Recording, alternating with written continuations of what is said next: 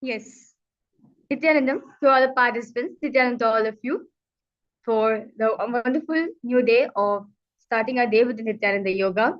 So I request all of you now to settle down in your mats as we'll be starting this beautiful session with the Sadguru Vandanam. I request all of you to sit in a cross-legged position with your head, neck, and spine in a straight line. Bring the palms together in front of your heart, Namaskar Mudra. Close your eyes. We'll be now starting chanting the Sadguru Vandanam. नित्यानन्दं परमसुखदं केवलं ज्ञानमूर्तिं द्वन्द्वातीतं गगनसदृशं तत्त्वमस्यादिलक्ष्यम् एकं नित्यं विमलमचलं सर्वदी साक्षिभूतं भावातीतं त्रिगुणरहितं सद्गुरुं तं Namami. The next is the Shiva Moola mantra where we'll be chanting Om Ham Hum Shivaya Namaha 11 times internally. Om Ham Hum Shivaya Namaha. Om Ham Hum Shivaya Namaha.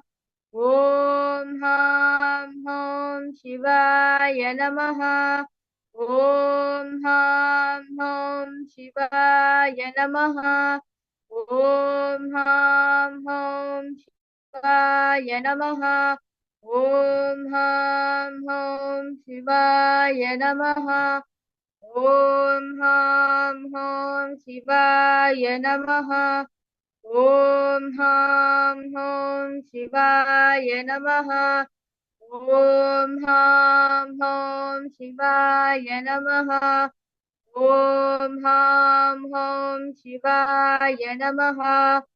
Om Ham Hum Shivaya Namaha. The next is the Tattvachamanam, the ritualistic cleansing of your whole body and conscience. I now request all participants now to have their panchapatrams and vidhudaran, the traditional cup with the traditional spoon, filled with some fresh water. Now bring your hands to the Gokarna Mudra, the shape of a cow's ear, and pour in Udhanya water from the panchapatra. And chant the following mantras internally. Drink the water that flows to the base of the palm. Om Atmatattvam Shodayami Svadha. Om Vidyatattvam Shodayami Svadha. Om Shivatattvam Shodayami Svadha. Wash your right hand with the water from the panchapatra.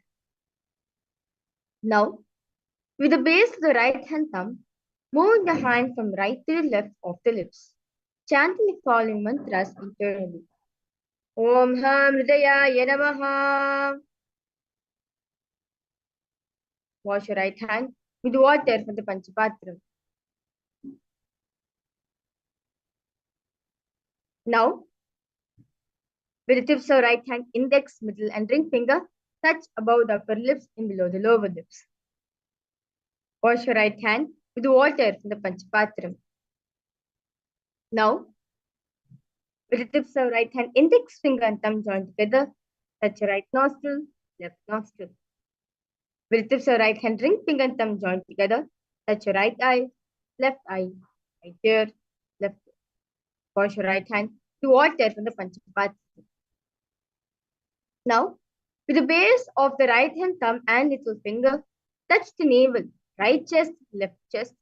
With the right hand fingertips together, touch the top of the head, right shoulder, left shoulder, and your heart center. Yes.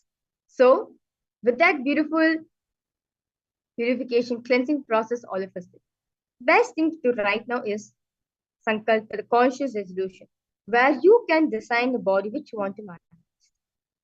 And I request all participants now, cover your left hand with your right hand, and this is the sankalpa mudra, and keep both the hands on the right side. As now we go be chanting sankalpa mantra, just visualize how you want to manifest the body. You see, at the end of today's Nithyananda Yoga, you're going to experience a breakthrough in your life. Sankalpa.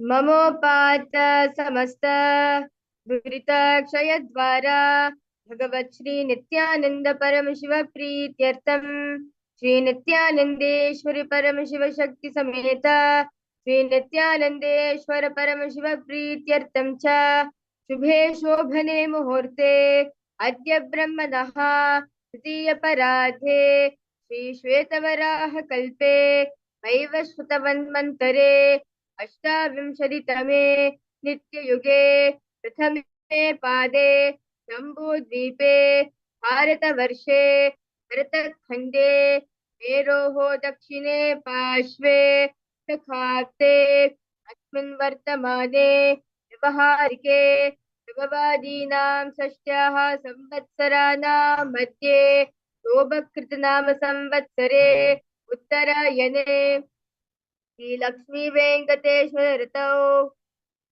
Phalgun मासे कृष्ण पक्षे पंचम्यां शुभ ऋतौ शुक्रवासर युक्तायाम्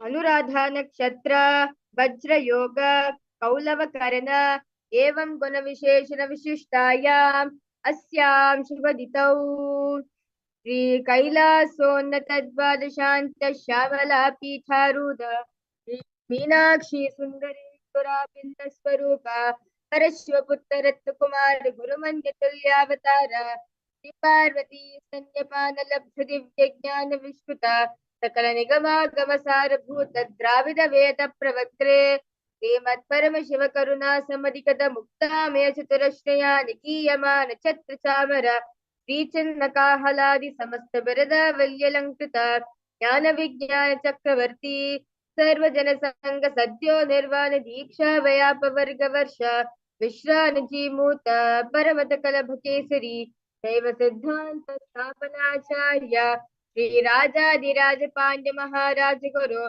सवन शाक्यादि महांधकार निवारण ज्ञान भानो वीक्षणा नरहार ध्वजोच्छेदन पूर्वक श्रीमद वृषभध्वज स्थापक शैव समय कर्तृ सर्वज्ञ पीठारूढ़ श्री जगद्गुरु श्री ज्ञान संबंध देशिक स्वामी वागीश सुंदर माणिक्य वाचक स्वामिनाम अवतार भूत श्री ज्ञान संबंध स्वामी पुनरुद्धृत श्यामला पीठ सर्वज्ञ पीठ त्रिनवद्युत्तर द्विशतम गुरु महासन्निधान अरुणगिरि योगीश्वर परंपरा कैलास परंपरागत कांची कैलास सर्वज्ञ पीठ त्रयस्त्रिंशदुत्तर द्विशतम गुरु महासन्निधान नित्योत्सव नित्य मंगल नित्य कल्याण नित्य रचित कैलास परंपरागत आदि कैलास नित्यानंद पीठ महासंस्थान महासंस्थान साक्षात् श्री परम शिव समुद्भूत कैलास परमागत वैवस्वतम निक्ष्वात् हरिश्चंद्र भगीरथ श्रीरामचंद्र सूरसेन इत्यादि नवत्रिंग सार्वभौम चक्रवर्ती परंपरागत चतुष्षष्टि योगिनी मंडित चतुष्षष्टि संप्रदाय प्रवर्तक मनुधर्म शासन मूलवंश प्राप्त सर्वज्ञ पीठ सुरांगी साम्राज्य मोधा साक्षात् श्री परमेश्वर समुद्भूत कपिल महागुरु पुनरुद्धृत महानिर्वाण पीठ अष्टोत्तर सहस्र श्री महामंडलेश्वर साक्षात् श्री परमेश्वर समुद्भूत श्री महागणपति समारंभ नवचिन्ह पीठाधीश्वर गुरु परंपरा प्राप्त अचल पीठ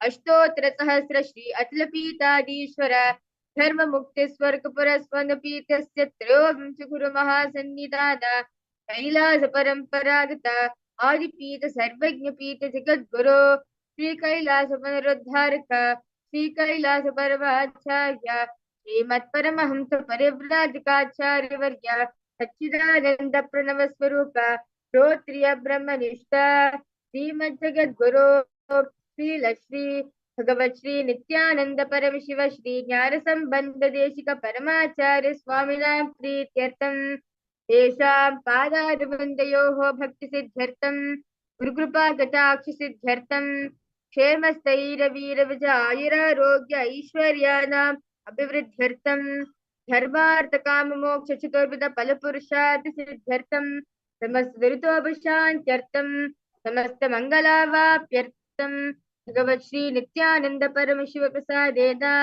सकुटुम्बस्य ज्ञानवैराग्य जीवन्मुक्तिप्राप्त्यर्थं भगवत् श्री नित्यानन्द परमशिव कृपा कटाक्षेन पूर्ण आरोग्य युक्त दीर्घात्र यौगिक शरीर सिद्ध्यर्थं परम शिव शक्ति आविष्करणार्थं नित्यानंद योगाभ्यासं करिष्ये. Now, with a beautiful preparation, wash your right hand with water from the Panchapatram. Om Apopasprisya. So with this, I request all participants now to keep your Panchapatram aside as we won't be starting the beautiful Nithyananda Yoga. First, we'll be covering the Tattva Vinyasa sequence. First asana of the series sequence is Sukhasana. Now, sit in a comfortable cross-legged position with your head, neck, and spine straightened. Bring the index and thumbs together and place them on top of the respective knees. As you engage in the Mahamudra Bandha, you are clenched perium in, tuck the stomach in and up, tuck the chin to the chest, the Mahamudra Bandha.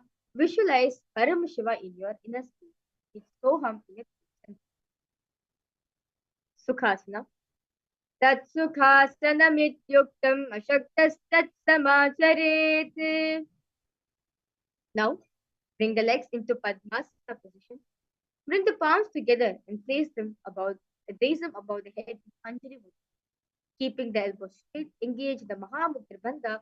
Visualize Mount Kailash in your inner space. Parvatasana. Atavakshe Mahadeva Parvatasana Mangalam. Now, bring the soles of the feet together in front of you. Hold the left hand by the right and place the forehead on the ground behind the heels. As you engage the Mahamudra Bandha, gaze at the nose in Halipavasana. Purvam vidiyahumem jano ubhe pagatali sampudithano. Now, raise yourself up. Now, remain in the same position. Stretch the hands out in front of the feet, palms making a hollow into the Shambhavi Mudra. As you lean forward, engage the Uddiyana. Engage the Mahamudra Bandha. Gaze at the nose. Visualize snakes in your inner space. Nagi Pavasana.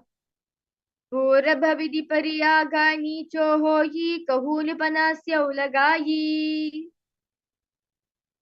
Now, hold the big toes with the index and middle fingers. Stretch the legs straight out and upwards and cross them into Padmasana. Now, lean forward onto your elbows. As you engage the Mahamudra Bandhas, visualize a bird in your inner space. Kokilasana. Atanyadasanam vakshe yena siddho bhave naraha. Now, place one ankle on top of the opposite knee and hold opposite elbows. Now, as you engage in the Mahamudra Bandha, rotate the arms in a circle, man in clockwise direction, and gaze at the nose. Nithyananda. Goda Bamba Padikiya Shimahili Soya, Rajacharana Kovari Lota Parigulapa Samoya. Now, press the hands onto the ground, lifting the hips up high. Now, lower the head, then its chest, scooping the body forward and down again and again as you visualize yourself as an elephant. Gajasana. Nubjam padagre bhumo kritva lambhi bhuya mastakagre nidhaya. Now,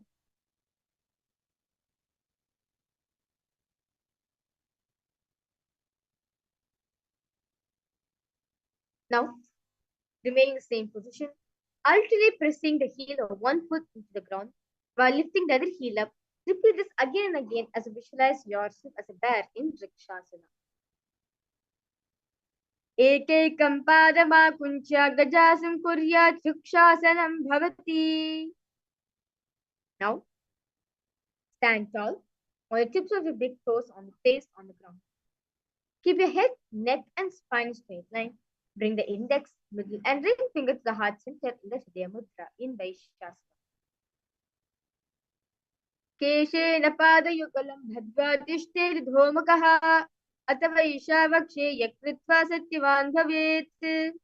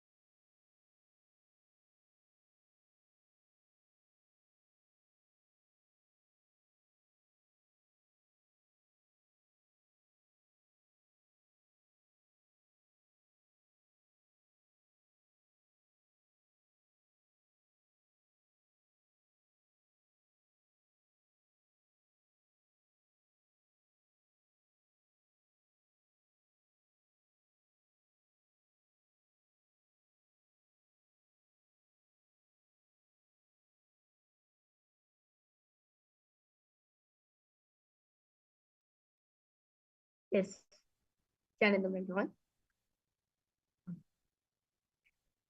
We'll be now entering into a very, very beautiful karna, the first karna of the day, which is the Udajanu karna. Now, sit in Naramandi, where you stand with heels touching, toes facing outwards at 45 degrees angle.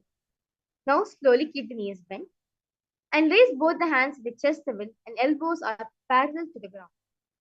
Now, twist one knee towards the center, raising it up and placing it across the body to its original position. Simultaneously, as leg raises, follow the movement with the respective hand, raising it up and placing it across the body. And repeat this on the other side.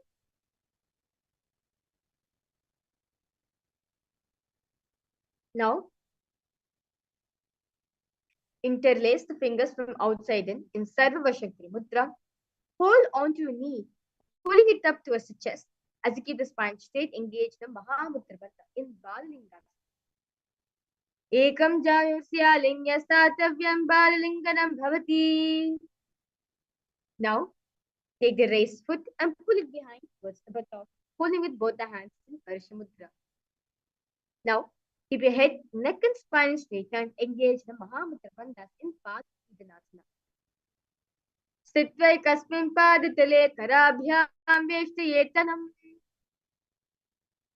Now, with the respective hand, hold onto the sole of the foot from the inside. Then extend the opposite hand forward with the index and thumb together.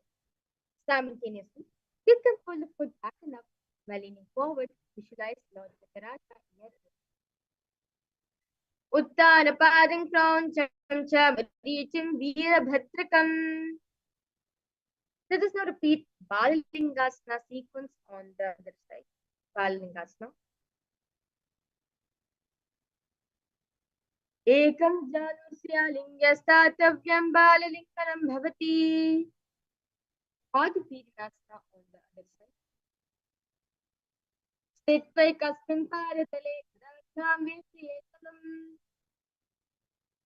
Natarajasana on the other side. Uttana padang cham cham reaching Veerabhatrakam.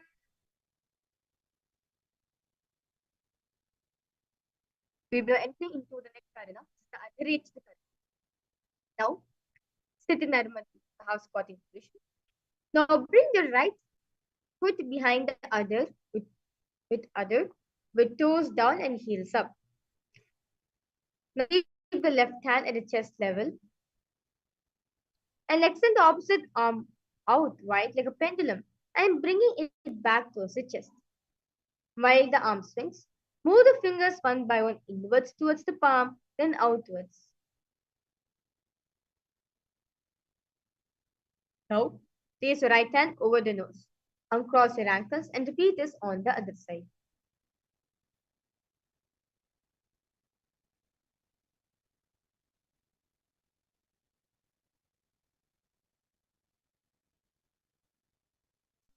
So now we'll be entering to a very powerful meditation, which is the skeleton dance. I now request all participants now to close your eyes. Visualize yourself as a pure skeleton where nothing is there in yourself. There's no muscles, no nerves, no anything. Just pure bones. Your body is only made up of pure bones. And shake your body as intensely as possible.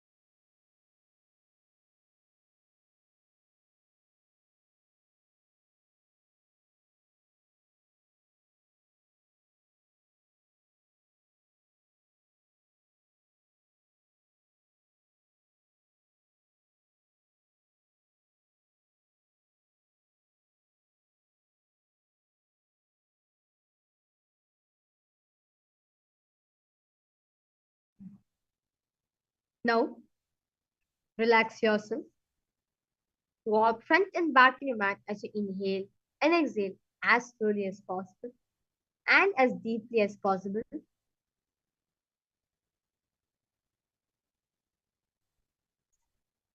We'll be now moving ahead to the next karana, which is the Kati China karana. Now, Paramashivoham, bring the hands above the head with arms crossed and palms facing backwards.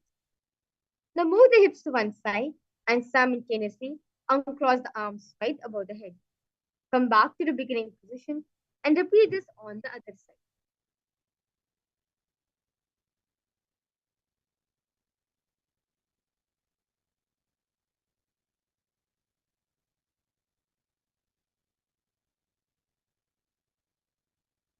Now, stand tall on the tips of the toes on the ground.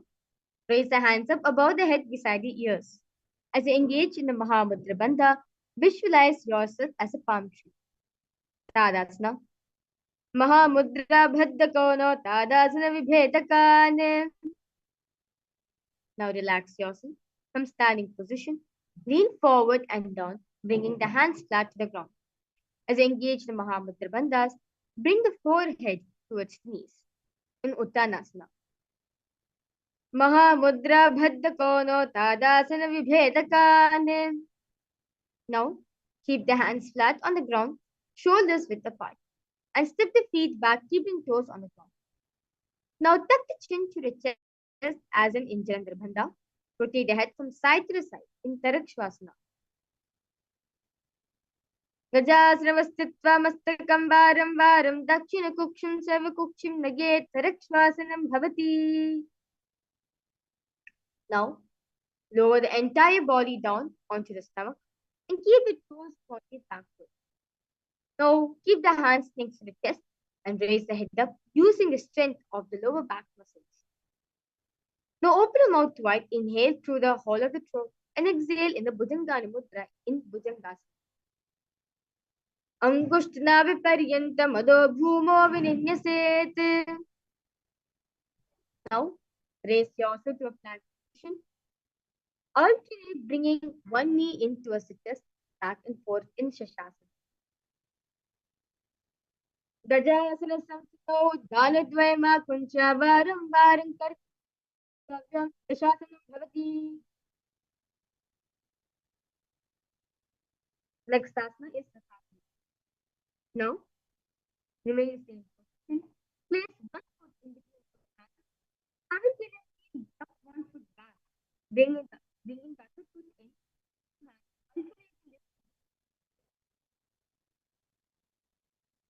Gajasana Samstito,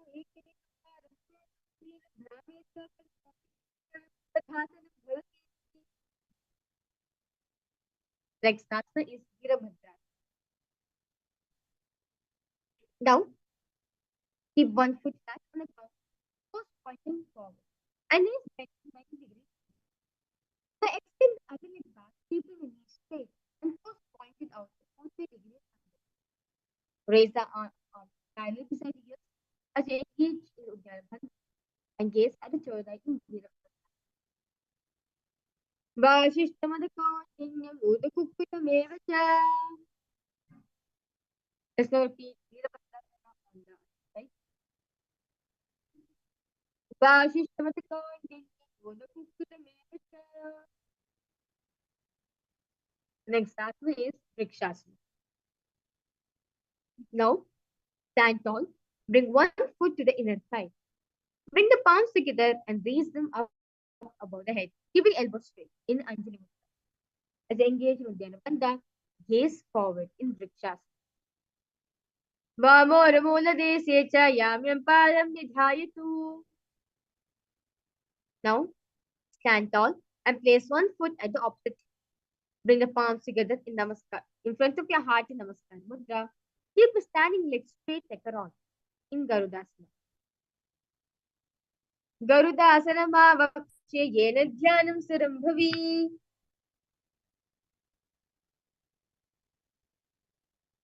Let's now repeat Vrikshasana on the other side. Vamooramooladesye cha yamyam padam nidhayatu. Garudasana on the other side. Garudasana yena dhyanam sarambhavi. Sarvadoshanam nirmukta bhavati mahabali. Now, stand and step one leg far back and keep the front toes pointing forward and back toes facing sideways. Now keep the arms straight. Bring the front arm down towards the ground beside the foot, while the other arm is extended towards the sky. Trikonasana. Uttara padam krauncham cha marichim virabhadrakam. Let's now repeat Trikonasana on the other side. Trikonasana. Uttara padam krauncham cha marichim virabhadrakam. We will now entering into the next karana, which is the Nikutaka karana. Now, sitting in Narmadi, the half squatting position, bring the hands to the chest level. As now, lift one foot towards its toes and switch between the other foot while the other foot goes on the ground. Simultaneously, as the leg bones be done, follow the hand movement with the respective leg in Nikutaka karana. Next asana is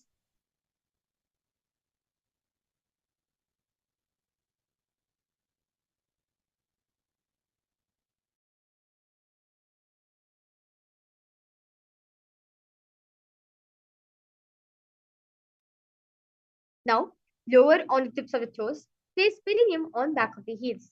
Keep the knees together, palms together.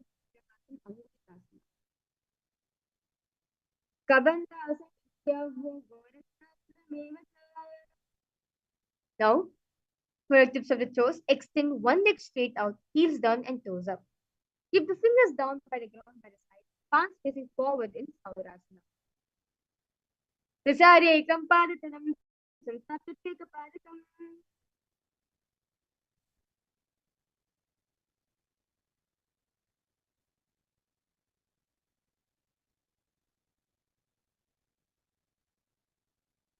Now, Remain same position. With the respective hand, reach forward and fold onto the big toes with your index and middle finger.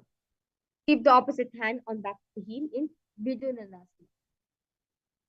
Gulpasito padame karya tasadagam sanvishayat karena.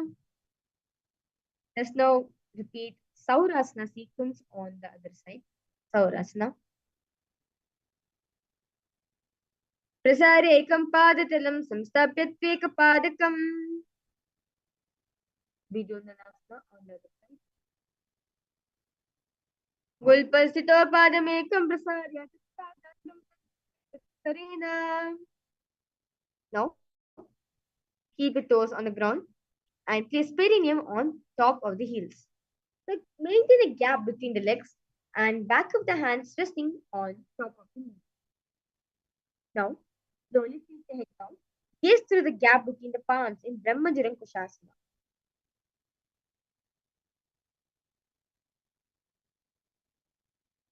Dovu panapani ho yivese yedi dovuguda nivese. Now, place knees on the ground with toes tucked behind, sitting perineum down on the heels. Now, rest the hand on top of the knees as you engage Nithyananda Bandha. Try to pull the stomach in up. Gaze at the nose in Kapilasana. उभे पगतल समत है रावे तिलको माहिली core मिलावे. Now, remain same position.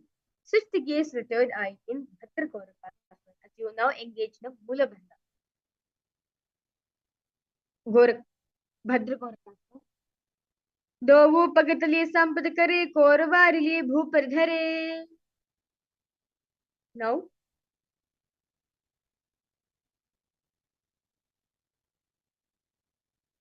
the next asana is Suryasana. Now, with toes stuck and perineum placed on top of the raised heel, keep the knees on the ground. Bring the opening of the palm and raise the arms straight above the head. Gaze to the hole between the palms in Suryasana. ये जी दो गुदाद्रियाने पनापाए भीत कपुनिताने. Now, sit the toes and lift the roof of the mouth. Bandiki mudra. पादतलो पृष्ठदेशे अंगुष्ठी द्वे च संस्पृशेत्. Next asana is Uttanamudra. Remain in same position. Keep the hands on the back, holding the head with your elbows in Uttanamudra. Manduka asana madhyastham korparabhyanitam shiraha.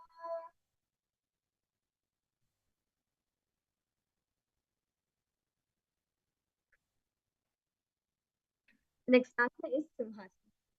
Now, cross the ankles, sit on the feet, keep the knees wide open, fingers spread on top of knees.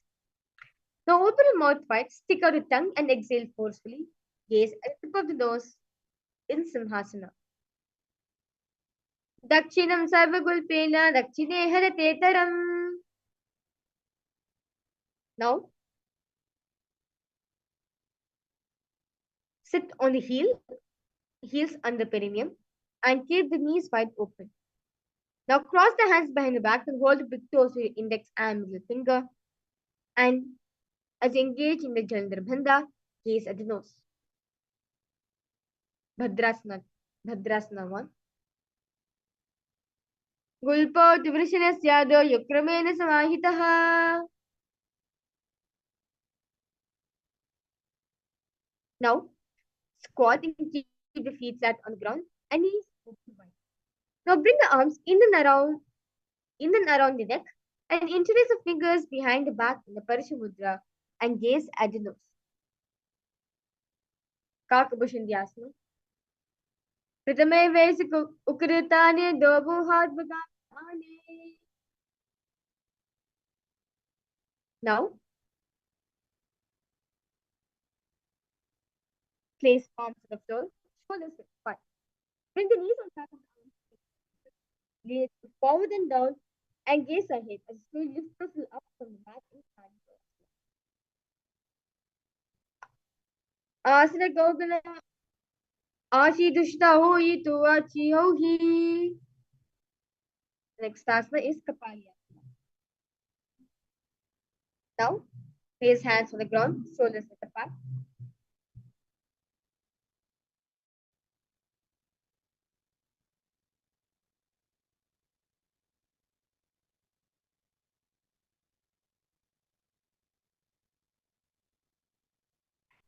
Now, place hands on the ground, shoulders width apart. Bring top of the head on the ground, forming a triangle between the hands and the head. Bring the knees onto the elbows, hips over the shoulders, straighten legs up, gaze at the nose in Kapali asana. शीश शीशा धरती टेके भगदों को मिलवा उठा करे. Now, relax yourself on the ground. Squat and close legs together. Just the body, place both the hands on to one side. Now align the elbows with the knees and the hip. Lean onto the arms and balance. Take the legs to the side. Gaze at the third eye. Paramashivoham.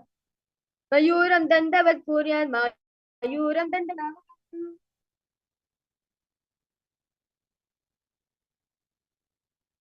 Let's now repeat Paramashivoham on the other side. Mayuram dandavat puryan mayuram dandanam. Next asana is Bhairaganata. Now, place both the hands on the ground. Now, stretch legs back, direct Shasana. Step one foot out directly to the shoulder. Bringing the other foot between the hands. Here, a third eye in Bhairaganata. Asana Gogana Piti Jagi. So repeat Bhairaganata on the other side. Asana Gogana Piti Jagi.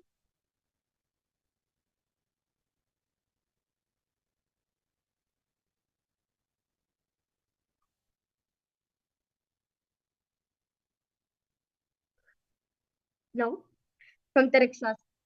Place forearms to the ground. Walk your feet forward. Lift the chest, head up, and gaze at the third eye.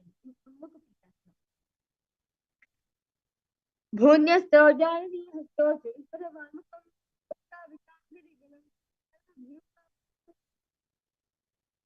Now,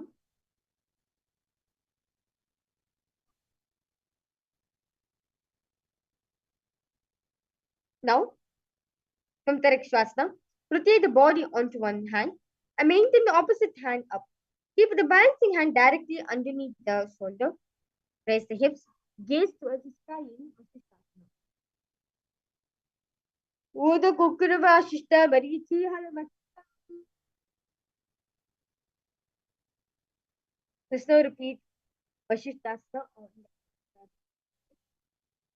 Uda kukurava shishta barichi halavata.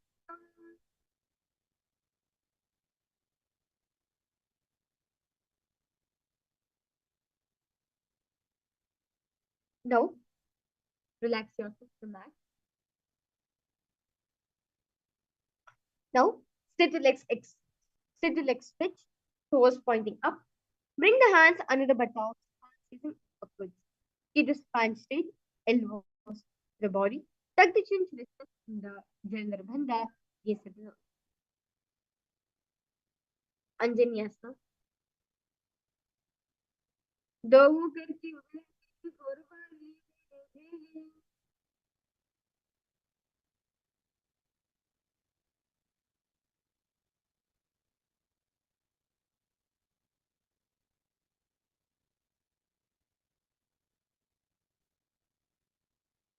Now,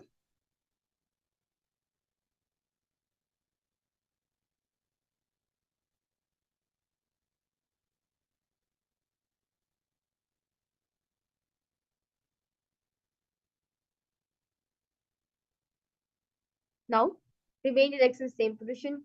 Lean forward, down, bring the chest to the knees. Sorry, chest to the side, head to the knees. And hold the big toes to the index and the fingers in the patana.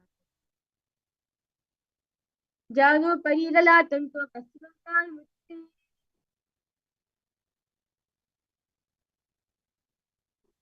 Now, Sit with legs straight apart. Clutch the hands behind the head and lean the chest forward and down. Bring the head to the knees. Engage non-free bandhas. Gaze visualize Mahadrakali in your inner space. Ugrasana. Sabanibhyam Ritam Ditva Janupaihirohanase. Now,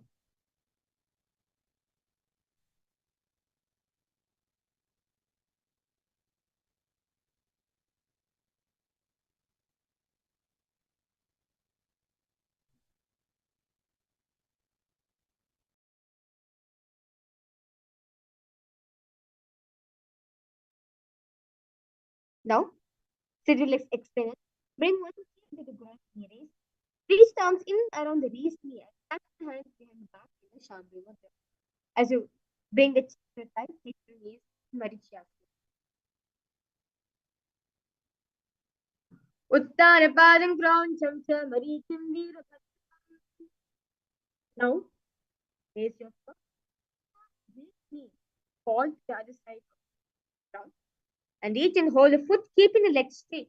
Bring the chest forward and down, engage in on bandhas, gaze at the nose in Mahamudras.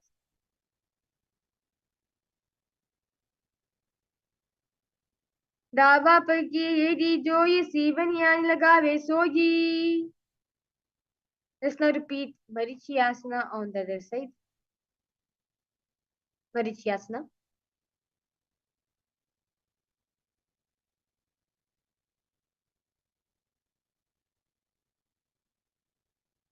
Uttarapadam Kroncham Cha Marichim Veerabhadrakam. Let's now repeat Mahamudrasana on the other side. Upanibhyandritam Dritva Januparihirohanase.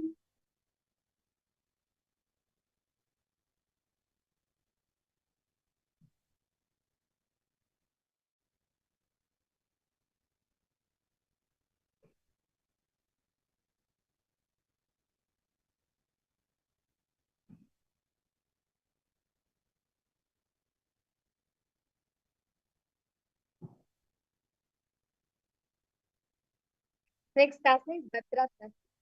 Now, sit and bring soles of feet together. Put the heels close to the perineum.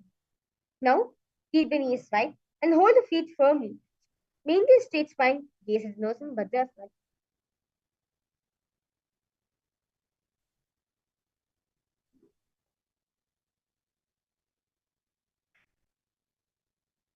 Gulbot Vrishtasya Dahasi Vanya Pashyokshupeet.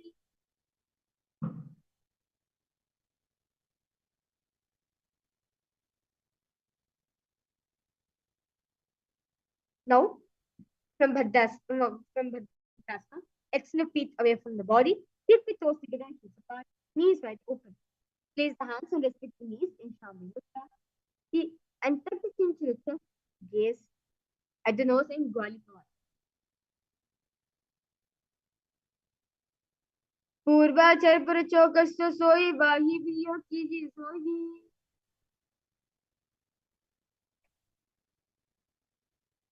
Now, remain same position. Hold the soles of the feet and lean forward and down. Bring the forehead to the feet, gaze to the nose in front.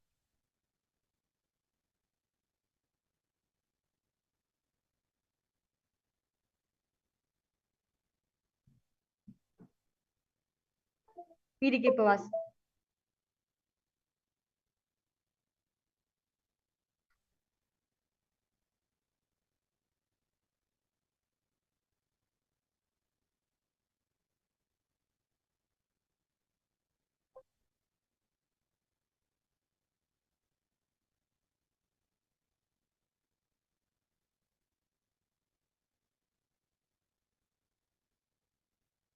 Dovu pagatali sambudh kare yedi medi keding gadare. Now, raise yourself up. Lean forward and down. Extend the hands with wide palms down on the ground in Virigipavasana.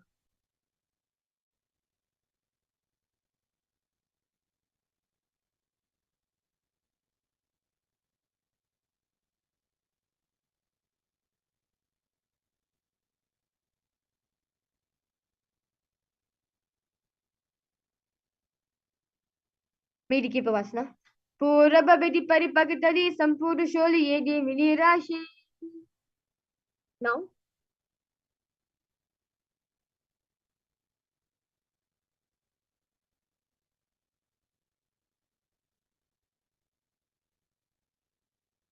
next asana is Siddha Samadhi Asana. Now, remain same position. Bring the arms and below the shin. Exhale out, keep hands sitting up. Bring the forehead to the ground above the feet. Keep the toes near the throat, gaze at the nose in Siddha Samadhi Asana.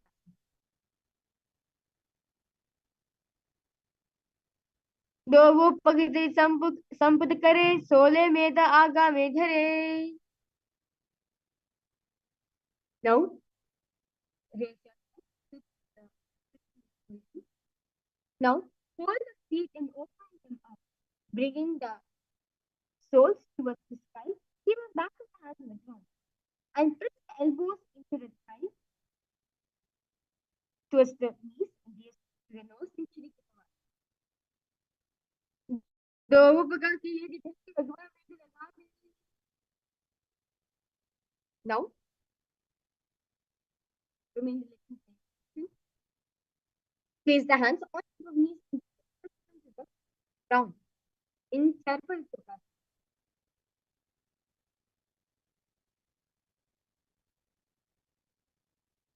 दो वो पगतली संपुट धारे आगाम लेकर ध्यान पसारे. Next action is Bhairavasana. Now, lift the heel. So keep the knees on the ground. Put the stomach up. Gaze at the shoulder. Sarpati Prokasana.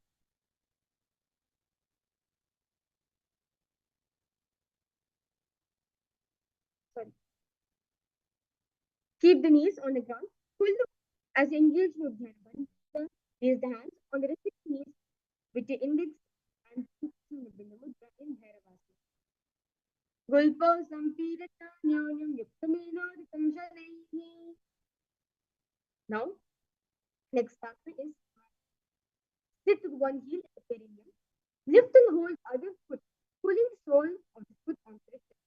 As you gaze at the right, hold the breath in the molar direction. Samana asana vakti siddhamantra sadhana. Now, raise the left on top of the respective shoulder. Raise the other foot upwards and straight. Keep the hands flat on the ground. Gaze at the third eye. Apana. केवलं पादमेकं च सन्निधारोपयतः.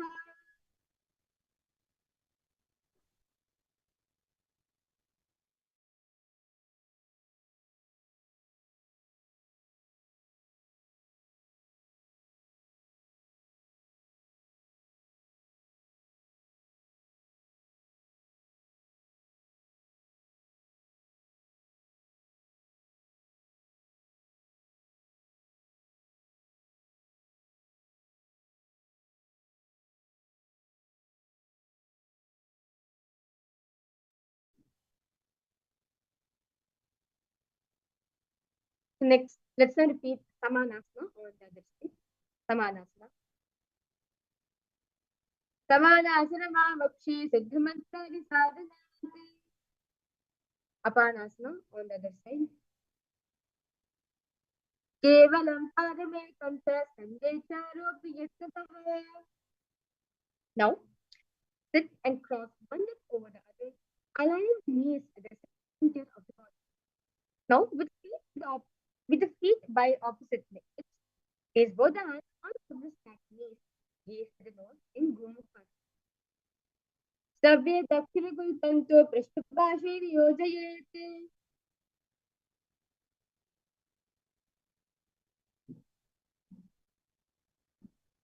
Now, from Gomukhasana position, hold the big toes with your index and your finger.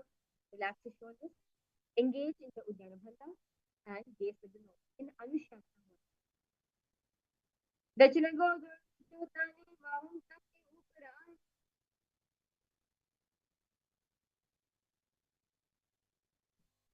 Now,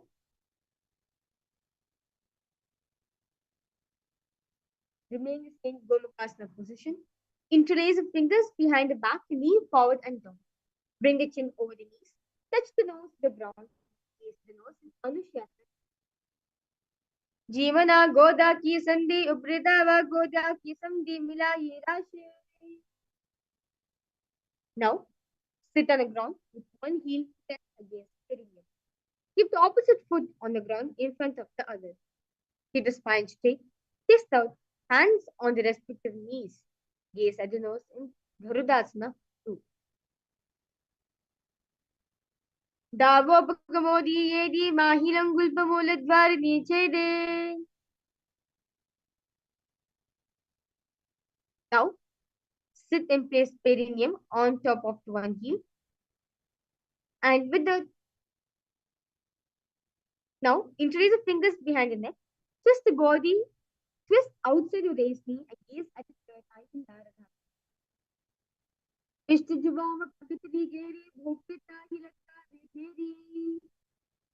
Now, place one foot on top of the opposite thigh and wrap the respective arm around the knee, holding on to the opposite hand. Now extend the opposite hand straight. Hold on to your respective toes with the index and the finger. Gaze at the nose in Matsya Purifation. Vamena vamangushtantu grihitam Matsya.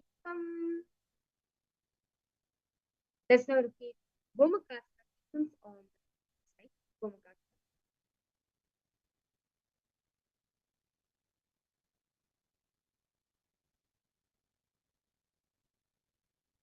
Sabbe Dakshinagulpantu Prasthapashvena Yojayet.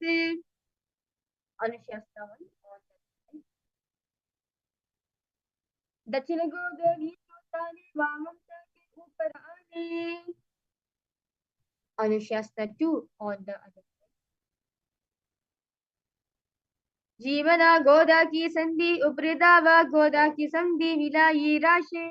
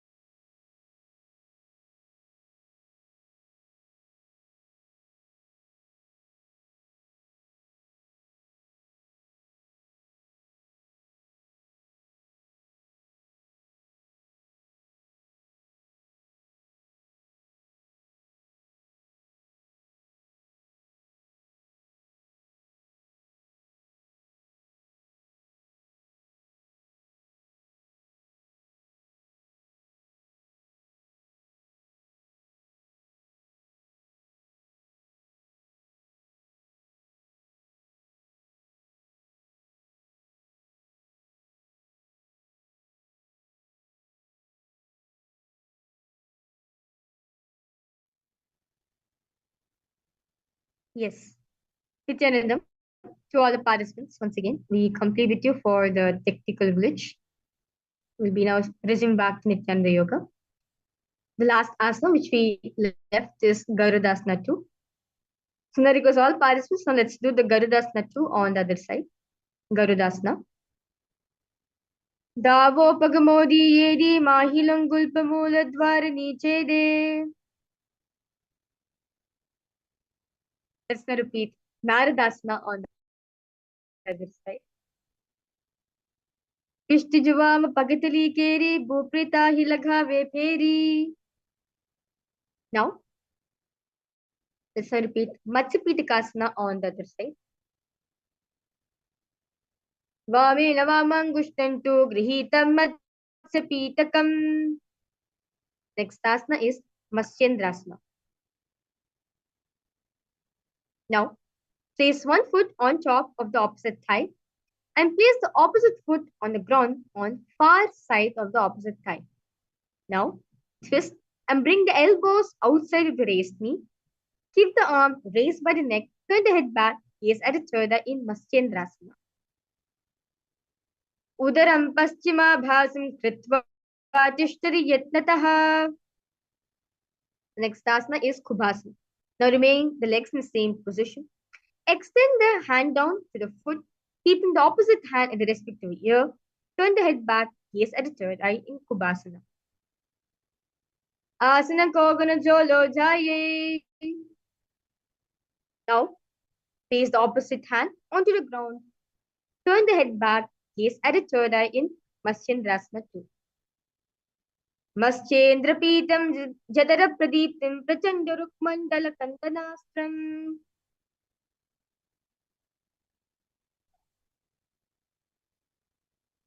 Let's now repeat Maschendrasana on the other side. Maschendrasana 1. Udaram paschimabhasam kritva tishtari yatnatah. Kubhasana on the other side. Asana kogana jolo jaye. Maschendrasana 2 on the other side. Maschendrapitham jadara pradiptim prachandarukmandala khandanastram. Now, relax yourself. Sit and place feet on top of the opposite thigh. Place palms on respective knees in Shambhavi Mudra. As you engage in the Mahamudra Bandha, gaze at the nose in Padmasana 1. Asanam Dvividham Proktam Padmam Vajrasanam Tatha. Now, remaining same position. Cross the arms and hold onto your toes with the index and middle fingers. Gaze at the nose in Padmasana 2. Uttano Charano Kritva Uru Samsthoprayatnatah. Now, sit and place feet on top of the opposite thigh. Place palms on the ground between the two thighs and slowly lift the body up in Kukutasana. Padmasanam sasamstapya nano vorantare karo. Next asana is Bhaddikikasana. Relax yourself. Continue to keep the Padmasana position. Rise up onto the knees. Place palms on the ground, fingers pointing towards the perineum. Keep the elbows together. Press it against the navel. Then lean forward. Lift the legs up above the mat. Balance in Bhaddikikasana. Dharamavashtabhya karadvayena tatkur paristapita nabhipasha swaha. Now remain same position. Extend the legs straight from your body in Mayurasana. Atavakshe Mahadeva Mayurasana Muttamam. Now, relax yourself to the ground. Lay down on your stomach with feet pointing outwards and forehead on the mat.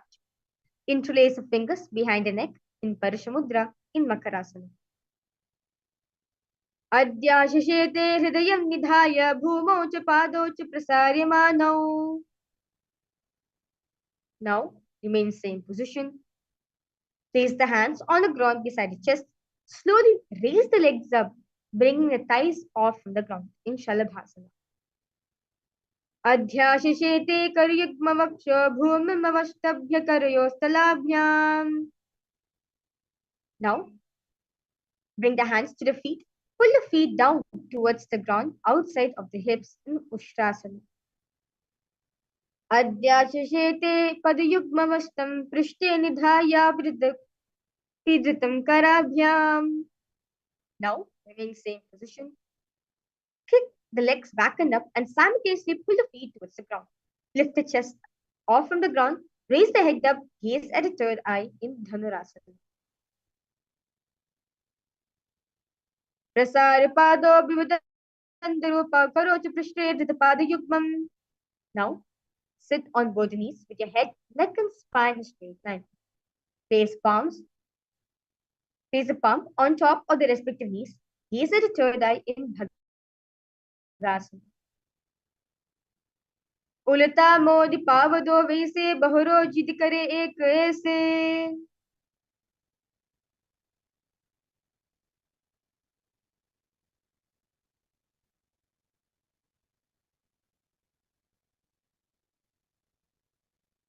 The next asana is Gohyasana. Now, from knees, place forearms on the ground, fingers interlocked, elbows, shoulders width apart. Now place top of the head on the ground, holding back of the head with your hands. Now walk the toes forward. Walk the toes forward until the hips align with your shoulders. Lift the feet up, keeping knees together against the chest, touching the chin. Gaze at the nose in Gohyasana. Dobu hata ki kahuni joyi punah kalai jane doyi. Now remain same position. Straighten the feet in Sirsasana. Viparitam mandalam cha videva viritam hinaha. Now relax yourself. Sit with hands behind the calves and stretch the legs up. Bring the forehead to the ground and come to vertical position with your legs in Kodhyasana. Dobu hat vabara ade goda tere kankasi thane. Next asana is Parigasana. Now, remain the legs, extend legs out, up at 45 degrees angle. Bring the hands behind and hold onto the opposite shoulders. Keep the chest upright, legs straight, toes pointed, and hold the breath in Parighasana. Uttanam Shailam Kritva Pado Militva Prasarya. Now remain in the same position. Relax your hand to the ground in Naukasana. Uttana Shailam Purparabhyam Bhumimashtabhyasto Nitambam Nidhaya. Now sit and lift the feet up. Scoop the hands under the heels and pull the foot towards the chest. Keep the spine straight. Gaze at the nose in Rudrasana. Pagathali Sampadakari Hatasya Bhaguchayi. Now, lay down your back with feet flat onto the ground. Place palms down and fingers just touching back of the heels. Lift the hips up high, pressing the feet into the ground as you engage in the Jandrabandha, where your chin tucks to the chest, gaze at the nose. Udvejjani kritva shayidho mukham tatha. Now, lie down on your back with palms facing upwards. Completely unclench from all movements of the body. Visualize the Supreme Pontiff of Hinduism is liberating you in Shivasana. Adhashavasanam Uttanam Shavavad Bhumau Shayanam Tu Shavasanam Shavasanam Shramaharam Chitta Vishranti Karakam. Continue to repeat the Mahavakya in your inner Paramashivoham Om Nithyananda Paramashivoham Om Nithyananda Paramashivoham Om Nithyananda Paramashivoham Om Nithyananda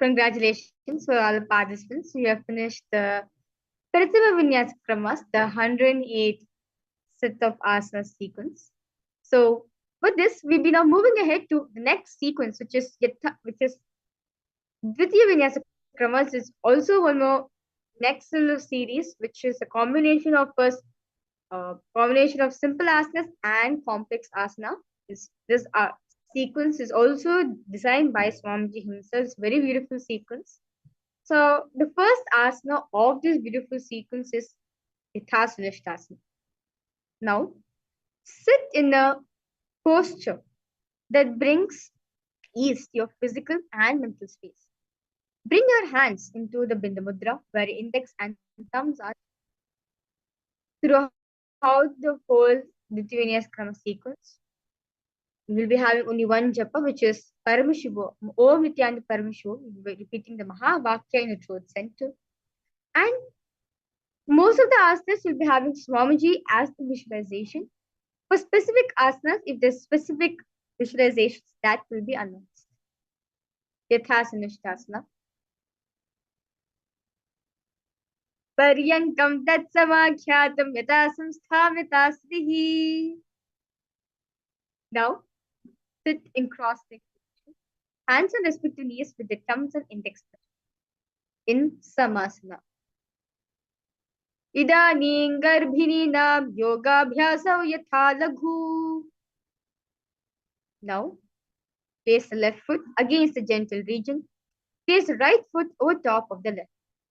Hands facing downwards on top of the knees. Gaze at the nose in Muktasana. Repeat the Sevanian Sukshmam Dakshinetara Gulpataha. Now, maintain the same position as Muktasana. Switch the gaze to the third eye in Siddhasana.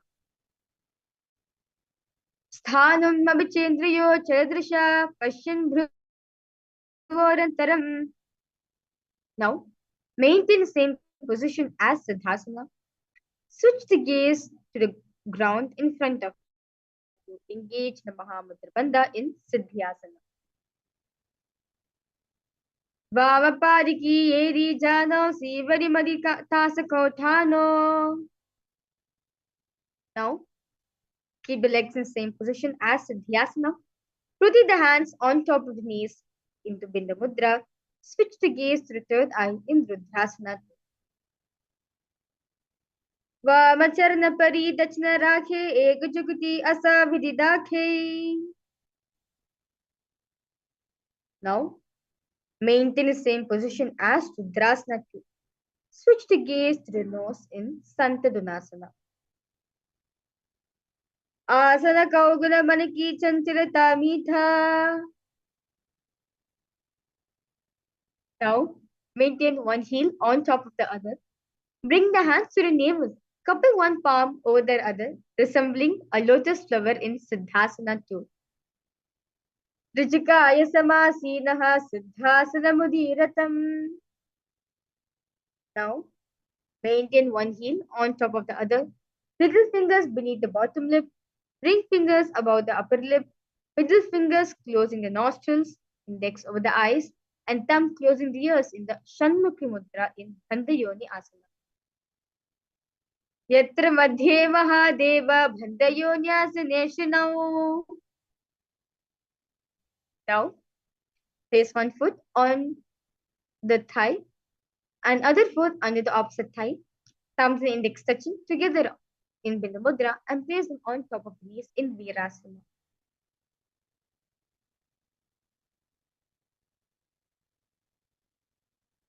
Ekam Padamathe Kasmin Vinyasro Yusamsitaha. The next asana is Balvikasana. Now, place the left heel on right side generative organ, toes under the thighs, left foot on the right foot on the left leg, toes by the knees, hands on the knees, thumbs and index touching in the Bindu Mudra, gaze at the third eye in Balvikasana. Dava Pagaki Pagathali Punedi He Joya. Now, keep the legs in the same position. Switch the gaze to the nose in Joni Mudrasana. वामपाद की पगथली जाहि माहिली कोरी. Now, keep the feet and hands in the same position. Switch the gaze to the third eye in Yonyasana. Yonyasanam parvatena yogam yogaphale nilam. Now, sit and bring soles of the feet together, holding with both the hands. Bring the knees down towards the ground, gaze the nose in Bhadrasana 3. Gulpo chavrisanasyadah sivantyah parshvayokshet. Now, remain the legs in the same position. Relax your left hand on top of the left knee. Now, press your tongue against the roof of the mouth like Khechari Mudra and gaze at the third eye. Now, the right hand, cover your mouth. Close the left nostril with the index finger and inhale through your right nostril. Close both the nostrils, hold the breath, and exhale through your right. Exhale through the left nostril and repeat this on the other side in Aghorasana. पूर्वक हो विष्टिका जोई बाही video कीजे सोई. Now, keep the legs in the same position. Place elbows on the heels. Rest the chin on the palms in Shambhi Mudra. Gaze at the nose. Engage in the Uddiyana Bandha in Kaneri Pavasana. गावाली पवासना कश्यो है जैसे Yahoo में जाने विदिते से. Now, sit with knee raised, arms between the thighs and the calves, and interlace the fingers in the Panch Mudra. Lift the feet up to the mat in Parasana. जोग्रपदी का दोवु करकी अंगुर जो ही वतशाम आने लगावे सोहू. Now, interlace the fingers around the feet, with soles together. Toes are grooved in the throat. Heels touch the chest. Chin on the hands, gaze at the nose in Gopi Chandasana. Purav bhiripaka ka anguta तागुपराशे ये दे हृदय लगावे कांकसी ऐद्या अंगुली परिराशे. Now, insert the hands underneath the legs and holding the feet with interlocked fingers. Bring the feet up to the chest. Bring the head down and touch the chin to the soles. Gaze at the nose in Uddharasana. दोवो पगधरी Sampat थाने उभय हस्त की उद्द ही थाने. Now, raise the feet to the face, arms interlocked, palms over the forehead in Vishishtasana.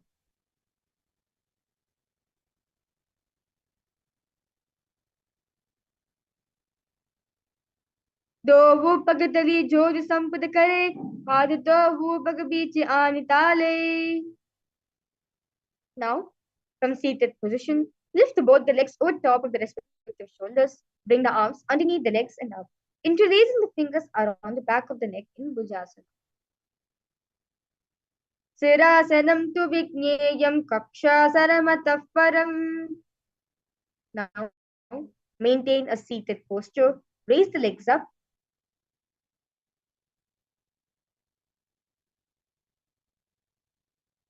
Bring the elbows under the knees and wrap the arms around the back.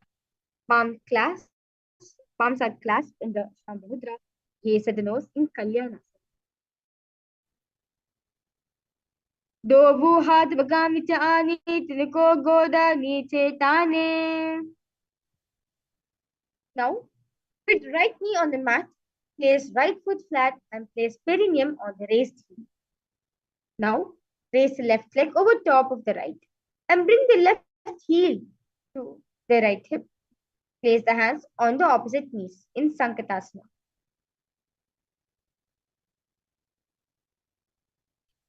Vavapadam chitirmulam sanyasadharni tale. Now, from Sankatasana, slide the left heel to the left hip. Keep the right knee on top of the left. Place both the hands on the right thigh in Dhenukasana. Anusagi Nagara Pancham Vrisham Da Galyamni. Now, place your right foot on the left thigh and place your left foot on the right knee. Bring the left hand behind the back and hold the right thigh. Place the right hand on the left thigh. Twist the body, gaze at the third eye in Machandrasana. Vamajanga Paridachinatane Vamahasta Pishti Dishane. Now, from Machandrasana, untwist and hold on to your respective big toes. Lean your forehead so it touches the ground and chest should touch the knees in Machandrasana.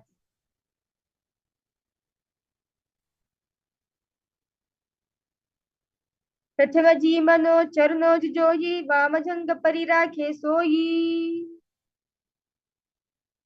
Now, maintain feet in the same position. Interlace the fingers and place them on top of the knees in Guru Asana.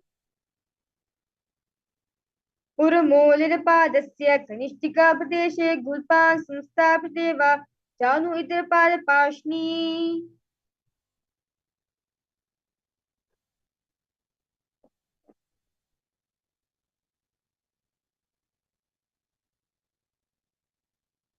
Let's now repeat Sankatasana on the other side. Vamapadam chiter moolam sannyasa dharni tale. Dhenukasana on the other side.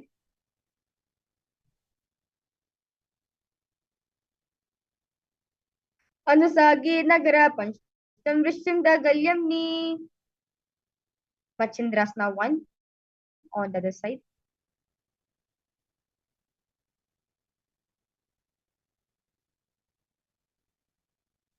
Vamajanga Paridashritane Vamahasti Pishti Dishane. Machindrasana 2 on the other side. Prathama Jivano Charno Jujoyi Vamajanga Parirake Soyi. Next asana is Guru Asana on the other side. Urumolerpadasya Kanishtika Pradeshe Gulpan Sustapradeva वा जानु इतरपादपाशनी.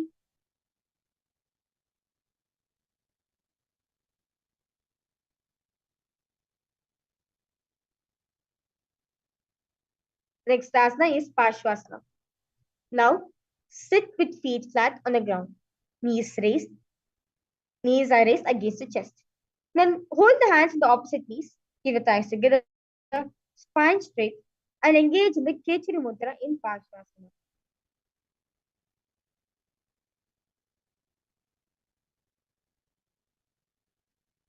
Paditare bhumau nidhaya janini uras nidhaya viparita hastabhyam. The next asana is Bodhishokas. Now remain same position. Wrap the arms around the legs and hold the opposite wrist.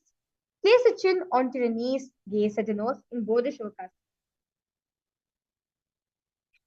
दोवो पगतली भूपर धेरे कोरमा हिले ऐसे करे. Now, remain the same position. Place arms under the knees and holding onto the opposite elbows. Gaze at the nose in Kurakatasana. दोवो हाथ भगबार लियावे गोदा नीचे ले ठहरावे.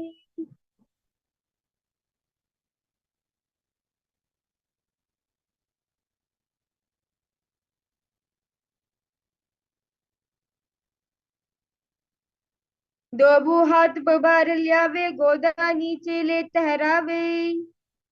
Now, maintain same hold beneath the knees. Bring the right foot over the left so heel crosses, toes pointed up, gaze at the navel in Sumati Asana. मूलध्वरि धरती परिधाने दावा पग परितच पद आने.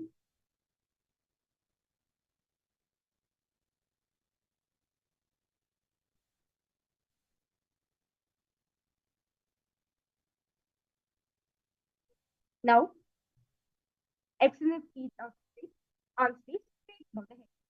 Interlace your fingers, this point outward, gaze on the gaze at the north. इदानीं गर्भिणीनां योगाभ्यासं कृत्वा now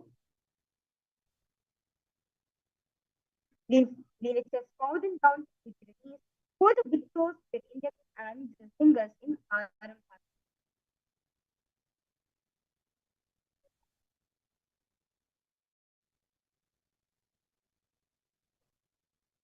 Dohu pakamila pasari pagaka anguta pakidila to go the lagave. Now sit the legs straight, extend the knees slightly up, maintain one hand distance between the feet. Now bring the shoulders down, wrap the hands around the legs, and hold the soles of the feet gaze at the choda in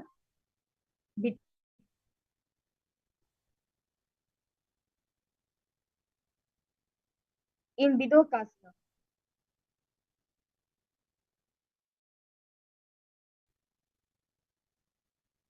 प्रथमे भेषिदो पावपसारे कुचिका ऊर्ध्वको कुरुदो धारे. Now, place the chin, mouth, nose on the heels. Insert the hands below the legs, keeping the elbows together on the ground along the fingers. Palms facing upwards, gaze at the nose in primary power.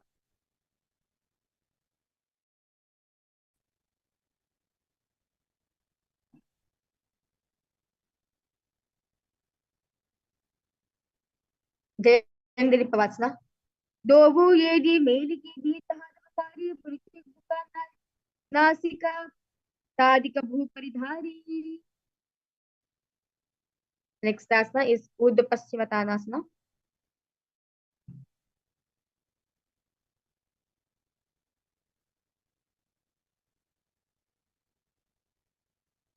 Now, sit and extend both the legs out.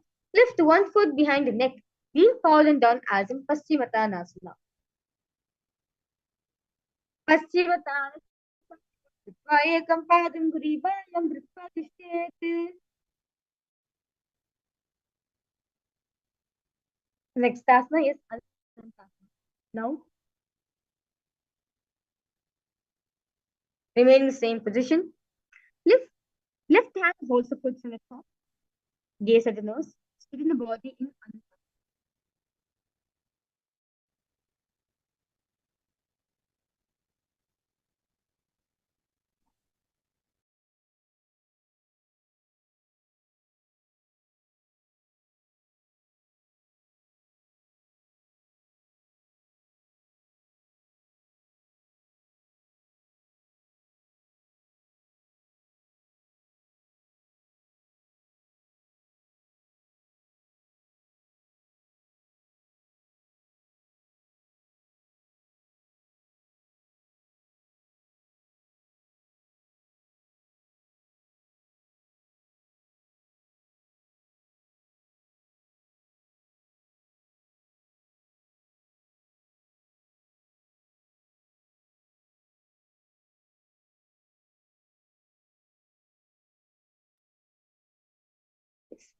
Anantasana on the Anantasana.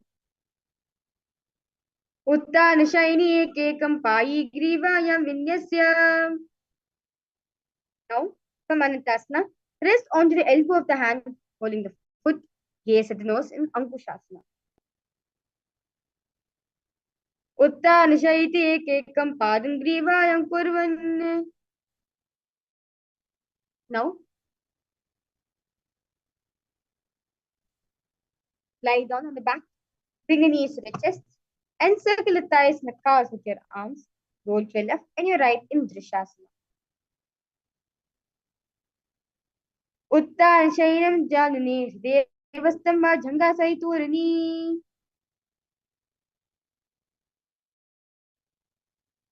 Now, let's now repeat Urdhva Paschimottanasana on the other side.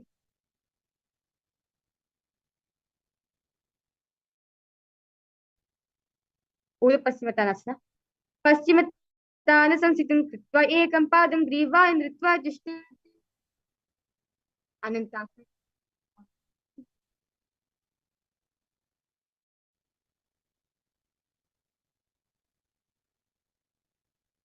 उत्तानशयनी एकैकं पायी ग्रीवाय. Ankushasana on the other side. उत्तानशैति एकैकं पादं ग्रीवां कुर्वन्.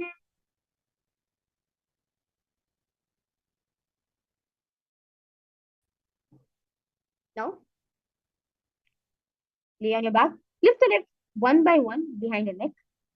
Hold the hands behind the back in the Sham Mudra. Gaze at the nose in Yoga Nidra. पादाभ्यां वेष्टय कण्ठं हस्ताभ्यां पृष्ठबन्धनम्.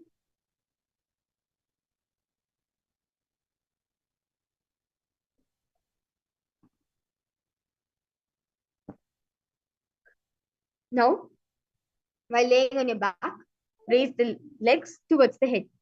Wrap the hands around the legs and place the fingers behind the neck in Sham Mudra. Gaze at the nose in Paramashivoham. Atmaram से प्रथम सूर्य से भगवत के आगमन.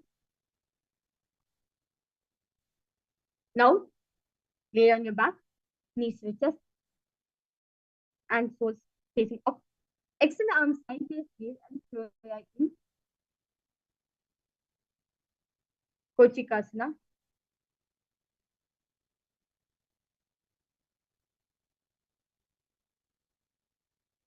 Lay on your back, bring the knees back.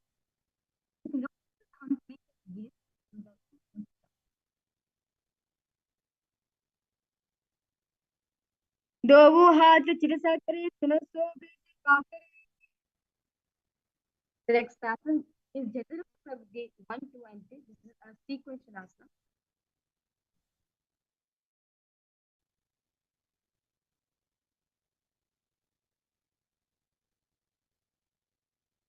Now, lie on your back, bring the knees back, and arms reach to the sides at shoulder depth. In Jata Pravritti 1, keep one knee bent, twist and bring it to the ground on the opposite side, and keep the other leg straight.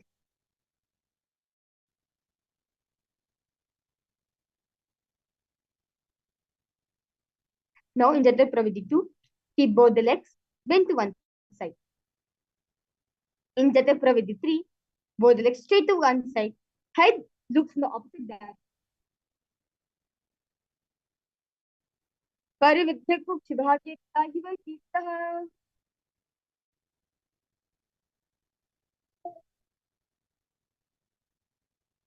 Sir, repeat Jata Pravritti asana on the other side.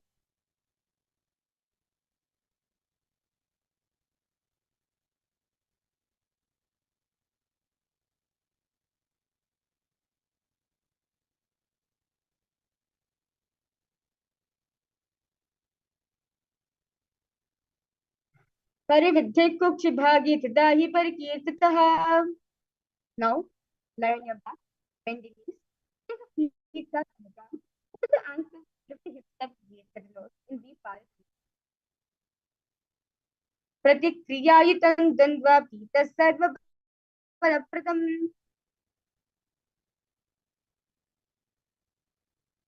Now, place arms over the head, place hands flat on the mat, with fingers pointing towards the ground. Lift the entire body off on the ground in sadhana. Utthan शैलं हस्त्रलाभ्या भोगवत्तस्य पादलाभ्या. Now, relax yourself. Bring the knees to the chest, hands holding on to the opposite direction. Hands holding on to the shoulder. Move into circle motion.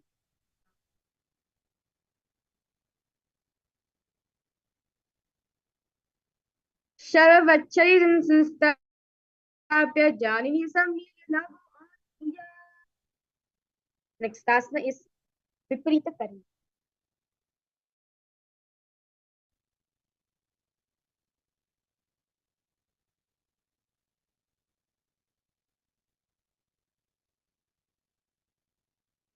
Now, lie supine, raise the hips, elbows and hands in back, making balance for body as legs raise up. Move the legs around and around in viparita karma. Bhutale shashiro dhatka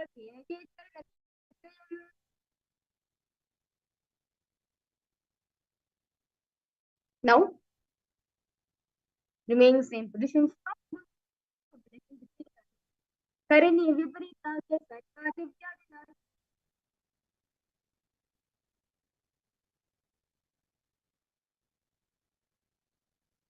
Now, take the feet over the head, toes on the floor, hands stretched on the ground, palms clasped in the Parish Mudra in Langhasana.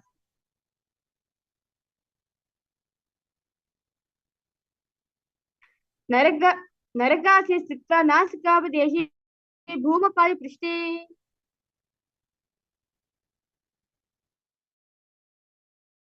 Now, remain same position. Hold the toes of the foot in Shayita Paschimottanasana. Tanam Shayita Paschimottanasana. Now, remain same position. Spread those out wide.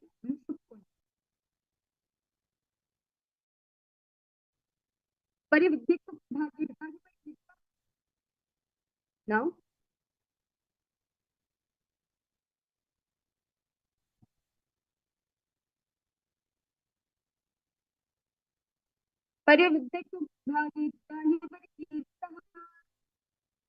next asana is Satyasana.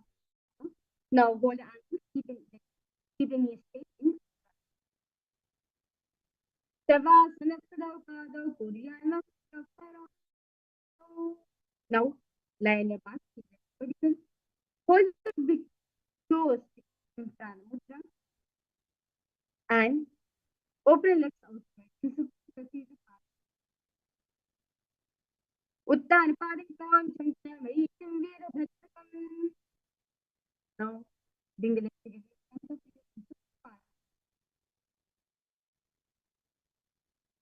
Uttan Padikam Chanting Veerabhadrakam.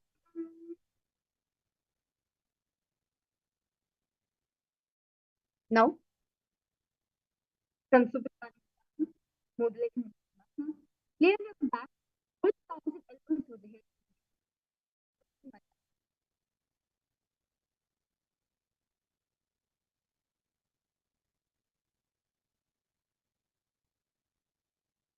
Mukta Padmasanam Kritta Uttanasanam Charete.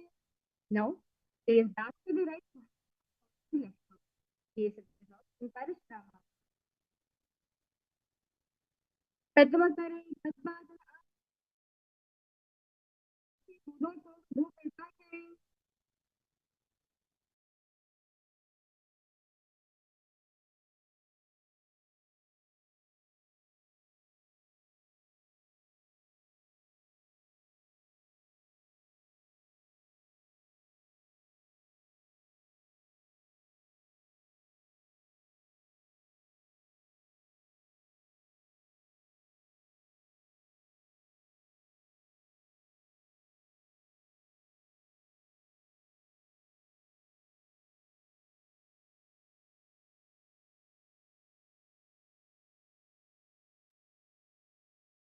Next aspect is Paramashivoham. Now, while laying on your back, legs in Padmasana. Lift the hips and legs up. Use hands for pulling the hips, elbows. Tuck in the gaze to the nose in silence.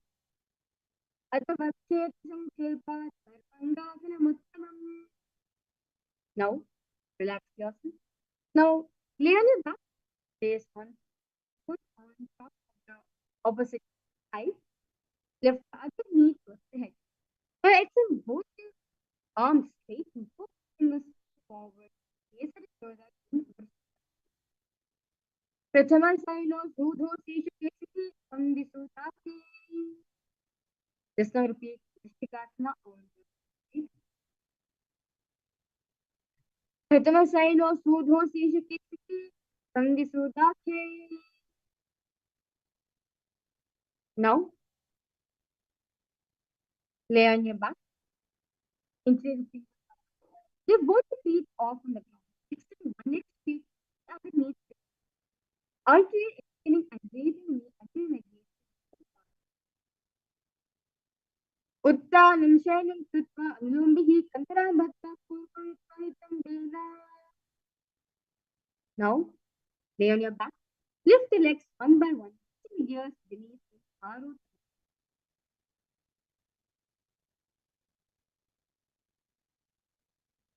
श्रोत्रसंस्थि कृत्वा ध्यानव्ययं पर्येण कर्म्यसंस्थिते आरोत्नं भवति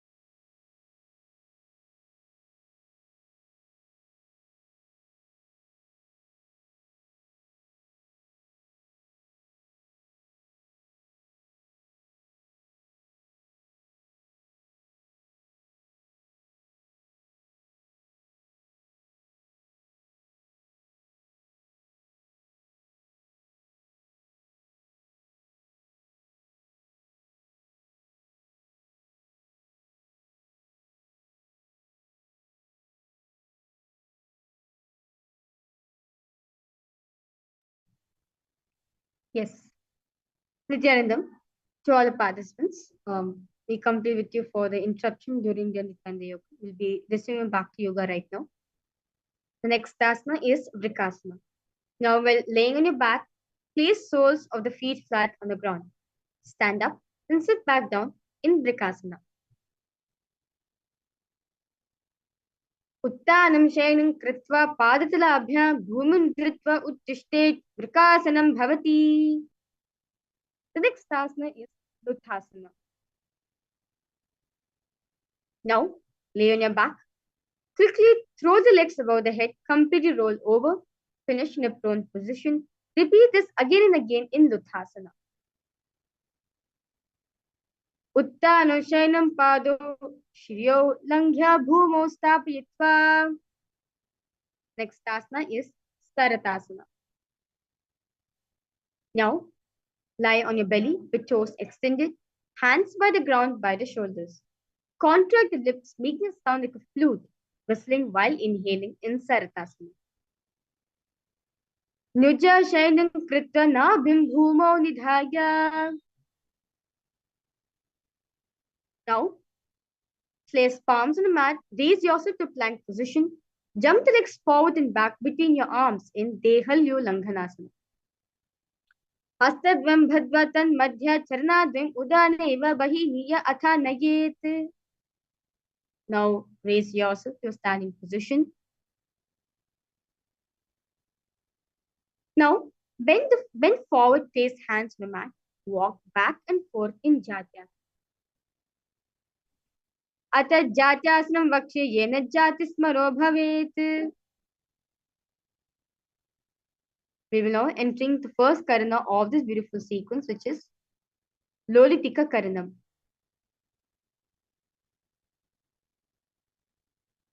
Now stand with knees bent, feet pointing outwards. Bend the elbows and keep the hands at the chest level. Shiftly, move the arms across the body, then bringing it back to the center. Tilt the head back, open the chest up towards the sky, move the head in all directions in this karana.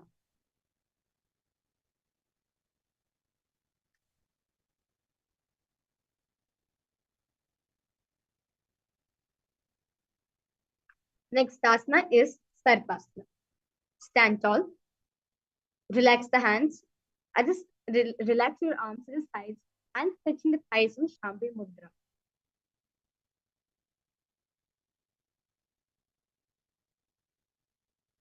अतः सर्पासनं वक्षे वायुपानाय केवलम्. Next asana is Ushtra Sadhanasana. Now while standing, place all fingers on the mat and stand on the feet. Feet on the fists. Begin to move and walk like a camel. As you visualize yourself as a camel.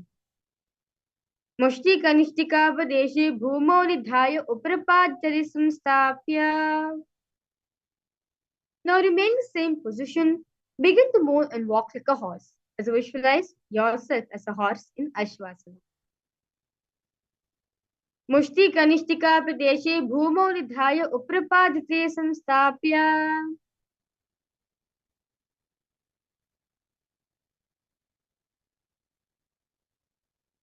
Next asana is Kapoti Nikatasana. Now stand straight with feet together. Interlace the fingers behind the back. Pull them down towards the calves. Open up your chest in Kapoti Nikatasana.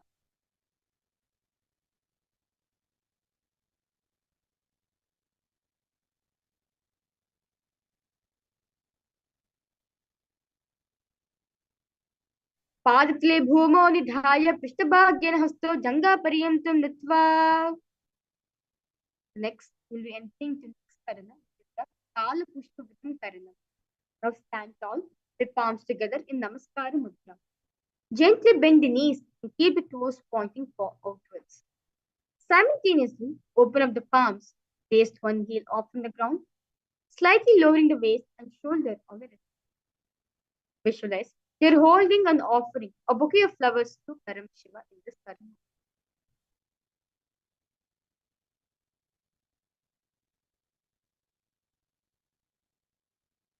Now, stand straight, bring the palms and forearms together, forming the horn of a rhinoceros in Khatpa.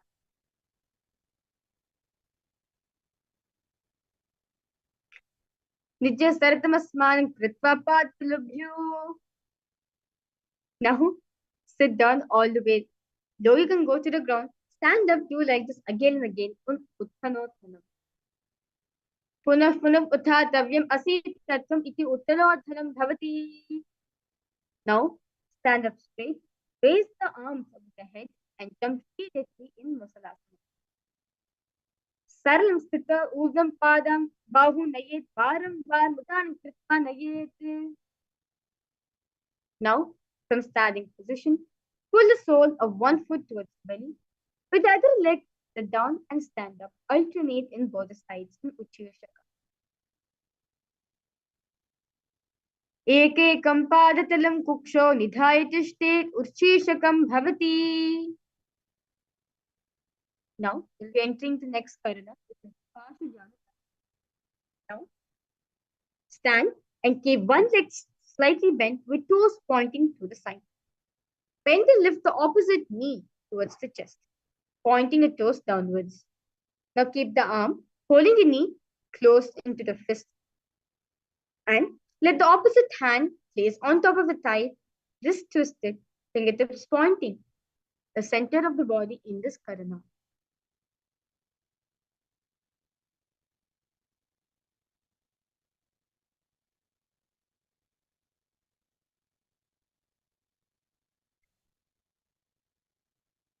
Now, on one leg, lower the body to the mat, then stand straight, lifting the raised heel to the opposite thigh in Tandavasana. Ekena padvistattavyam Tandavasanam bhavati. Now, place left foot on the inner right thigh and stand erect on the mat like a rod, hands by the sides in Brahmanasana. Brahmanasana mavakshe yakritva brahmano bhavet.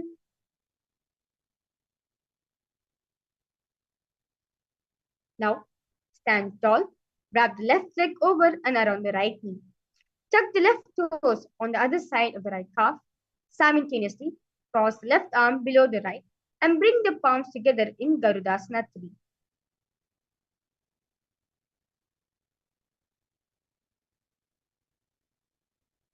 Uttana kurma pitesya simhes garudameva cha.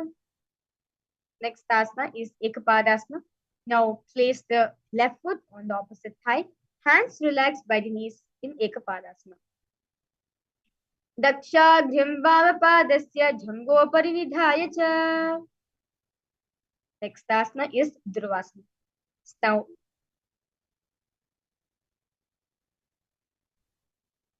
Now stand the right leg. Hold the big toes to the left foot and straighten out to the side. Rotate your body quickly on the standing leg in Dhruvasana.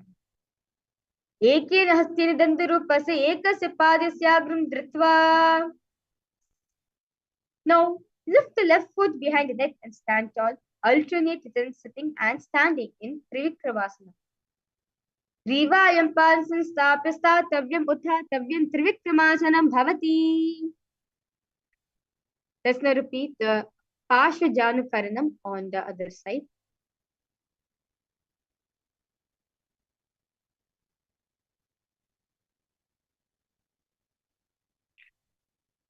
Tandavasana on the other side. Ekirapānistādhavyam Tandavasanam bhavati. Brahmanasanam, repeat it on the other side. Brahmanasanam avakshi yakritva brahmano bhavet. Garudasana 3 on the other side. Dakshagrim vamapadasya jhango parinidhaya cha.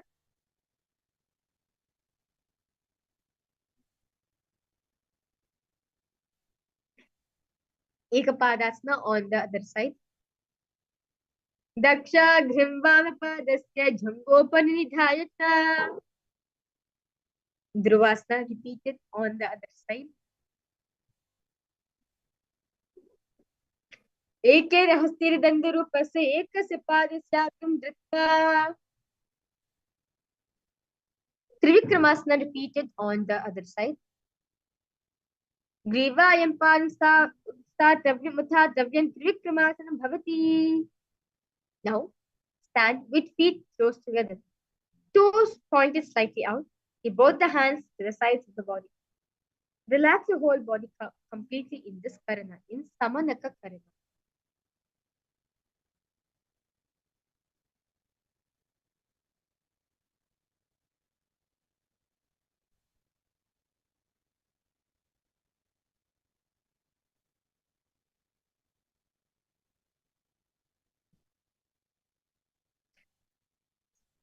Next asana is Gorak Anjali Asana. Now, sit in a squatting position. Bring both the hands underneath the knees and make a finger lock. Let the finger lock touch the navel. Visualize the great sage Goraknatha in your inner space. Gorak Anjali Asana.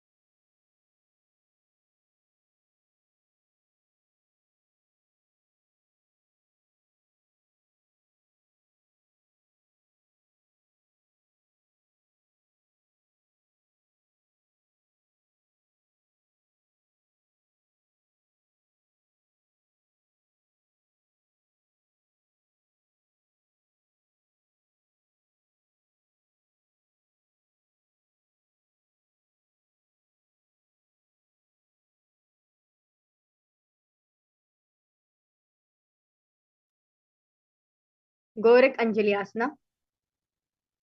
Pratham hi ubho hoya bahuri niche punya hove.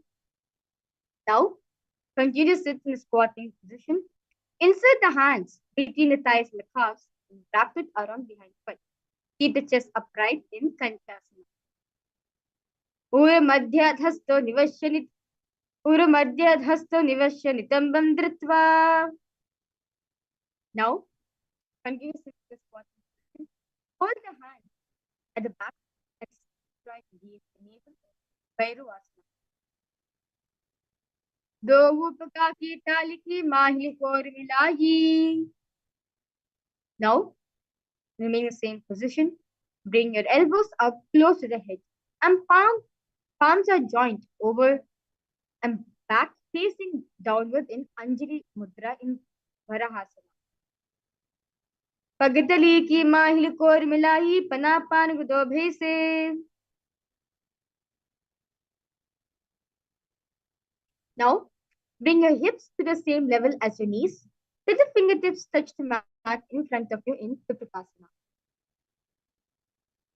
अत उत्तासनानि पाष्णीद्वया सम्मील्य स्थित्वा नितम्बं ज्ञानप्रदेशे आनीय तिष्ठेत्. Now, place hands on the mat, its fingers spread. Place your knees on back of the arms, eyes forward and down slowly. Lift the legs above the mat in Bakasana. हस्ताभ्यां मौनिवष्टभ्या जानद्वयं नाभो सम्मील्य जङ्घाग्नि संस्थाप्य. Now, kneel down, head on the ground, palms spread for support. Raise the body on your head, legs into Padmasana in Sushtanga Kapalayasana. Asana Gaugana Kapala Hacho Hoyi. Now, sit down between the feet. Let the heels come outside of the hips. Hands on respective knees. Sit straight, gaze at the nose in Guptasana. Jano vorantare pado kritva pado cha gopayet. Now, hands on the ground.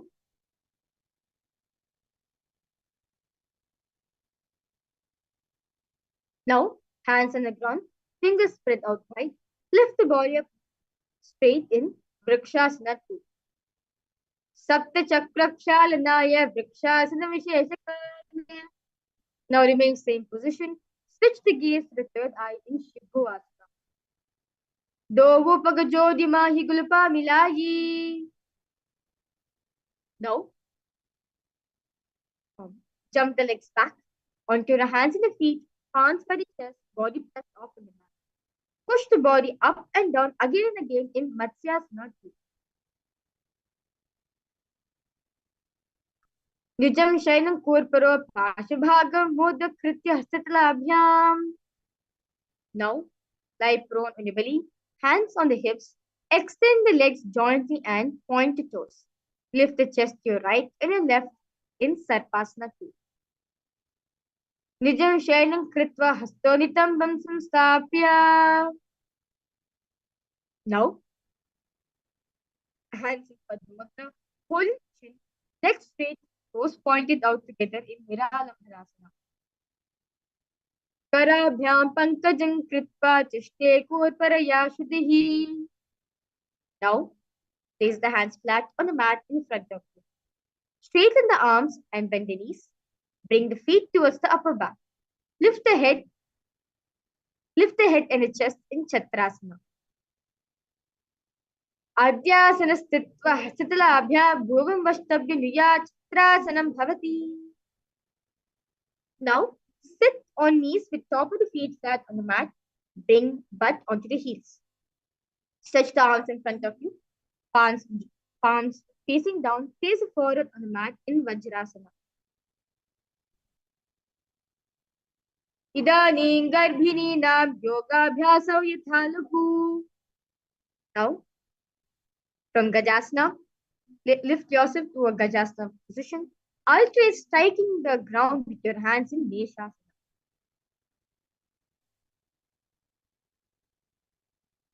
Gajasana samstho ekekam bahum bhumo tadayet.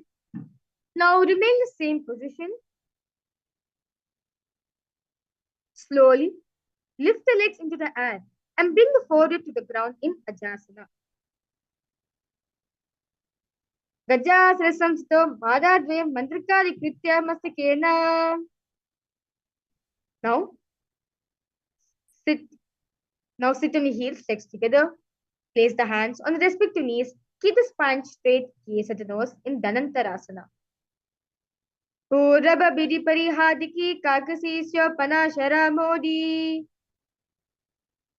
Next asana is Angamotan. Now interlace your fingers in front, then behind you. Stretch the arms forward, to the sides and backwards. Give a massage to various different joints and muscles in your body. Hastyor angulir bhadvad, hastyor madhya sarvangam nishkashayitya tishtet. Now, sit on heels in Vajrasana. Feet turn out to the side. Thighs and knees rest on the ground. Keep the spine straight. Hands to the knees in Vajrasana.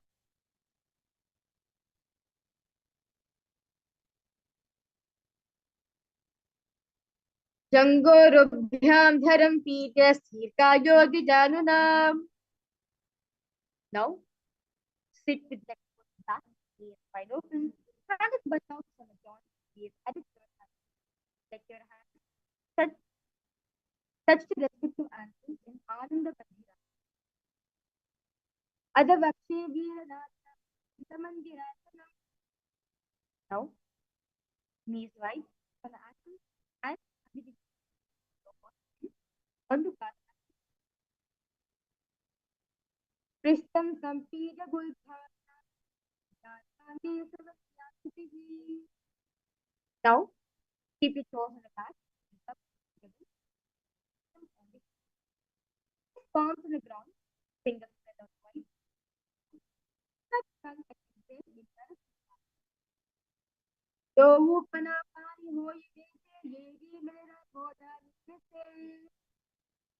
Now, remain the next position. Straight.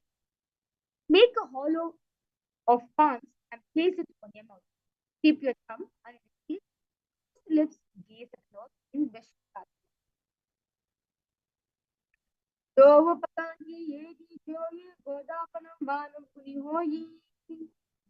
Now, bringing your fingers to your armpits, as a monkey is catching.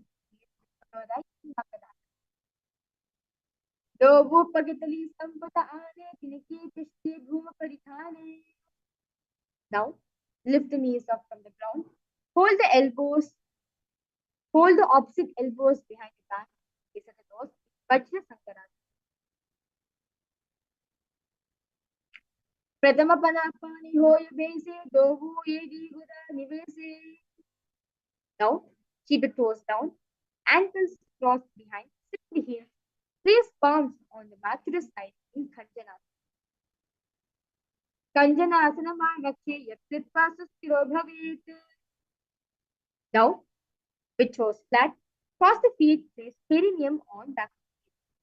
Keep the knees wide on the floor. Rest the hands on top of the respective knees to Paramashivoham. Gulpa Chivrasana Sadha Yuktamena Samahita. Next asana is yoga. Now remain same. Gaze at the nose. Visualize the supreme point of Hinduism in yoga. Gudam niyamya gulbhabhya yuktamena samahitaha. Now, stand on the knees, cross the ankles behind, feet near the opposite knee. Hold the calves, fingers inside and thumbs outside. Gaze at the in Vijogasana. Goda mamna ubay hoyi, Goda adhara ke doyi. Now, in kneeling position, bend backward. Hold the ankles with your hands. Keep the arms straight. Push the hips forward, tilt the head back in Pushtasana.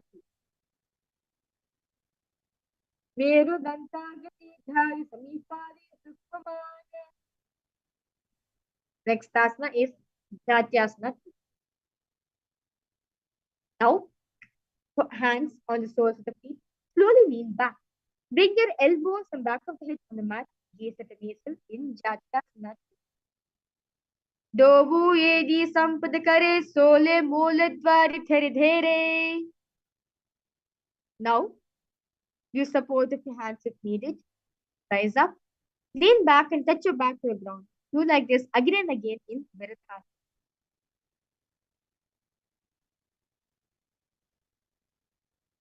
Jangapti bhumo nidhaya jangodharya urni samstapya. Now from Viratasana, raise the hips higher. Bring the forearms on the mat and hold the back of the heels. Bring the head in between the feet in Kapotasana.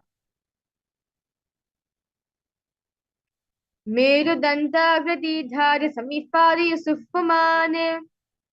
Now, relax yourself. Stand upright on your knees with toes tucked. Arms, hold the arms with the opposite hands. Gaze at the nose in Varasana.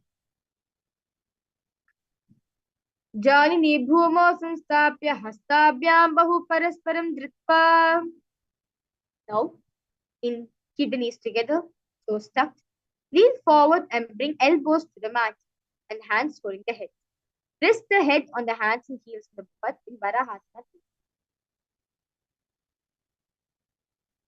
Surya Chandram Vedana Asnani Katyante. Now, kneel down. Place crown of the head on the mat between the interlaced fingers. Elbows on the mat, shoulders width apart. Lift the knees up and hips high. Raise the body upside down in Mundasana. Adho Mundasanam Vakshye Sarvesham Praninam Sukham.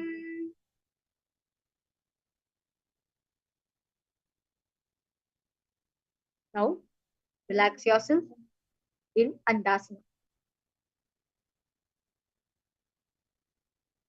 Now, kneel down, head between the knees, elbows are adjacent to the knees, hands around the head. Inhale and exhale through your mouth in this asana. Andasana. Pratama pagitali samat hairave korma huli ubhe vilave. Next asana is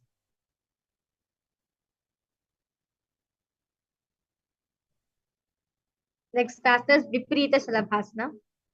Now, lie on your belly, arms extended straight out. Lift the thighs and arms and chest off from the ground in this asana. Shalabhasana Vedasya Nataberunda Navake. Now, lie on your belly, arms to the side, palms down. Keep the forehead on the ground and slowly Lift the legs up together in Kapalasana. Kapalam bhumo nidhaya urdam padam nayet kapalasanam bhavati. Now, remain same position. Lift the legs up over the head and slowly place the feet on the mat in front of the head.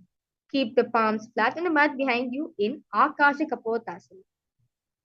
Ushtrasi sthitva charana bhumerutapya mastukopari nitva. Now, raise, or, raise yourself up. Sit on your knees. Bring the chest down so navel touches the knees. Keep the hands flat on the mat. Place the forearms on the ground. Be sturdy in Chatakasana. Purparaparyanto hasto dharamavastambha janini nabho sankuchitishnetam Chatakasanam bhavati. Now in this position, raise the leg up, bend back to touch the feet on the head, lift the chin and hold in Vrishchikasana 2. Vrishchiva puchcha parimagripaashni ditva sashire chivakam vidhayakau. Now relax yourself. Now place perineum down on your right heel.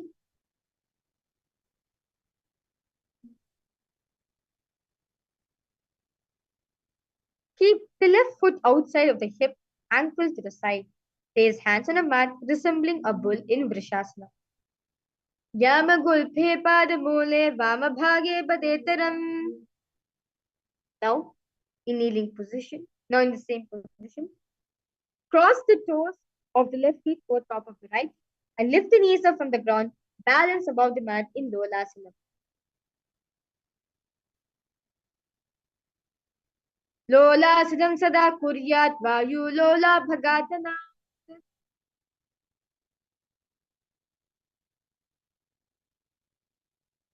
Let's repeat the Shasana on the other side. Yamagulpe padamule vamabhage padetaram. The next asana is Balgunasana. Now, place the left toes on the ground and sit on the heel of the left foot. And place the right foot flat on the ground with the knee raised towards the chest. Now, palms the respective knees. Maintain upright position in Balgunasana. Asana Kaugala Jalabhika Rajagi.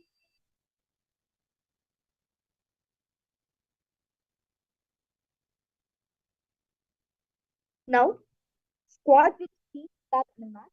Bring the elbows under the thighs and wrap the hands around the feet. Hold onto the ankles from the outside of the heart. Padre Bhuma Kitapya Janavati. So relax yourself. Let's repeat Balgunasana on the other side. Asana Kaugala Jalabhika Rajagi. The next asana is Utkatasana. Now,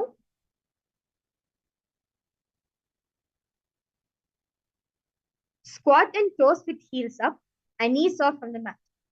Place perineum on the heels and hands on the respective knees. Keep the spine straight in Utkatasana. Yujaspijosti yata urajano yatrasne paditalo pari. Now in the same position. Spread the knees out wide and hands holding and hold the opposite elbows behind the back in Vajrasandarasana.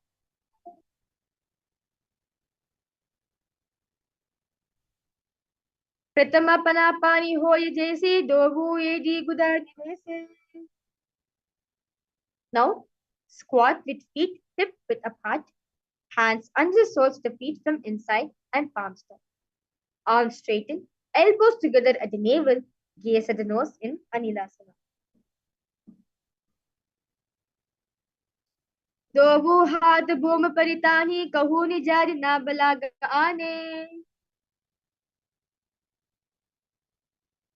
Now, place back of the hands on the mat with fingers facing towards the body. Now step the feet on top of the hands wrapped around the feet like a shoe. Walk around in Padukasana. हस्तदलो पादले कृत्वा दिष्टे गच्छेत् पादुकासनं भवति.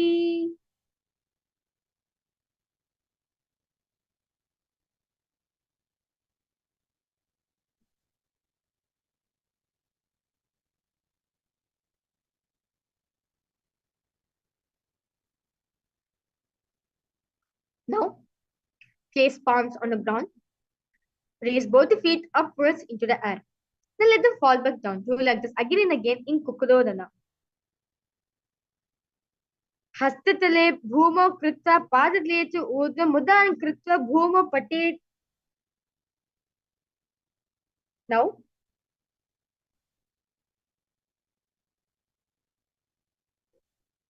place hands on a mat. Raise legs upwards into a handstand position. Move around on your two hands as if you are dancing in Viparita Nrityasana. हस्ततलाभ्यां भूमवष्टभ्य ऊर्ध्वं पादागे कुर्वन्. Now, separate the feet. Place one palm down on the mat with arms straight. Bring opposite hand to the head. Be stable in Kunjarasana. Atavakshe Mahadeva Kunjarasanam Uttamam. Just now repeat Kunjarasana on the other side. Atavakshe Mahadeva Kunjarasanam Uttamam.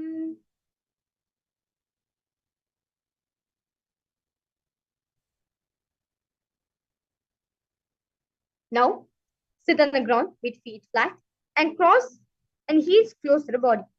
Hold the respective ankles and lift the feet off from the ground in Kadambasana. पाष्णीभ्यां भूमवष्टभ्यः हस्तद्वयं गुल्पो धृत्वा तिष्ठे कदम्बं भवति.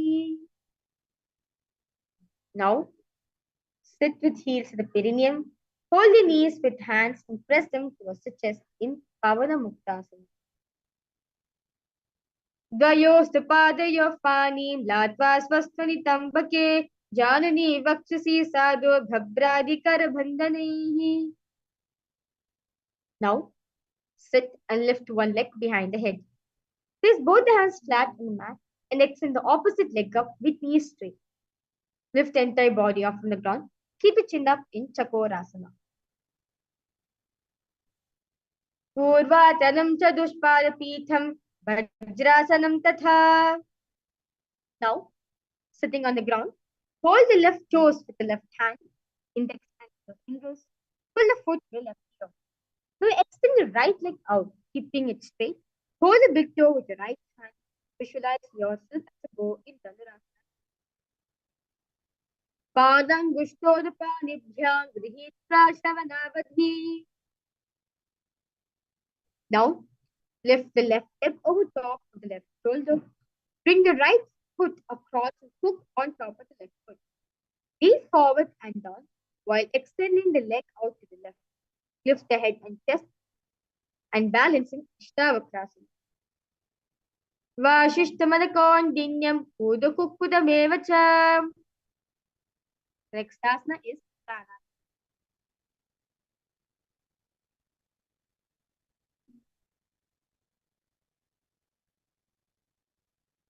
Now, place the right foot on the left thigh and bring the left foot flat on the ground. Have the left shoulder underneath the raised left leg. Place hands flat on the ground in Pranasana. Etat prabedam vakshami karoti yasa chamaraha. Now, place the right foot at the root of the left thigh, then the left leg by the side of the right knee. Hold the left leg by the right hand, twist the body and remain steady in Parsvamaskendrasana.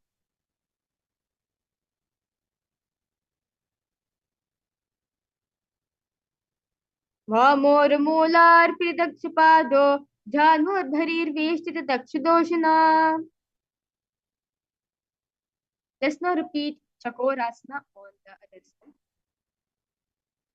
Chakorasana. Purvatanam chadushpadapitham vajrasanam tatha. Dhanurasana 2 on the other side.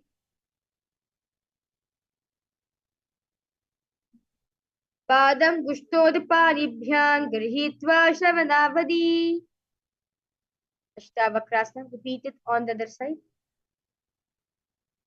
Etat Vashishtabadakondinyam Udapukutamevacha. Pranasana on the other side. Etat Pravedamakshami Garodiyasa Chamaraha. Pashavascendrasana, repeat it on the other side. Vamurmular Pritakshipado Tanur Bharir Veshtita Dakshidoshana. Now, keep one leg straight and press perineum with the other heel. Chest forward and down. Hold your toes and bring the head towards the knees. Ardha Paschimottanasana. Ekam Padam Prasarya Ekam Padastha Pashnina. Now, place your left ankle outside of the hip. Hold the sole of the right foot. Lift the leg up towards the forehead. Keep the knees straight. Gaze at the nose in Krauntasana. Vashishtamadakondinam Udakukutamevacha. Let's now repeat Ardha Paschimottanasana on the other side. Ekam Padam Prasarya Ekam Padastha Pashnina. Let's now repeat Krauntasana on the other side. Vashishtamadakondinam Udakukutamevacha. Now, sit with soles between the thighs and the calves. Keep the spine straight, palms face on top of knees in Swastikasana. Jano Borantare Samyak Kritva Padatile Ubhe. Now, keeping the feet in the same position, cover the heels with the respective hands, tuck the chin to the chest in the Jalandhara Bandha, gaze at the tip of the nose in Gorakshasana. Jano Borantare Pado Uttano Vyaktasantito. Now, bring the left heel to the perineum, right foot on the left thigh. Close your eyes with the index finger, nose with the middle finger, ears with the thumbs. Gaze at the third eye in Bhagasana. Vama Pashnogadam Stapya Dakshagram Vama Jangane. Now, place the feet on top of the opposite knees. Place hands on the ground, palms facing up the sky. Keep the spine straight. Gaze at the nose in Yogasana. Uttano Charno Kritva Sumstopirijanuno. Now, from Padmasana, place hands flat on the mat beside the body. Press the hands into the mat and lift the knees up from the ground in Urdhva Kukutasana. Vashishtamadikaundinyam Urdhva Kukutamevacha. Now, from Padmasana, insert both the hands to the knees and place them on the mat. Do not lift the body up. Stay seated on the mat, gaze at the nose in Siddha Haratali Asana. Pratamam Padmase ko kare hastudo goda samvidhere. Now, from Hamsasana, place the hands on the mat and lift the thighs up to the shoulders and legs up to the mat. Stay above the mat, gaze at the nose in Hamsasana. Kukutasa stitva skandam paryantam urnitva tishtet Hamsasanam bhavati. Now, relax yourself. Now, in Padmasana, place hands between the thighs and the calves. While sitting, reach the hands behind the body. Interlace the fingers in Parishmudra. Bring the forehead to the ground. Gaze at the nose in Karmukasana. Pratama Padmasana Komkari Goda Sandhi Mahi Karidhere. Now, raise yourself up. Now, bend the elbows and hold the respective shoulders with your hands in Kurmasana 2. Bami Janga Paridachina Pava, Dahini Janga Parba Milyava. Now, remain same position. Bend the head down, tuck the chin in the Jalandhara Bandha. Gaze at the nose in Granthi Bhedasana. Atavakshe Neelakantha Granthi Bhedasanam Shubham. Now, relax your head. Lift your head up. Remain same position. Lay on your back in Uttana Kurmasana. Kukkutasrabandhastam karabhyandita kandharam. Now, raise yourself up from Padmasana. Place both the hands through a gap on the thighs and the calves. Place one hand flat on the mat. Hold its wrist with the other hand. Lift the body up and hold in Pangu Kukkutasana. Kukkutasana sthitva ekeन astina anyasya manibandham dhritva. Just repeat Pangu Kukkutasana on the other side. Kukkutasana sthitva ekeन astina anyasya manibandham dhritva. Next asana is Giridhrasana. Now from Padmasana, relax your hands from the thighs, from the gap between your thighs and the calves. Now place the elbows on the toes and interlace the fingers in Paramashivomudra. Rest the chin on your knuckles. Press the thumb on your throat in Giridhrasana.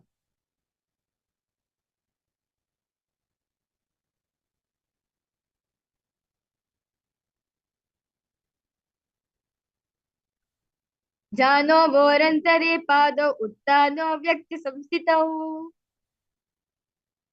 Now, continue to be in the Padmasana position.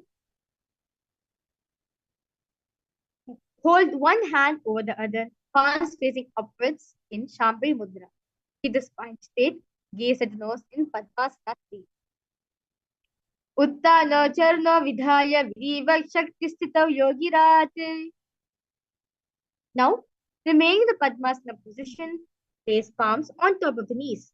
Keep the spine straight, gaze at the nose in Padmasana 4. Etat Padmasanam kuryat pranavayu prasiddhaye.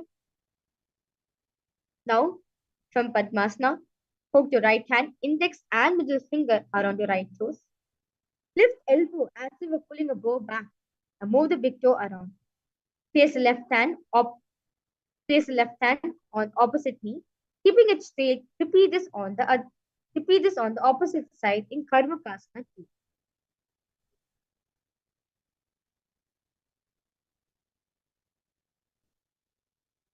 Atanyasana yoga puraka rakshanat.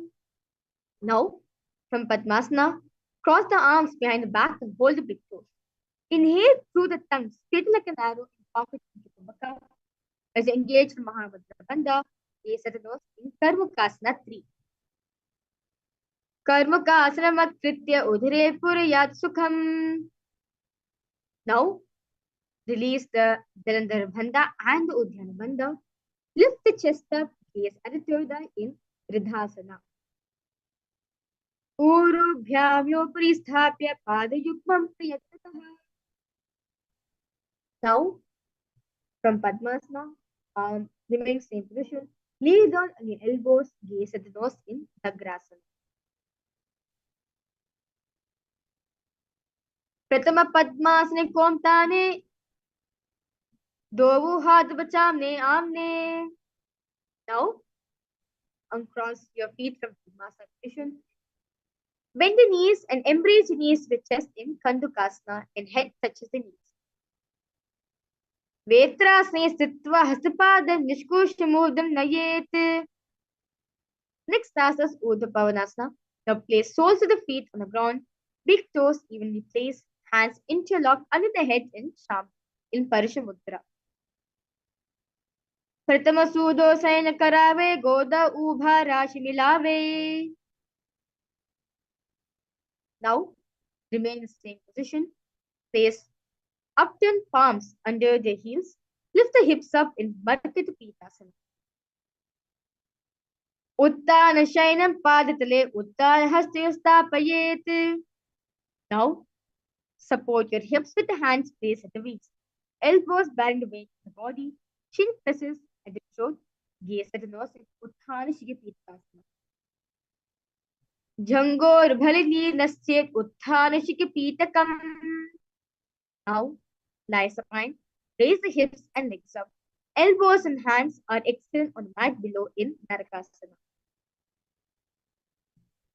Griva Kantena Bhumam Vishtamba Padagradvayam. Now,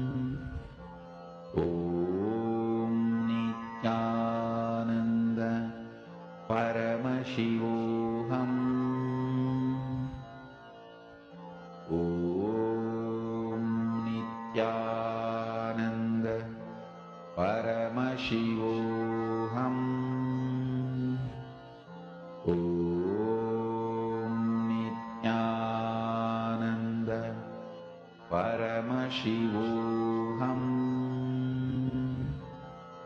Om Nithyananda Paramashivoham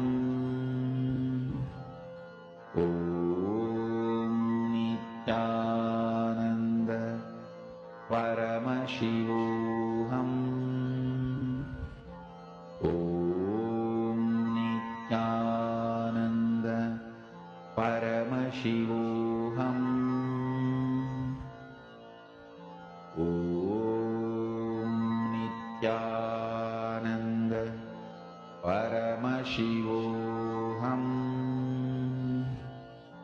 Om Nithyananda Paramashivoham Om Nithyananda Paramashivoham Om Nithyananda Paramashivoham Om Nithyananda Paramashivoham. Now, start to wiggle your toes and your fingers. Raise yourself to a comfortable seated position. Yes, congratulations for all the participants. You have finished the Dvitiya Vinyasa Kramas. That's wonderful. So, I thank each and every participant and all the viewers who have joined us live for the Nithyananda Yoga. Thank you, everyone. So, with this, I request all of you to sit in a cross-legged position. Put your head, neck, and spine in a straight line. Bring the palms together in front of your heart, Namaskar Mudra. Close your eyes. We'll be ending this beautiful session with the Pona Mantra. Om Purnamadah Purnamidam Purnat Purnamudachyate Purnasya Purnamadaya Purnamevavashishyate Om Shanti Shanti Shanti Hari Om Tat Sat Sarvam Bhagavat Sri Nithyananda Paramashiva Padukarpanamastu Om Nithyanandam. Thank you, everyone. Nithyanandam.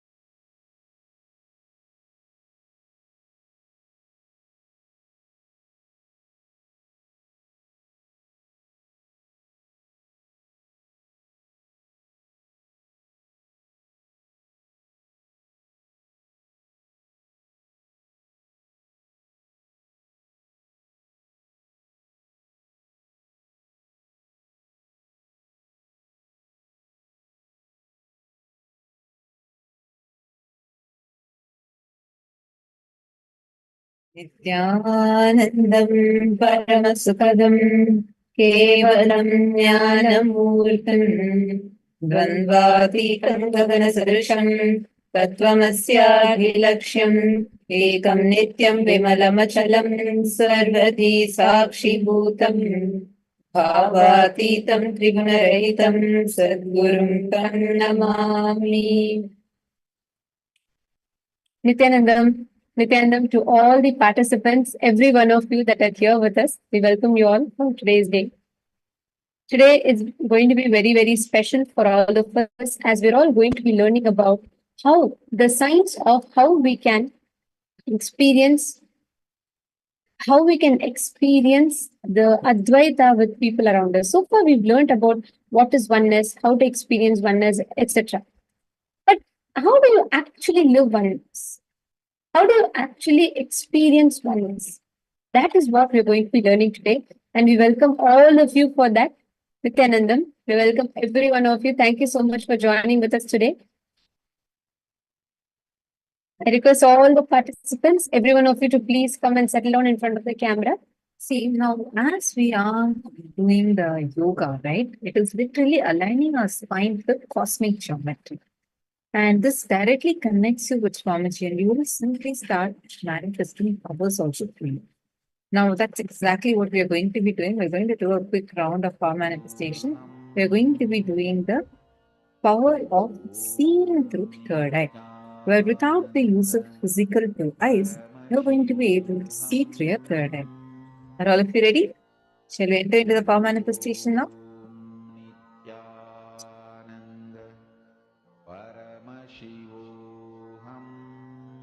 Okay. So what we are going to be doing now is, like Mother Tripura was sharing, we're going to be manifesting the power of third eye, where you will be able to see anything with your eyes closed, right? Now I'm going to request all of you to please blindfold yourself. Please close your eyes.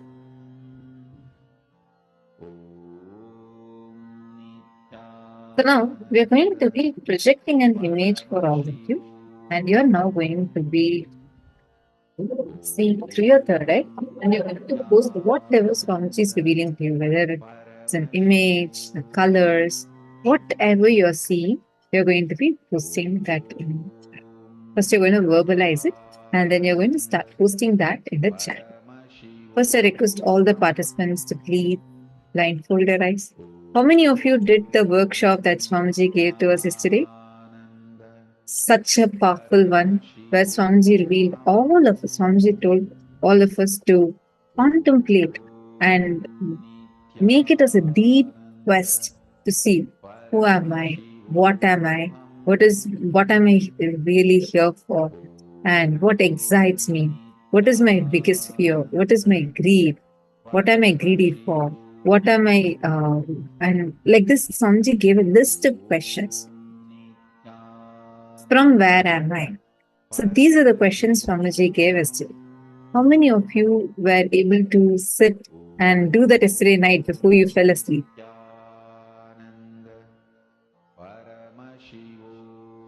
Actually, each one, what science Swamiji revealed to all of us, like Swamiji said, if you find the answers and if you find, like through the day, based on whether you are Gunatraya Tita or if you experience the Gunatita itself. And today Swamiji is going to be revealing to all of us about the 25, the permutation combinations of the gunas. Now, I'm going to request all of you, please close your eyes, settle down, connect to Swamiji. So now we're going to be projecting an image for all of you, and you're now going to be seeing that through your third eye. You're going to say, what is that exact image that Swamiji is showing to you in your third eye? Ready? First, please blindfold yourselves. Still seeing many of you with your eyes open. Kindly tie your eyes and settle down. Prepare your inner space by chanting the Mahavakya. Please chant the Mahavakya and start preparing your inner space.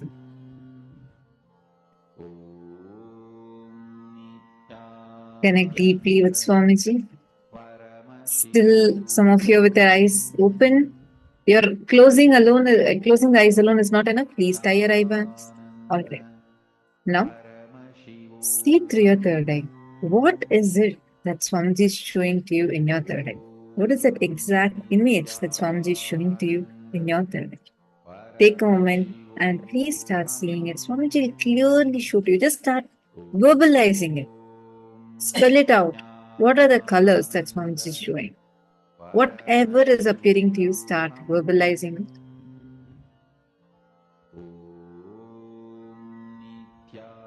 Nithyananda Paramashivoham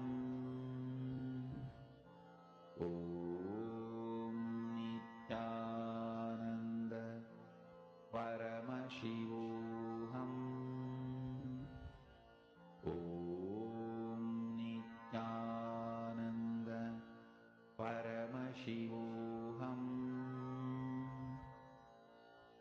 Om Nithyananda Paramashivoham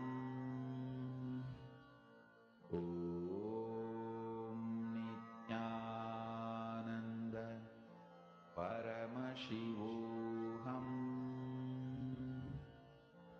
Om Nithyananda Paramashivoham Om Nithyananda Paramashivoham Om Nithyananda Paramashivoham Om Nithyananda Paramashivoham Om Nithyananda Paramashivoham Om Nithyananda Paramashivoham Om Nithyananda Paramashivoham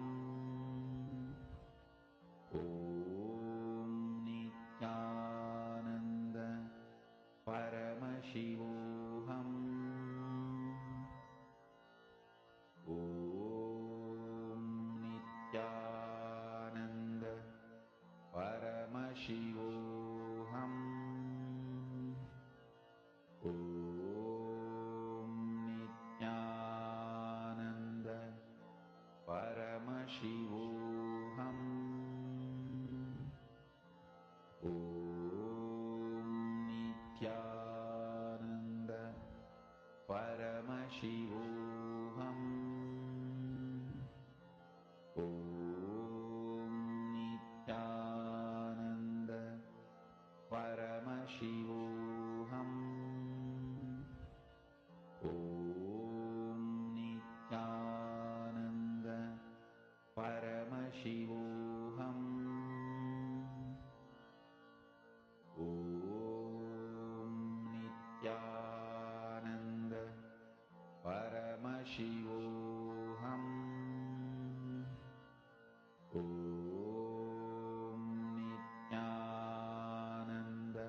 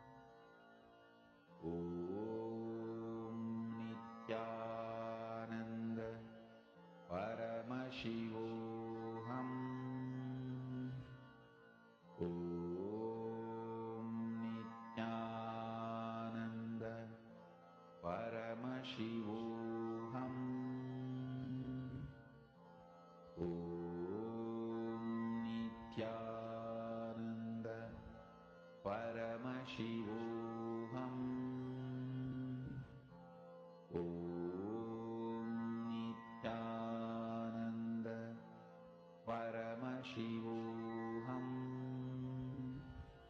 Please relax. I request all of you to please remove your eye bags slowly. And now, describe whatever you saw in the last 2 minutes. Whatever Swamiji revealed to you in your third eye, post that in the chat. And I'm going to request all of you today, every time you post an answer, post it as Swamiji showed me this, Swamiji showed me this. Whatever you're posting, just do not post it just like that. Put specifically as Swamiji showed this to me, Swamiji revealed this to me, Swamiji showed this to me. Constantly you start with that because that will help remind you everything your third eye is showing you is directly what Swamiji is showing you.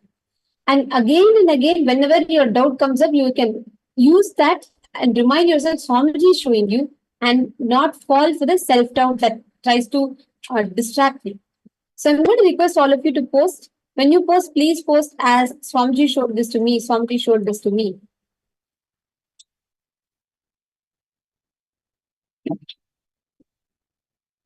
Vishwanathanaya, you should start with Swamiji showed this to me in the third eye. Can you retype it, please? And Pavanaya, Nithyananda, all of you please post, retype it. Type it as Swamiji showed this to me in the third eye. Swamiji showed this to me, Swamiji showed this to me. And please make sure you put Swamiji showed this to me. Start with that. See, when you do that, right, actually you will start understanding how your self-doubt will not be able to constantly interfere. You'll see to a great degree, it will just completely drop. Great. Okay. Swamiji showed me navy blue color parachute and balloon. All right. Anyone else? Ma Shuwachen, Ma Yoana, Ma Anandeshwari, Ma Mahakalpa Vrikshananda.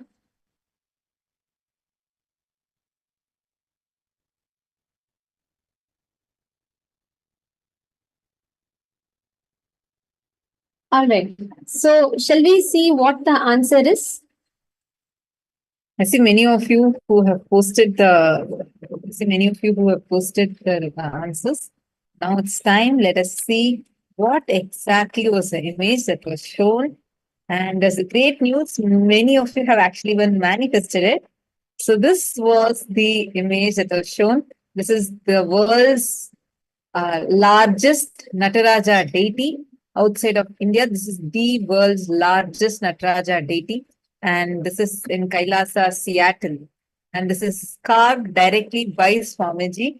And this is the world's largest deity of Nataraja, Bhagavan Nataraja, outside of India. So the first thing I just wanted to say, Vishwanathanaya, congratulations. You have manifested amazingly. You have written gold jewelry and red background, which like you see gold and you see a lot of jewelry and you say yellow and then red background. Do you see some just shown you precisely? That's wonderful. Actually, there are a group of you who are manifesting powers really very, very well. Like Ma Jessica Singh, yesterday you manifested really good. Ma Susan Cylinder, I've been observing you through the seasons. You're manifesting powers very good. Particularly, I see that you're very good at remote vision and even Sarvajñatva. Both you're getting very regularly, you get the answers correct. And Vishwanathan also, you're very good in manifesting. Both third eye and I think I specifically mentioned for one more power. I forget what it was. I think Aukshada Darshanam.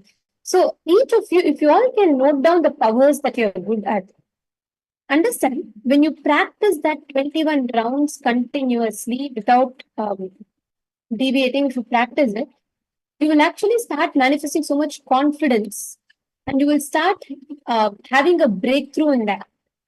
Okay, shall we do one more round? Are all of you ready?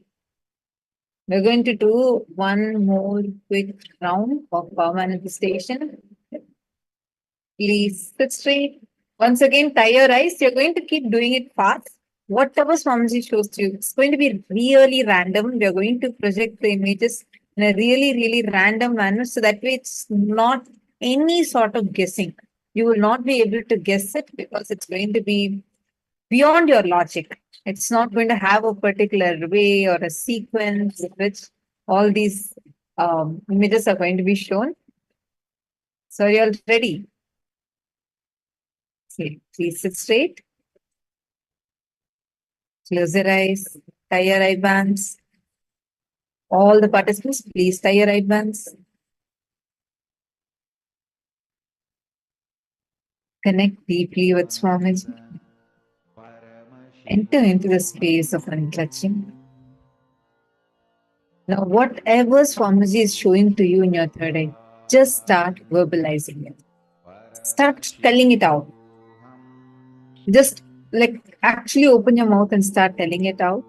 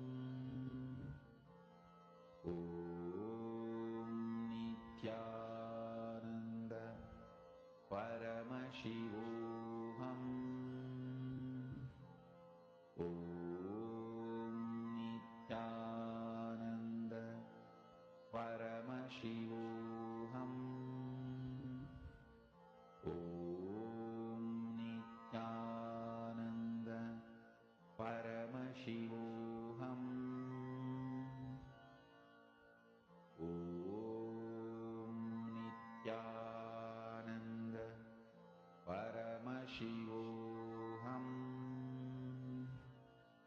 Om Nithyananda Paramashivoham Om Nithyananda Paramashivoham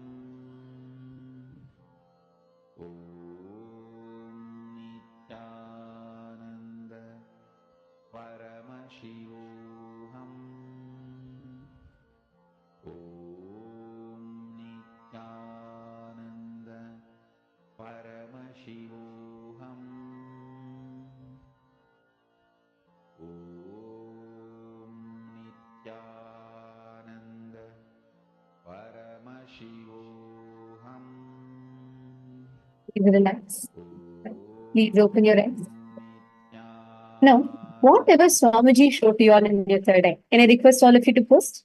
And once again, reminding you all, please post that Swamiji showed this to me. Swamiji showed this to me. Please post that in the chat. Whatever Swamiji revealed to you.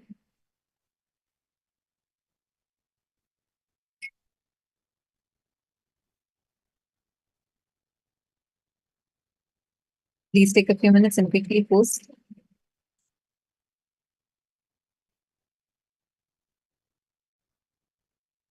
I request all of you to take a few minutes. Describe and post it as what Swamiji revealed to you in your third eye.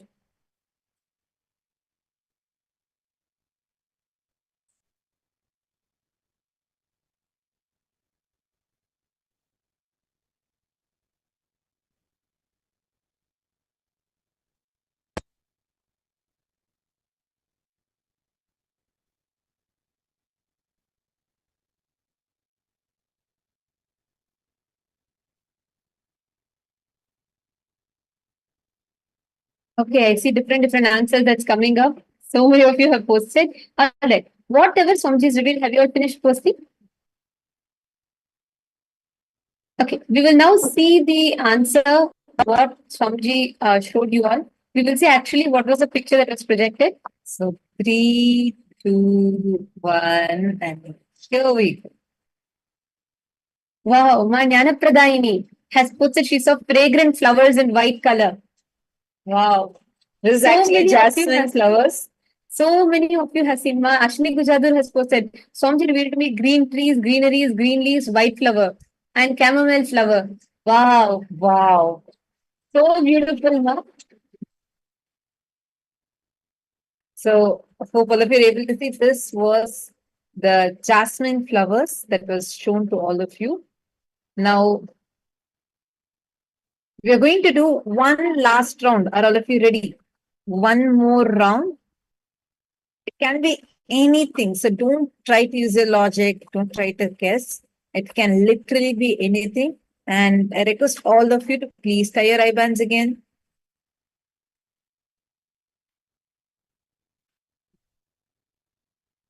Please tie your eyes.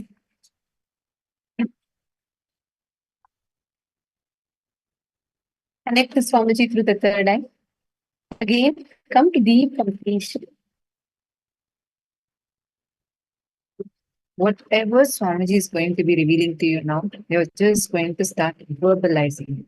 Do not use your logic and don't try to think, just start verbalizing. Please tie your eyes. Now, here is the image. Just start speaking out whatever Swamiji is showing to you. Whatever Swamiji is showing to you in your third eye, just start verbalizing it.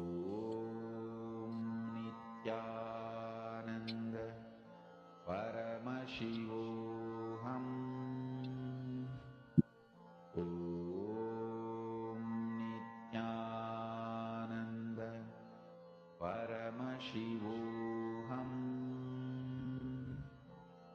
Om Nithyananda Paramashivoham Om Nithyananda Paramashivoham Om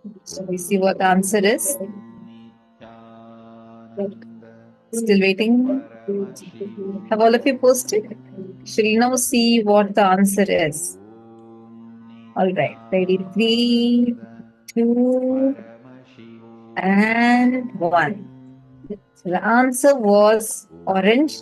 So this is the exact image we had shown. It was a bunch of oranges that was projected to you all. And this is what all of you were shown.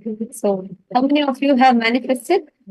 And how many of you saw something similar? Sometimes you may not have seen it as oranges. Maybe you saw it as just round balls.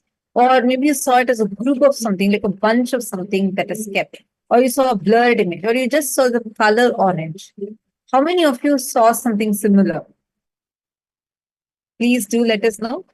And with this, we have come to the conclusion of this round of our manifestation. We are going to be moving on to the next session. The session on what is karma. Usually our understanding of karma is, oh, you do it, do an action, then you get the same thing back. So that's what we all understand as karma. Am I right?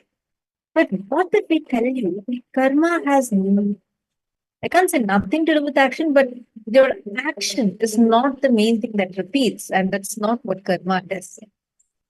And what is karma?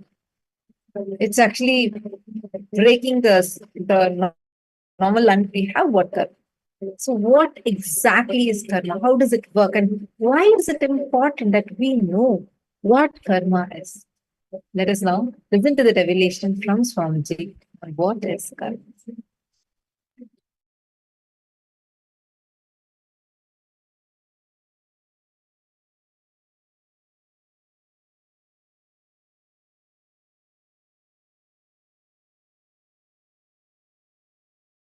Any idea you have, thought current you have, thought pattern you have, which is not bringing health in you, is karma.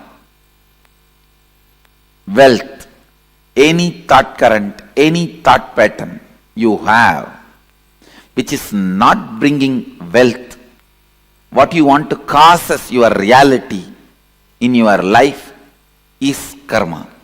Anything which is not letting you cause your reality, the stuck thought current which is not causing your reality is karma. Understand? It can be in the field of your relationships, in the field of your wants, in the field of your needs, in the field of your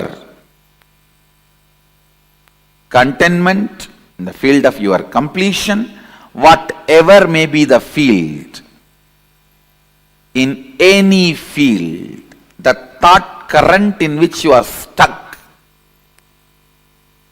thought pattern in which you are stuck is karma. Listen.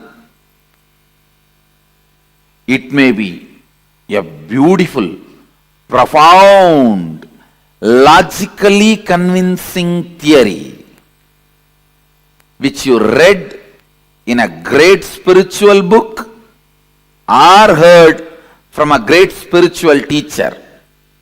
Anything which is not liberating you, anything in which you are stuck is karma. Please understand. You might have heard those theory, those belief, those truth from whoever it may be. You might have heard. You might have been thinking. You might have been analyzing. You might have read. You might have been internalizing. Any thought current which is not letting you cause your reality is karma.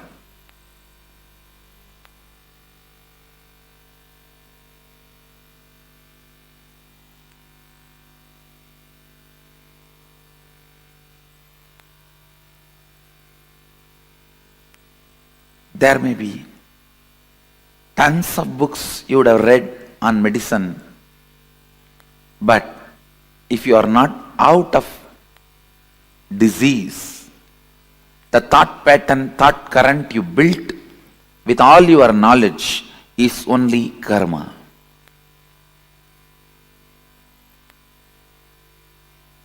There may be tons of life solutions for every situations you may know, like completion with yourself, completion with others, authenticity, integrity, responsibility, enriching, listening. There may be tons of concepts you heard to cause your reality, but if it has not started happening, it is only karma for you. Listen.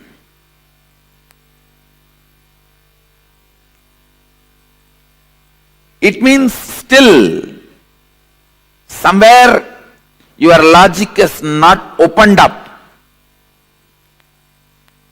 Any thought current which makes you feel stuck,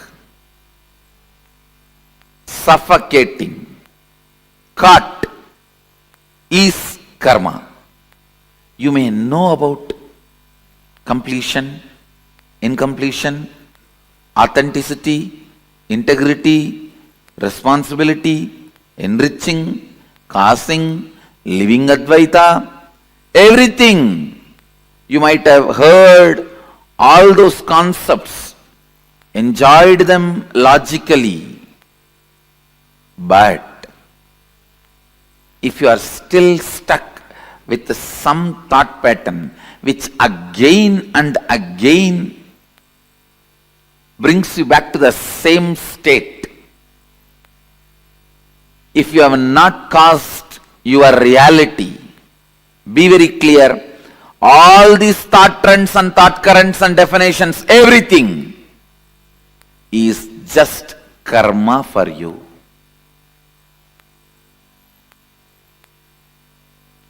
All the concepts. So karma is not just one part of you. It is the whole net on which you are bound.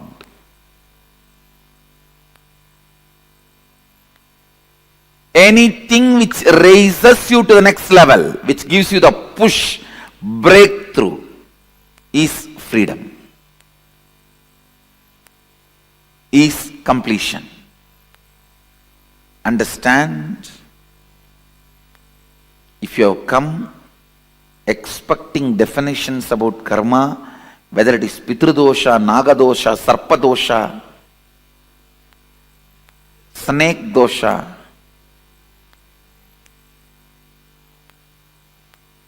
what is karma? You are wrong. Listen. Any thought current or pattern, thought pattern or lifestyle in which you are stuck, your reality is not caused, is karma. Any thought current, thought pattern which gives you a breakthrough, push to the next level of your reality, which is making you cause your reality, is liberation, is completion. Understanding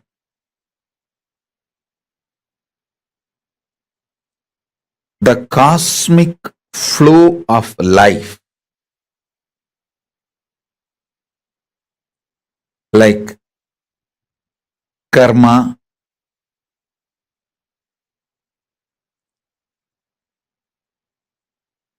naturally takes its own course of life. Listen to every truth I am revealing. Understanding the natural flow of life means knowing people who harm you will get their karma back.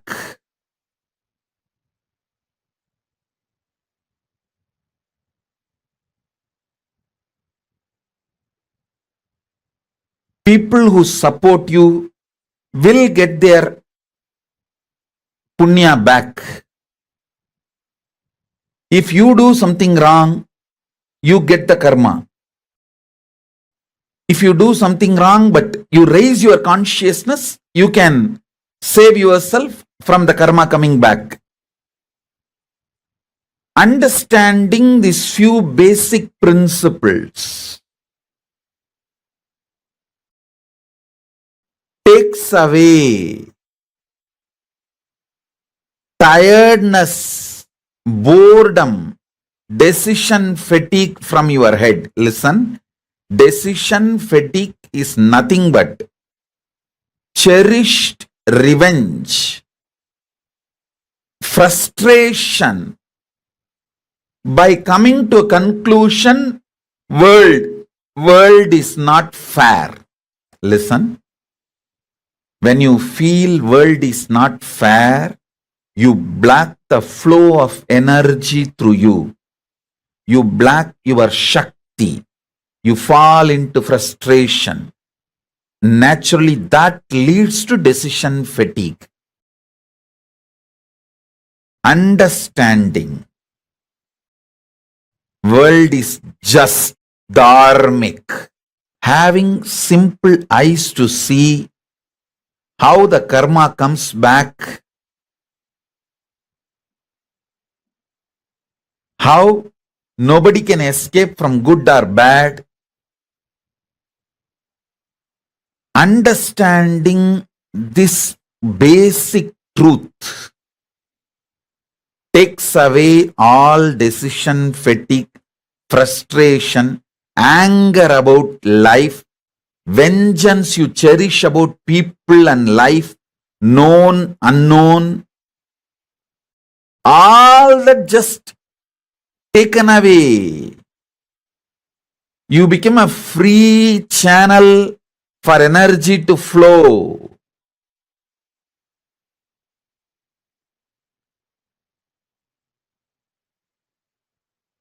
Listen.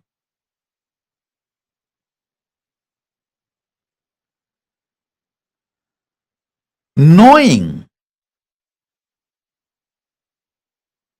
whether human society or world, nature,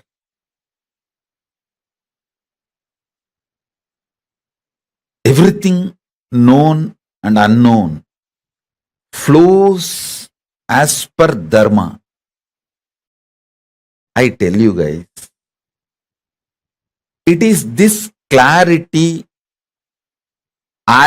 just because of this clarity, karma naturally goes back to people. I don't initiate new karma.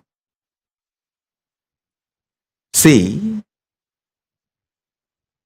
listen carefully.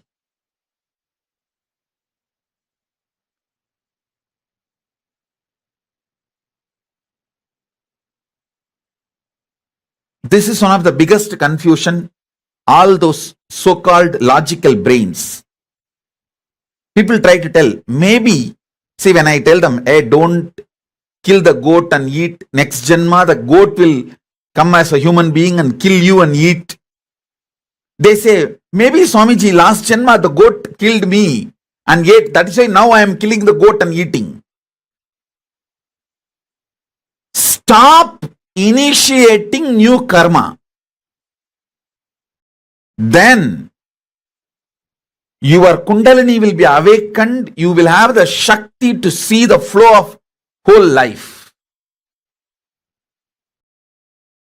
Stop this idiotic justification for initiating new karma. Listen carefully.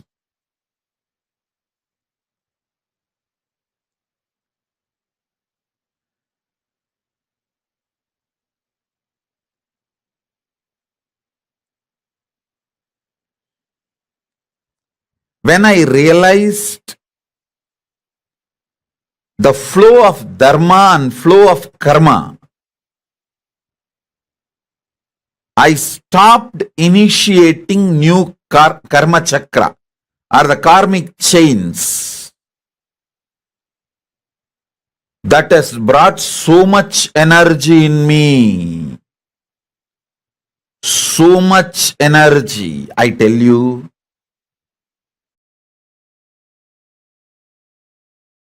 Every time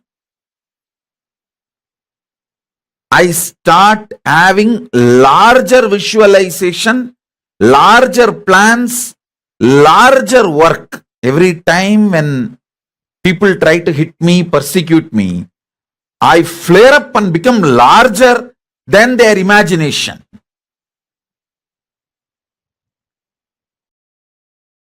Secret of my energy is knowing the karma flow and dharma flow. I just know you don't need to initiate anything to take revenge on people. Initiate, focus everything to protect you and creatively contributing. That's all. You protect yourself, for that you can do everything. And go on contributing creatively.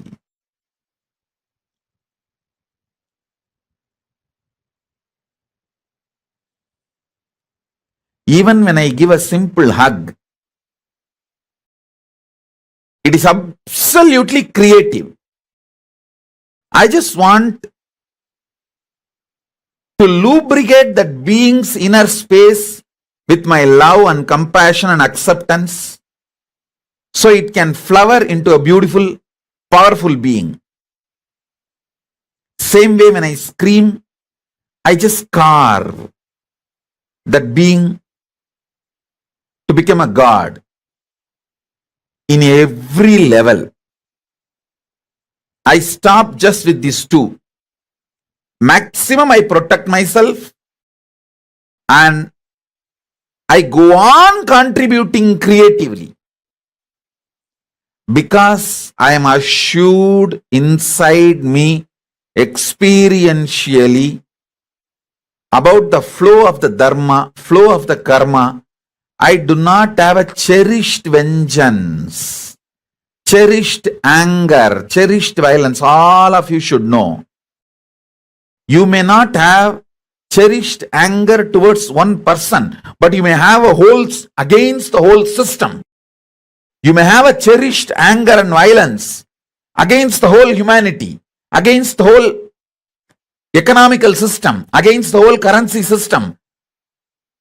When you cherish the anger against the whole system, or the organization you are working for, or the career you are doing, or the clients you are having, you may have anger towards the whole system. Even that gets you decision fatigue. When you cherish anger towards one person, it's called vengeance. When you cherish anger towards unknown system, it's called frustration. Vengeance and frustration both brings decision fatigue in you. The cosmic flow of life, like karma,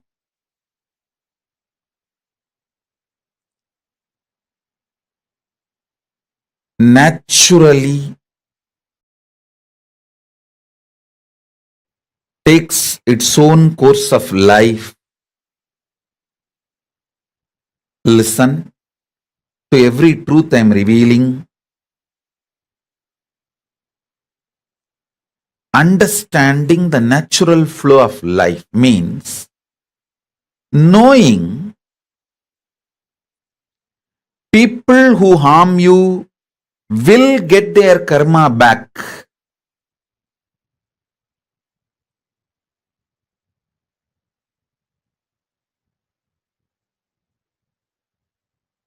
People who support you will get their punya back. If you do something wrong, you get the karma.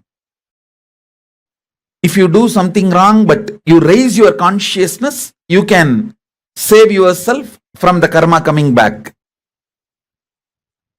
Understanding these few basic principles takes away tiredness, boredom, decision fatigue from your head. Listen, decision fatigue is nothing but cherished revenge and frustration by coming to a conclusion, world is not fair. Listen, when you feel world is not fair, you block the flow of energy through you. You block your Shakti.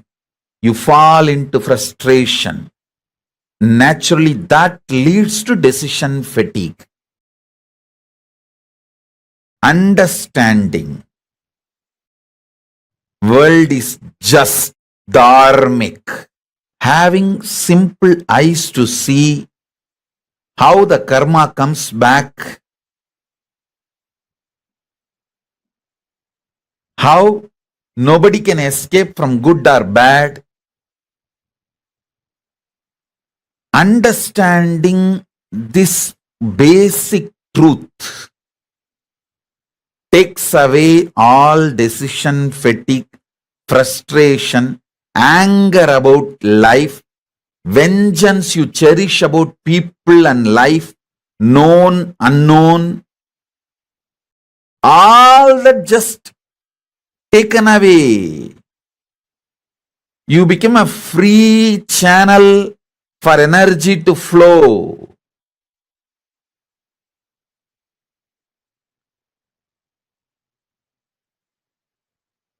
Listen.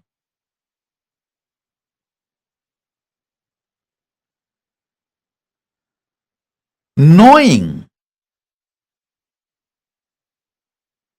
whether human society or world, nature,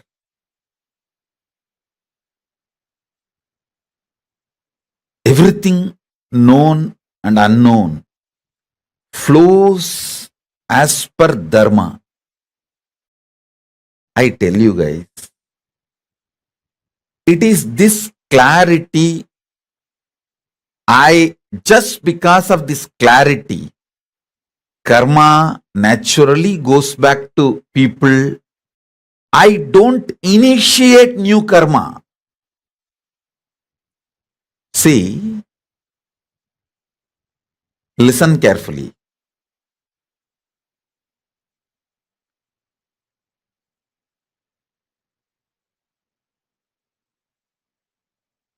This is one of the biggest confusion, all those so-called logical brains.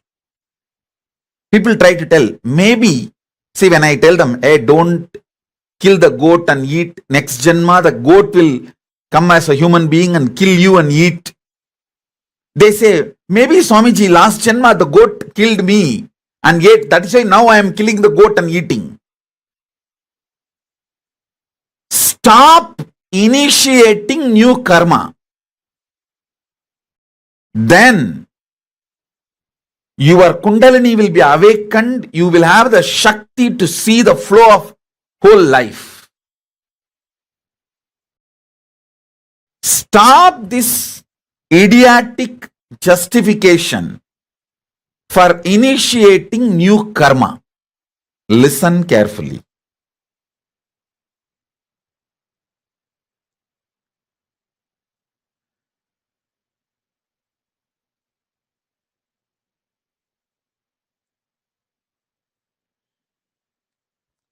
When I realized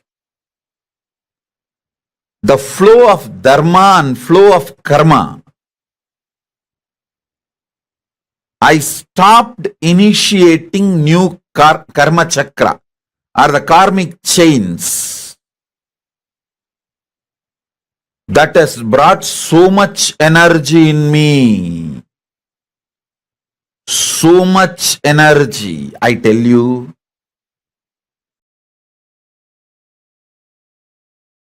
Every time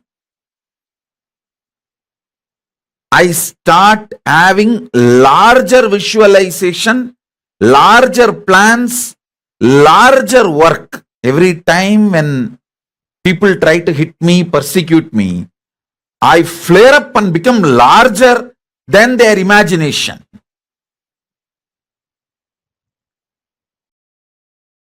Secret of my energy is knowing the karma flow and dharma flow. I just know you don't need to initiate anything to take revenge on people. Initiate, focus everything to protect you and creatively contributing. That's all. You protect yourself. For that you can do everything. And go on contributing creatively.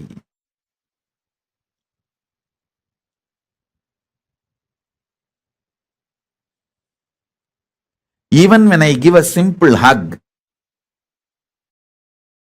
it is absolutely creative. I just want to lubricate that being's inner space with my love and compassion and acceptance so it can flower into a beautiful, powerful being. Same way when I scream, I just carve that being to become a god in every level. I stop just with these two.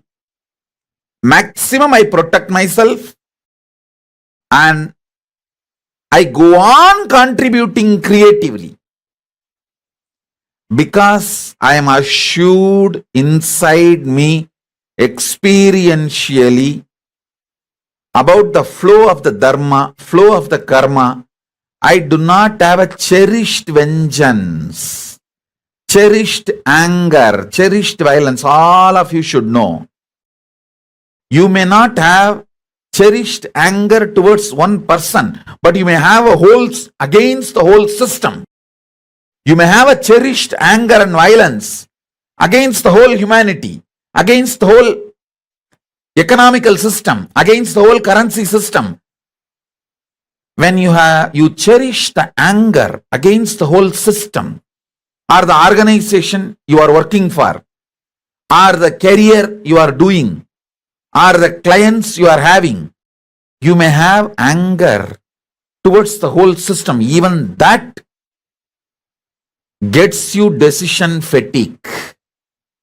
When you cherish anger towards one person, it's called vengeance. When you cherish anger towards unknown system, it's called frustration.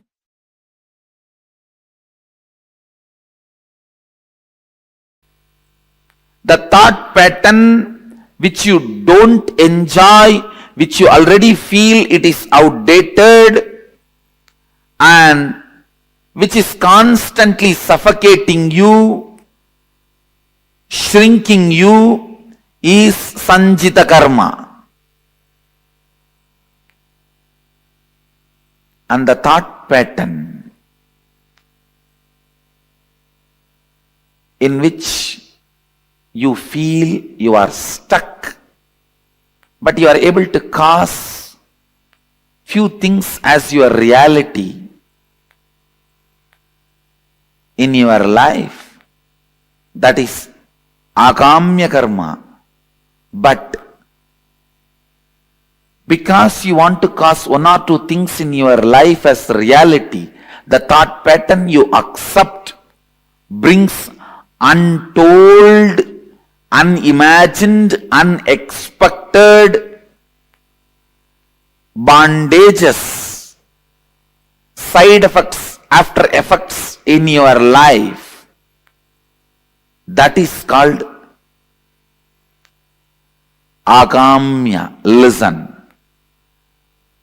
Husband is a person who stands by you during all the troubles, tortures, sufferings, pains, which will not be there in your life if he is not there. That is the definition of agamya karma. You try to cause your reality in one dimension of your life, and you accept certain thought current, thought pattern into your lifestyle, which causes multiple other suffocations and bondages. Unimagined, unexpected, untold, unbriefed.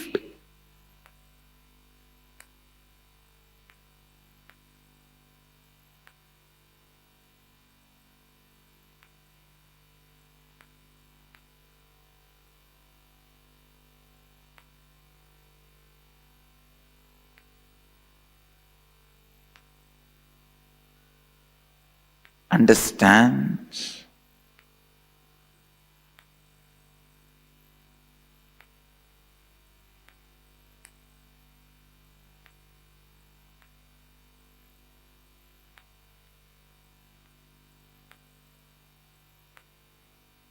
Just because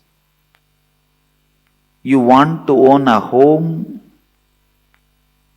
sometimes you get stuck in the home for next 40 years paying your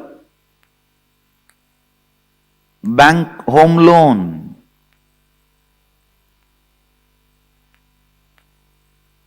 You want home. That's the reality you want to cause. But when you cause that reality, the thought current you accept and assume on you,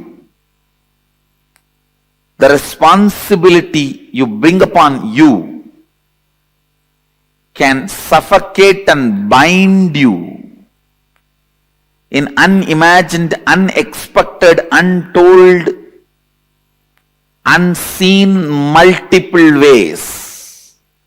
This is the example for agamya. Prarabdha means not ready to allow either the outdated suffocating thought pattern or the thought pattern which causes your reality partially, deciding boldly to go on renouncing any thought current, thought pattern, even if you suspect them that they are not going to cause your reality completely. If you go on discarding, the discarding will become a lifestyle. That discarding thought pattern, thought trend, thought current is prarabdha.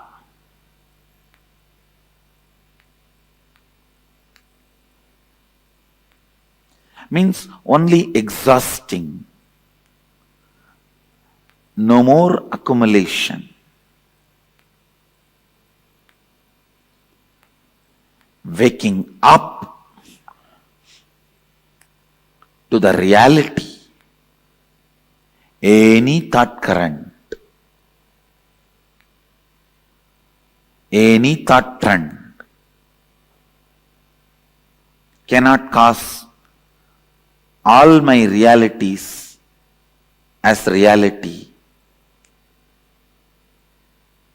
Coming to that understanding and waking up to that reality is enlightenment.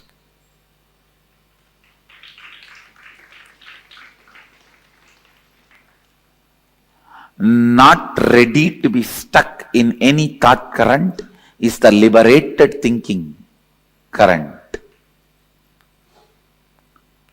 Not ready to revere, honor any thought current is liberated thinking current. Not ready to honor, revere any thought current is completion. Not ready to honor, accept, revere any thought current is perpetual completion. Not ready to accept any thought current as a lifestyle is perpetual completion.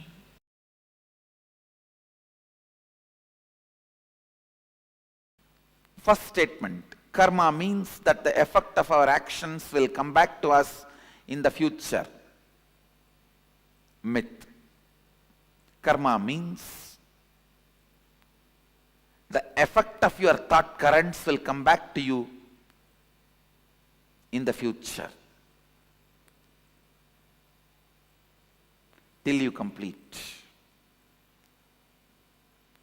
That's the reality. Karma means that the effect of our actions will come back to us in the future is a myth. There is no CCTV recording going on in the cosmos where your actions will be bringing suffering to you in the future. No. But your thought currents will be bringing the results in the future. There is audio recording going on in the cosmos, not video recording.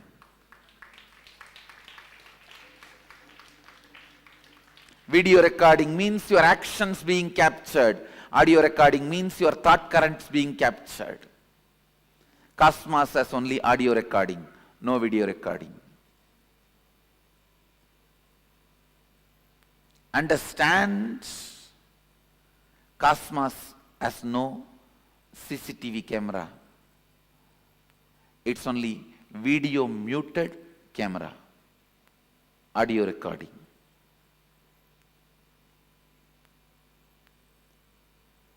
A video recording getting punished is a cheap, childish. God is not interested in that game. God is not playing the game of the judge.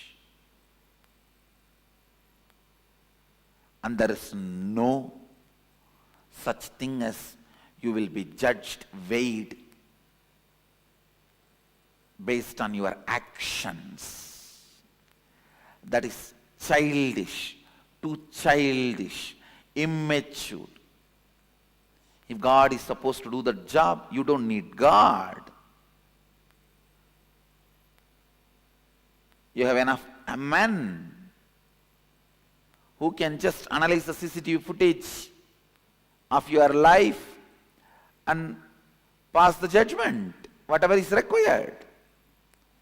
Understand, because your organ of seeing is impacting you so much, then the organ of listening, you think cosmos also judges based on the action. No. Only the thought current comes back as karma, not the action current. Next statement here. You can cancel out bad karma with good karma by doing good things. It's a myth. It's a myth. Please listen. You can cancel out any karma by cancelling that whole thought pattern, whole thought current.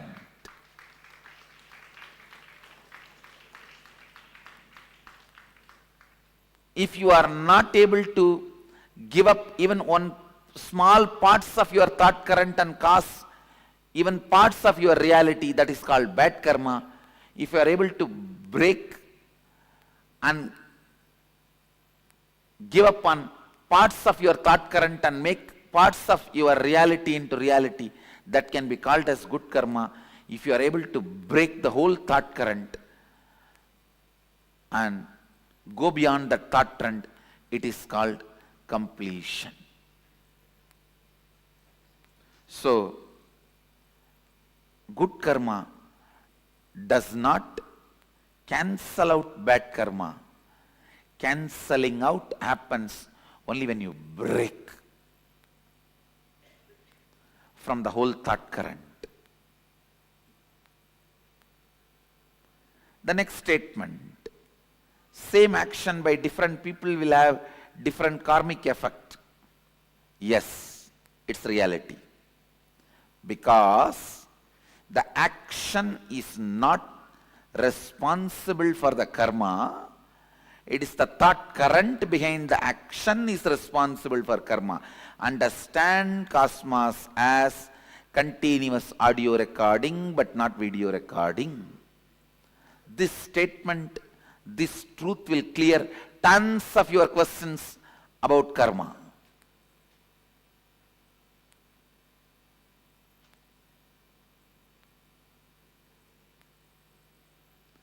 In video recording, visuals are always new. In audio recording, it is always a single flow. Please understand.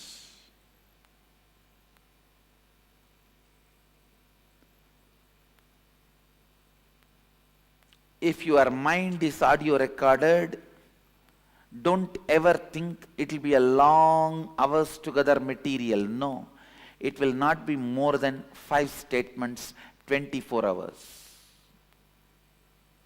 The same 5 statements is getting repeated in the old stupid gramophone record in different ways of getting stuck.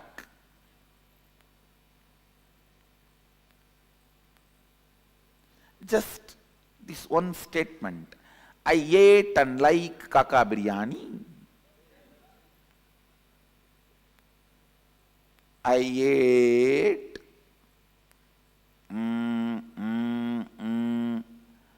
and like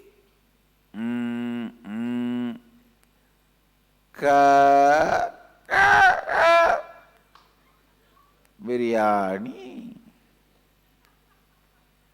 Maybe next time, I ate and like kaka biryani. Maybe the third time, I ate and like kaka biryani.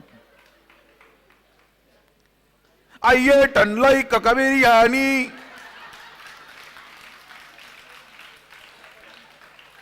That's all is your inner audio recording. Please understand. If you think, if you are inside audio recording is done, you will have multiple things. You are wrong.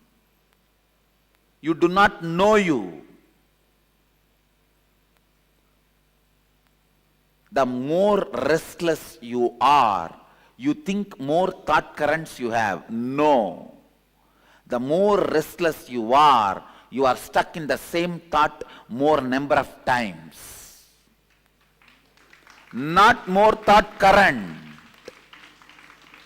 You are repeating the same more number of times, not more number of thought currents. Listen. Listen to this understanding. You can be complete and be liberated today. Internalize this truth.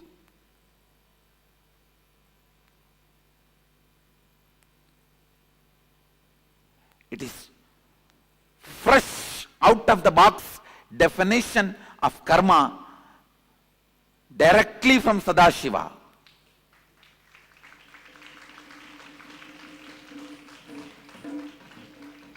Remember this one truth.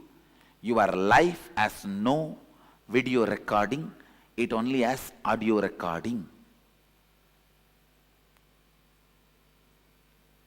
Your actions do not count, your thought current counts.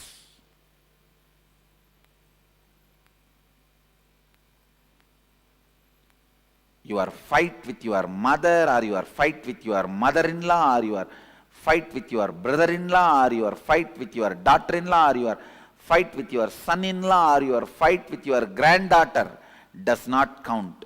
You fight that counts.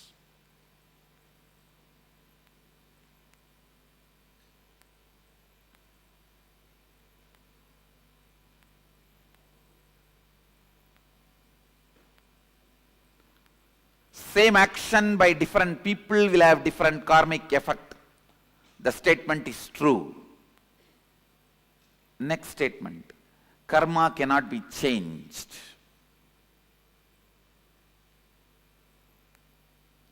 You may be thinking, I am going to say this statement is myth. I am saying truth. Karma cannot be changed. It can only be discarded. It cannot be changed. It can only be discarded. Understand the thought current of fight, thought pattern of fight. If you pick up, you can never see peace. It cannot be changed. You cannot alter the effect, side effect, the associate thought currents, the friend, neighbor of this thought current. They come with Anga, Avarana, Parsha Devatas. If Mahadeva comes, Nandi will come. Devi will come. Ganesha will come. Kartikeya will come. With Ganesha is rat will come. With Kartikeya is peacock will come. With Devi is our lion will come.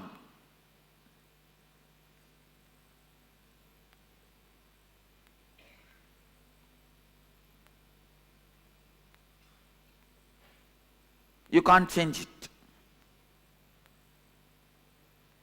When you bring the thought current of fight, all the things associated will come, you can't change it. Effect, side effect, after effect, everything will come, you can't change it. You will attract the same type of people who are holding the same thought current in your life again and again and again. It cannot be changed. Karma cannot be changed. It can only be discarded.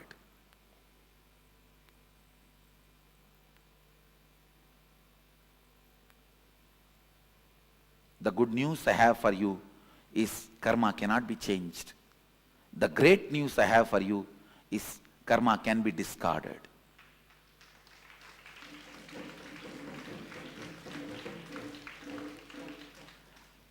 The moment you discard one thought current, suddenly you will see not only you are entering into the next level of your existence, you will be seeing the people who will exist in the next level surround you suddenly.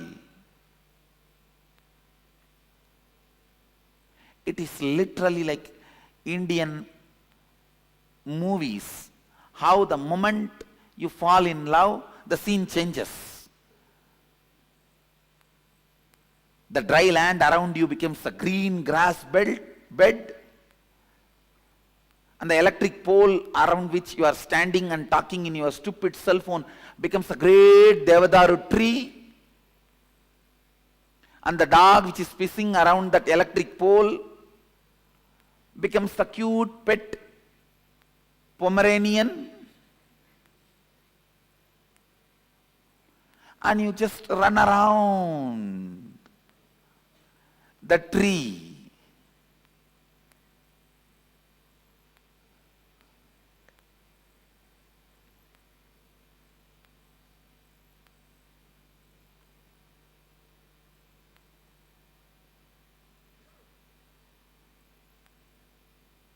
Sometimes you even feel the chillness around the pole. Ice around the pole, till police comes and picks you up.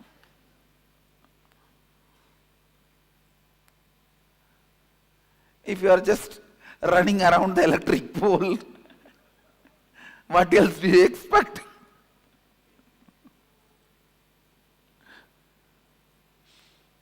Just like how in Indian movies, the moment you fall in love, your whole inside, outside changes. I tell you, exactly the same way. When you complete even with one thought current, the whole thing suddenly around you will change. It has to change, only then you are completed. Your friends in reality and your friends list in Facebook. Your likes in reality and your likes in Facebook. You are right, wrong, good, bad, everything suddenly will change.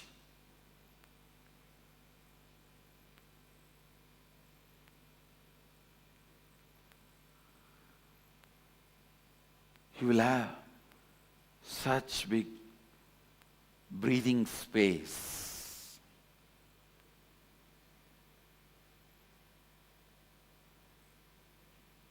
You will have that breather.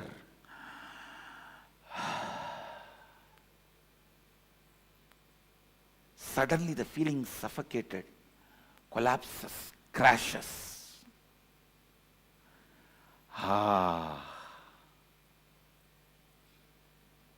That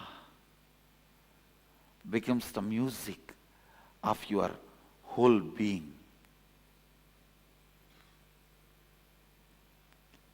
Whenever the becomes the music of your whole being, you are tasting completion. You are tasting completion. You are tasting completion.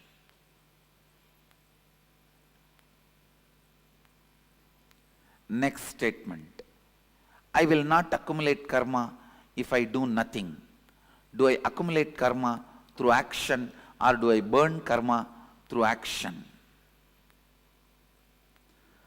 This statement, I will not accumulate karma if I do nothing, is a myth.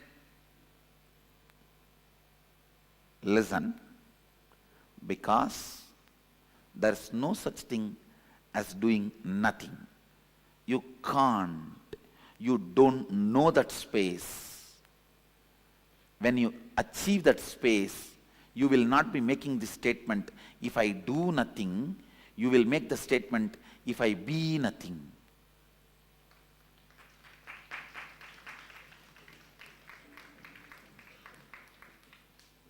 You can never be doing nothing if you are being something. Only if you are being nothing, you can be doing nothing.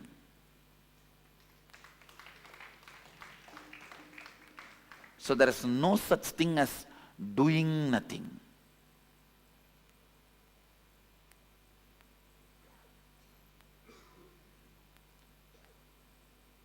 So the statement, I may not want to even say it is myth or reality, I will say it is wrong.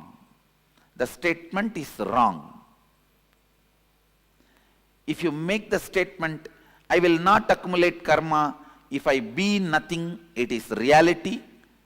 If you make the statement, I will not accumulate karma if I do nothing, is mistake statement.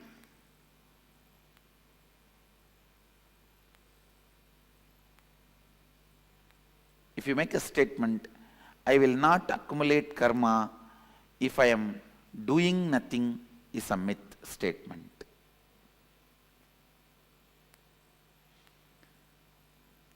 Next line, do I accumulate karma through action or do I burn karma through action? Understand? If your context is moving towards completion, you burn karma through action. If your context is not towards completion, you accumulate karma through action.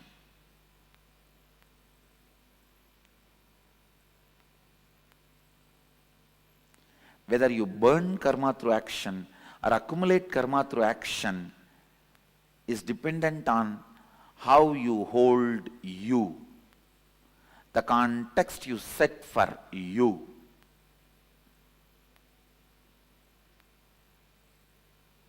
Basically, if you believe cosmos has CCTV camera recording going on,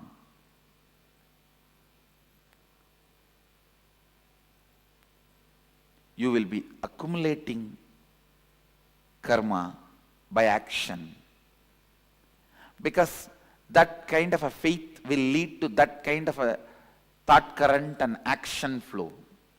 But if you understand it has no CCTV footage recording going on, it has only internal chip recording the audio, you will exhaust your karma through your action, because you know where you need to work is the thought current you are having, not the action trend you are doing. The struggle is not supposed to be done to wake up early morning 4:30. The struggle is supposed to be done to break the lazy thought current and boredom thought pattern.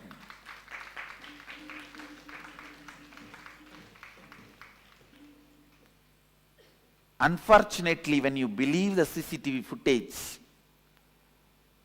all your struggle is aimed at waking up at morning 4 o'clock instead of breaking the thought current of boredom, thought current of tiredness, thought pattern of tiredness and boredom. Even for your whole life, if you wake up early morning 4:30, did not break your thought pattern, thought current of boredom and tiredness, you built a good habit, not liberation. Habit is a habit. All of you know, I may want to remind you once more. In habit, if you remove the T, if you remove the H, a bit will be there. If you remove A, bit will be there. If you remove B, it will be there. Only when you remove the I, the thought current, it will die.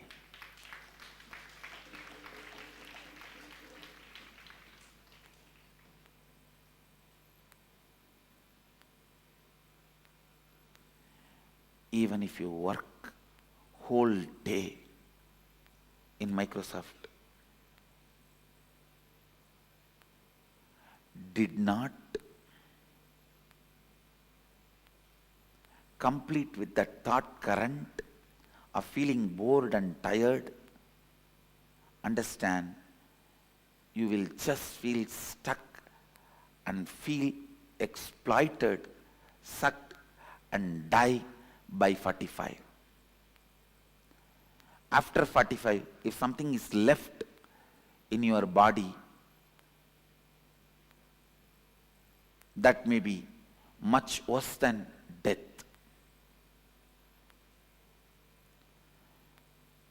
If you break the boredom and thought current and bring activism, you have experienced activism and go on working, you may be working till the last moment of this body's existence and still will not be tired, retired, bored.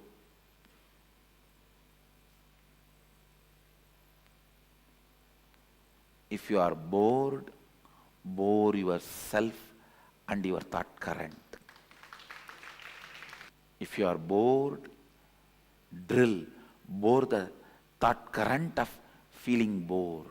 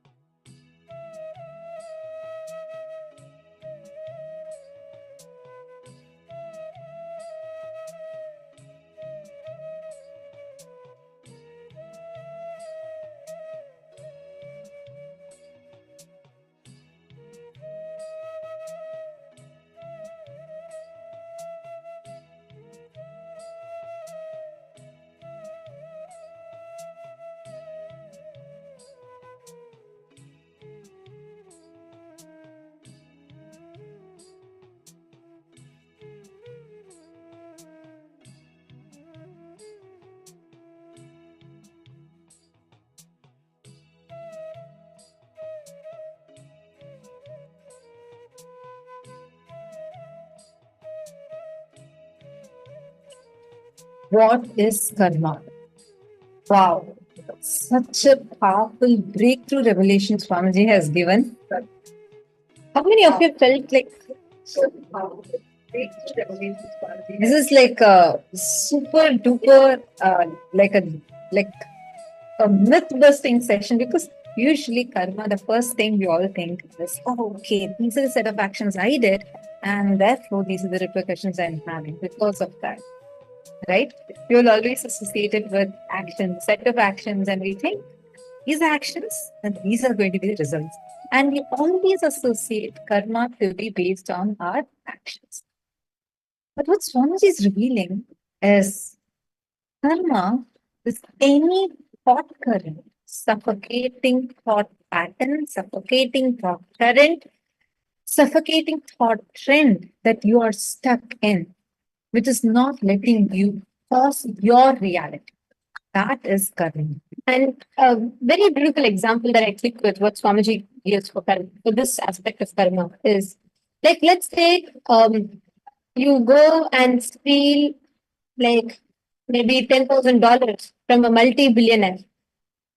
He may know, but he may not bother about it and he carries on. You do not get the karma of it. But let's say you go and just steal $1 from a miser and he rolls on the ground and cries for it, you get the karma.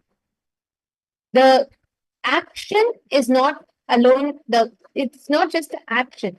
It is the thought current and the impact of the suffering created in the other due to the thought current is karma. That's why Swamiji tells whenever, like for example, if a mom beats the child to align the child to, for out of concern to make sure the child is protected, the mother does not get the karma. But the same thing, if someone harms another child, they get the karma. The act of beating itself is not going to get the karma, but the thought current with which an action is taken leads to the karma, understanding of karma. And many times, even when you think, oh, I'm not doing anything, I'm just there, I'm not taking any action on this, but that's it.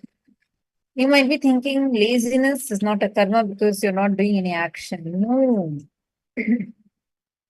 Commission or omission of any action is not going to be the karma, but the thought pattern, the thought current, which is driving you to do an action or not do an action is karma. If you are stuck with a thought pattern that is suffocating you and not letting you cause your reality, it might be as simple as you have a pattern of not being able to speak up for yourself. It might be that, like for others, it might feel like nothing wrong. Okay, fine. That person is probably an introvert. That does not matter. If that pattern is suffocating you and creating a suffocation inside of you, a powerlessness inside of you, that pattern is karma. Or it might be a very simple thing for you. You just feel like you're not able to manage your time, you're not able to organize yourself, and you feel very, very restricted because of that, because of you not being able to manage, you're not able to organize your day, you're uh, messing up in things, and you feel like you're all over the place. That thought current that's making you do that again and again, and you still feel stuck is karma. Anything, if it does not bring powerlessness to you, it will not bring karma to you. And What's the powerful revelation? And many times, like Swamiji revealed, when the moment you decide to walk out of a karma chakra, which means when you decide not to react to a karma, and whenever a karma pattern is getting triggered, you deciding not to react to that, which means it will liberate you from that karma chakra. It will liberate you from the side effects and after effects of that action. Because the moment you walk out of the karma chakra, you are out of the entire continuous thought current that you are stuck in. Stop initiating new karma. Then your whole kundalini will be awakened. It will just simply change the flow of your life. It will change the very way how your life is, the very flow of your life. Now we are going to take a few minutes and actually identify What are these thought currents? What are these thought patterns that we are stuck with? Where you feel that it's suffocating you, it's not letting you cause what you want as your reality. For example, you want to take ownership for your work, but right when you're about to sign that final deal with the company, you get flustered and you stop. You feel this is a constant pattern that is repetitive in your life, and this is causing suffocation. That is correct. I request all the participants to please take your paper and pen, and you're going to be sitting down with yourself. Let's take about 5 minutes and please pen down. Please feel free to post it in the chat.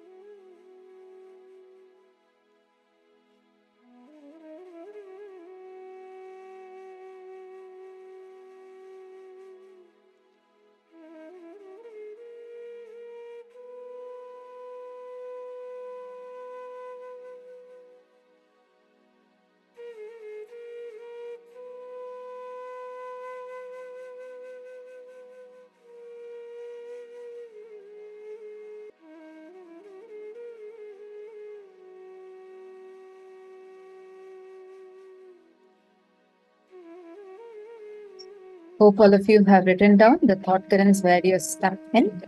So once you've finished this step, please do let us know. Post it here in the chat if you have finished this step. Now, the second step, step number 2. Decide to discard these thought currents. To each of these suffocating thought currents, sit and find out the root, do completion at them, and decide ferociously from this moment onwards, you are deciding to break free from these. I mean, if you're understanding this step, decide, just ferociously decide to break free from this.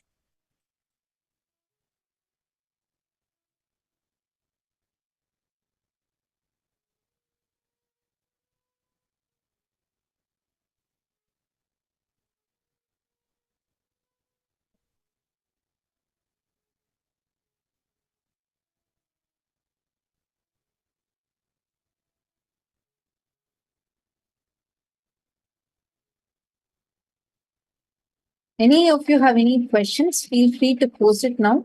You can post it here in the Zoom chat itself and ask. Have all of you understood this powerful revelation on karma? Okay, Bhaskarnaya has posted.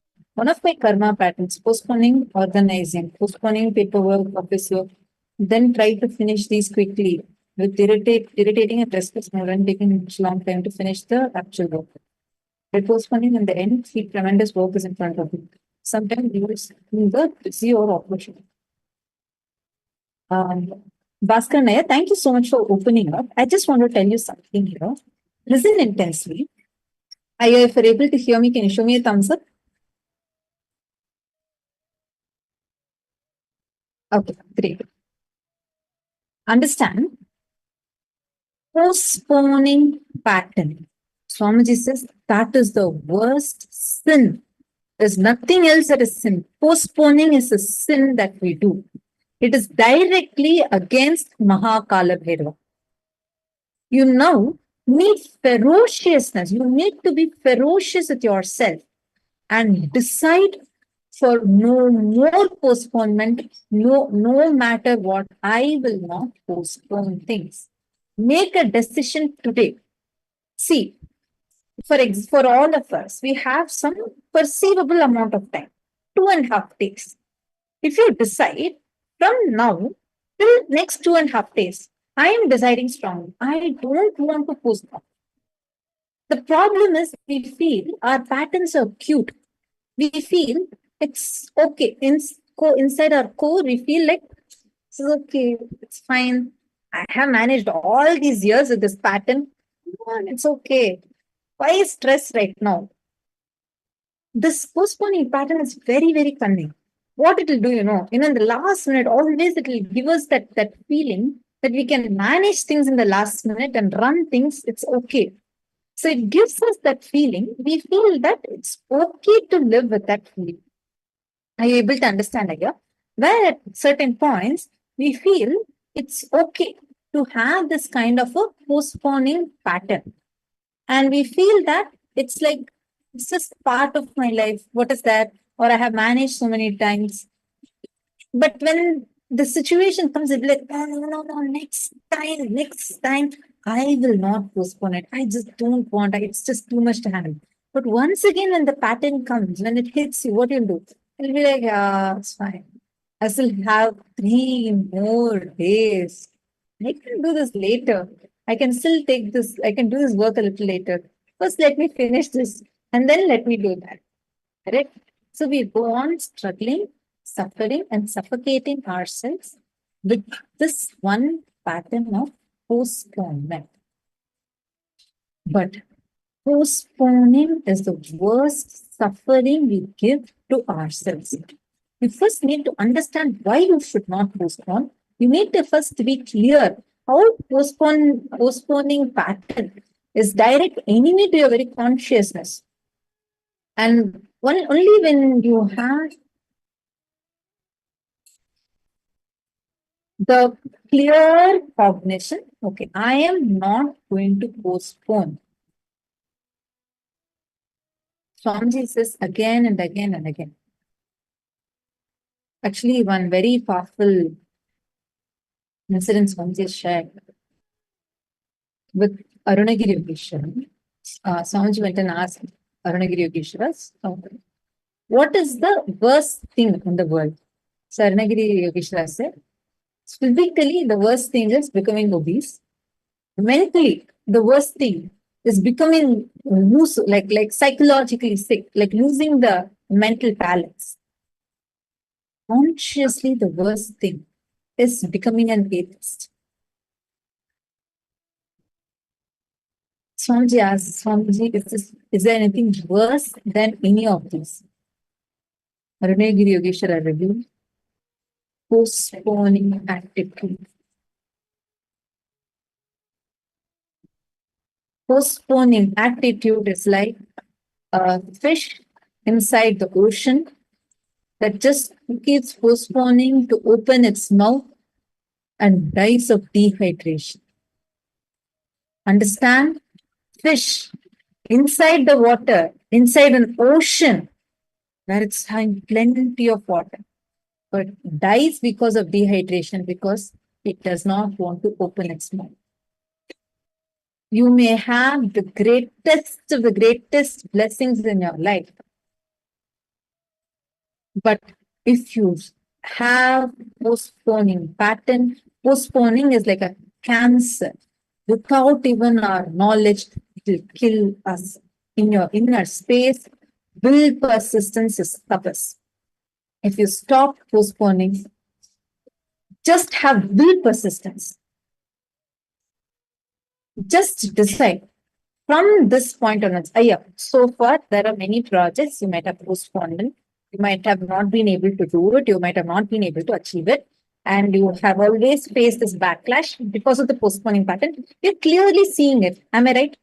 You clearly see every time you postpone something, it always backfired. Now, don't immediately plan, okay, Swamiji, from this moment onwards, next, forever, I will never postpone. Your own part inside you will sit inside you and laugh at you. For all of us, this will happen.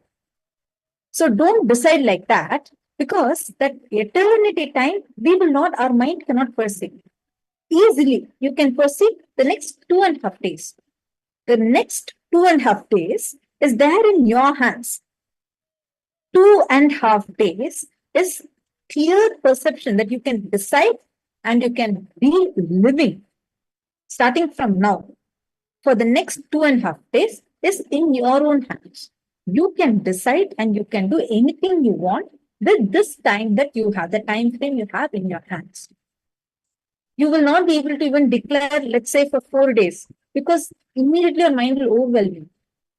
Forget about years, months, weeks, or not even 4 days. Just decide. 2.5 days from today, I will take a decision. I am not going to postpone. Whenever you're struggling with taking responsibility into something, something is a very amazing solution for it. Usually, what will all these mentors or trainers, they'll tell you, okay, organize yourself, forget these different works, just focus on this project alone, take this project up, and then you do.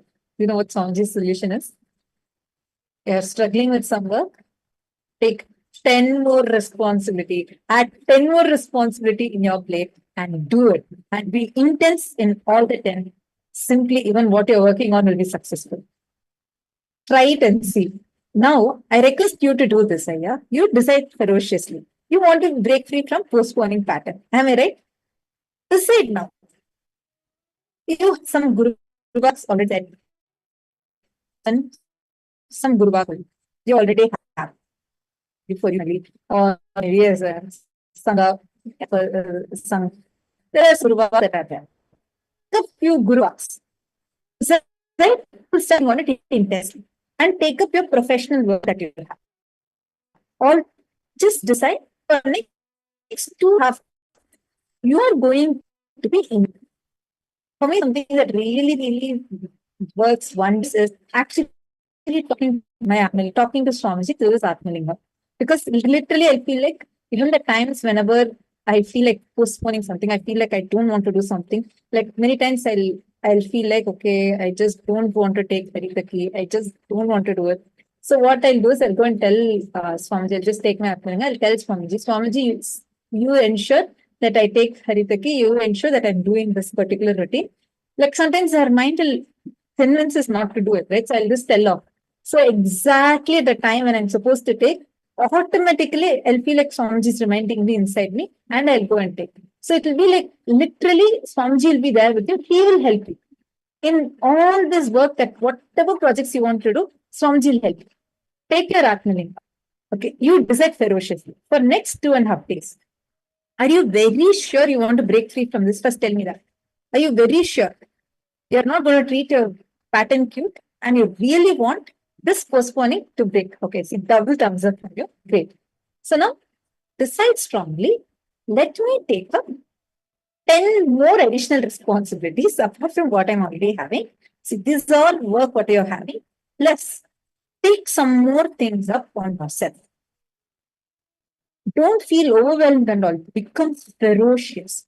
It is ferociousness that can break free the time layer. Yesterday we learned ferociousness is the main key thing that can break free from your time layer.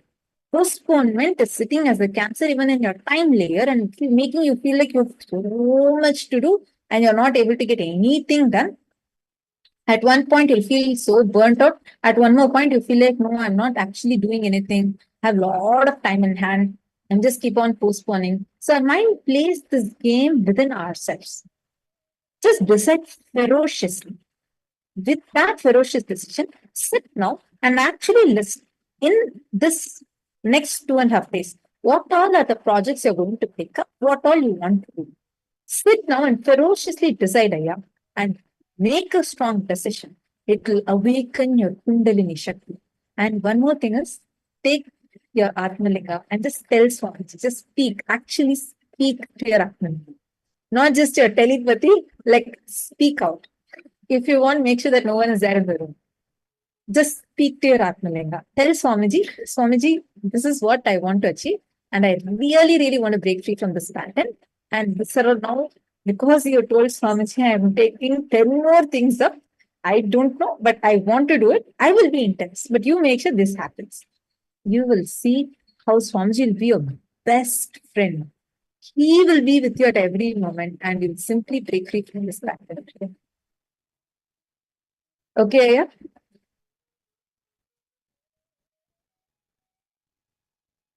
I have powerful purpose into my mudras. This is the day not. Sorry, Everardo Alfaroya, I'm not understanding the question you're asking. Please could you post clearly the question here? Anyone else has any other questions?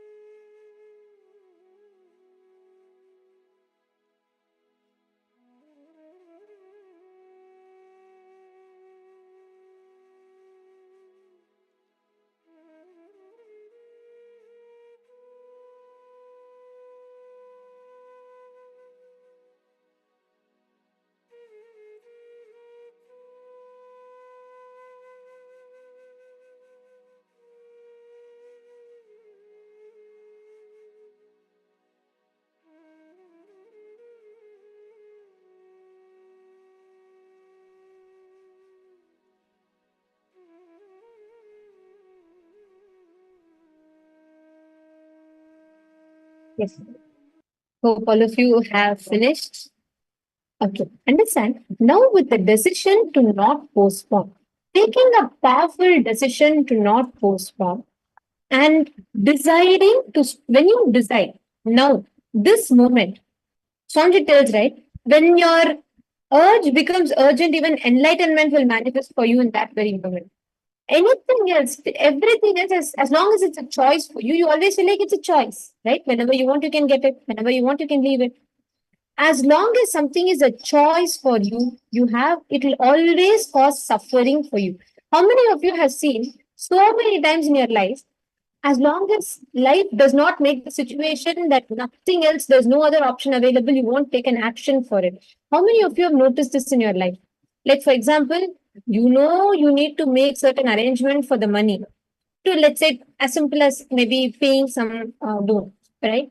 You have to pay the loan back, but you have a deadline, right? So you have a lot of time for it. So you always think, let me prioritize something else, and somehow by last minute I can make something happen and get the money for it. So you constantly, you postpone until there's a situation where if you do not pay by this time, that's all your things will be taken away. You will be facing an eviction. That time only will take an action. How many of you have faced such pattern? Unless you are put with no other choice, you do not take an action. How many of you are noticing this? Unfortunate but true. All of us do this. This is the truth. As long that is why society constantly, Swamiji tells, Maya entertains us through choices. As long as you have choices, you keep getting entertained in Maya. And you keep postponing. That postponing is the way Maya has power over you. Okay, see, And we have a question from our Priyatma Surupini. She's asking, Ma, does that mean do we have to stop reacting to any situation, even if it's not fair to us? Then we get free from karma? Absolutely, yes. I'll tell you, Ma. See, not initiating a karma chakra, not becoming part of a karma chakra. Listen very carefully. It is not that people all are very fair to Swamiji. No.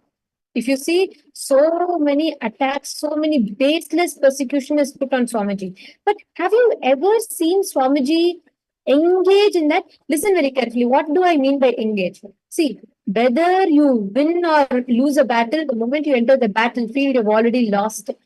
Because you are reacting to something. It doesn't matter whether you are trying not to get agitated or whether you are agitated, both ways you are losing yourself, because the moment you engage in the karma chakra, you're becoming part of that cycle. And understand the moment you unclutch from it, the moment you're not becoming a part of that karma chakra, the moment you stop becoming part of that karma cycle, you are liberating yourself. Let's say, for example, let's say someone is hurling an abuse at you. Whether you get triggered, you go and beat that person, or whether you feel I can't do anything, I'm very powerless. Both ways, you are engaging yourself in that karma chakra, and that will cause you karma because it is bound to cause another action. It's like a vicious cycle. so you may wonder, so what should we do? What if someone is actually coming and very actively attacking me? What do I do? Should I just keep quiet and accept it? No. Should I react to it? No. So what am I supposed to do? First, establishing yourself in the space of completion is needed. Listen. Ma Priyatma Surupini, if you are able to listen to this, please could you come on camera and show me a thumbs up if you're listening to this. Understand, listen very, very carefully to this. Whenever you take a decision and you are saying to yourself, okay, I am going to do this. I am going to be doing all these actions. It's a conscious decision. It's a conscious declaration to yourself. But whenever you react, you won't even spend that amount of time with yourself. It is like a spontaneous reaction you do unconsciously from your past. Am I right? When Bhagavan Shri Krishna ran away from the battlefield, he was not a coward. He knows very clearly for gods to come, people are going to be calling him as Rancho. But that is not the reason that he ran away is not from powerlessness. It is from extreme powerfulness. Swami just said so beautifully. Even at that time, don't think he was out of fear and going and sitting somewhere hiding. No, he was just enjoying with his gopikas around him and just enjoying with them, playing with them. And whenever the spies come along around him alone, he'll act like he's in fear. It is a very powerful game he played because he was established in the space of completion. He was able to play with his four identities. The first thing we need to do is bring completion within ourselves. Only when you establish yourself in completion, every decision you take will be the absolute best decision. Best decision. You will take the right and the most powerful decisions.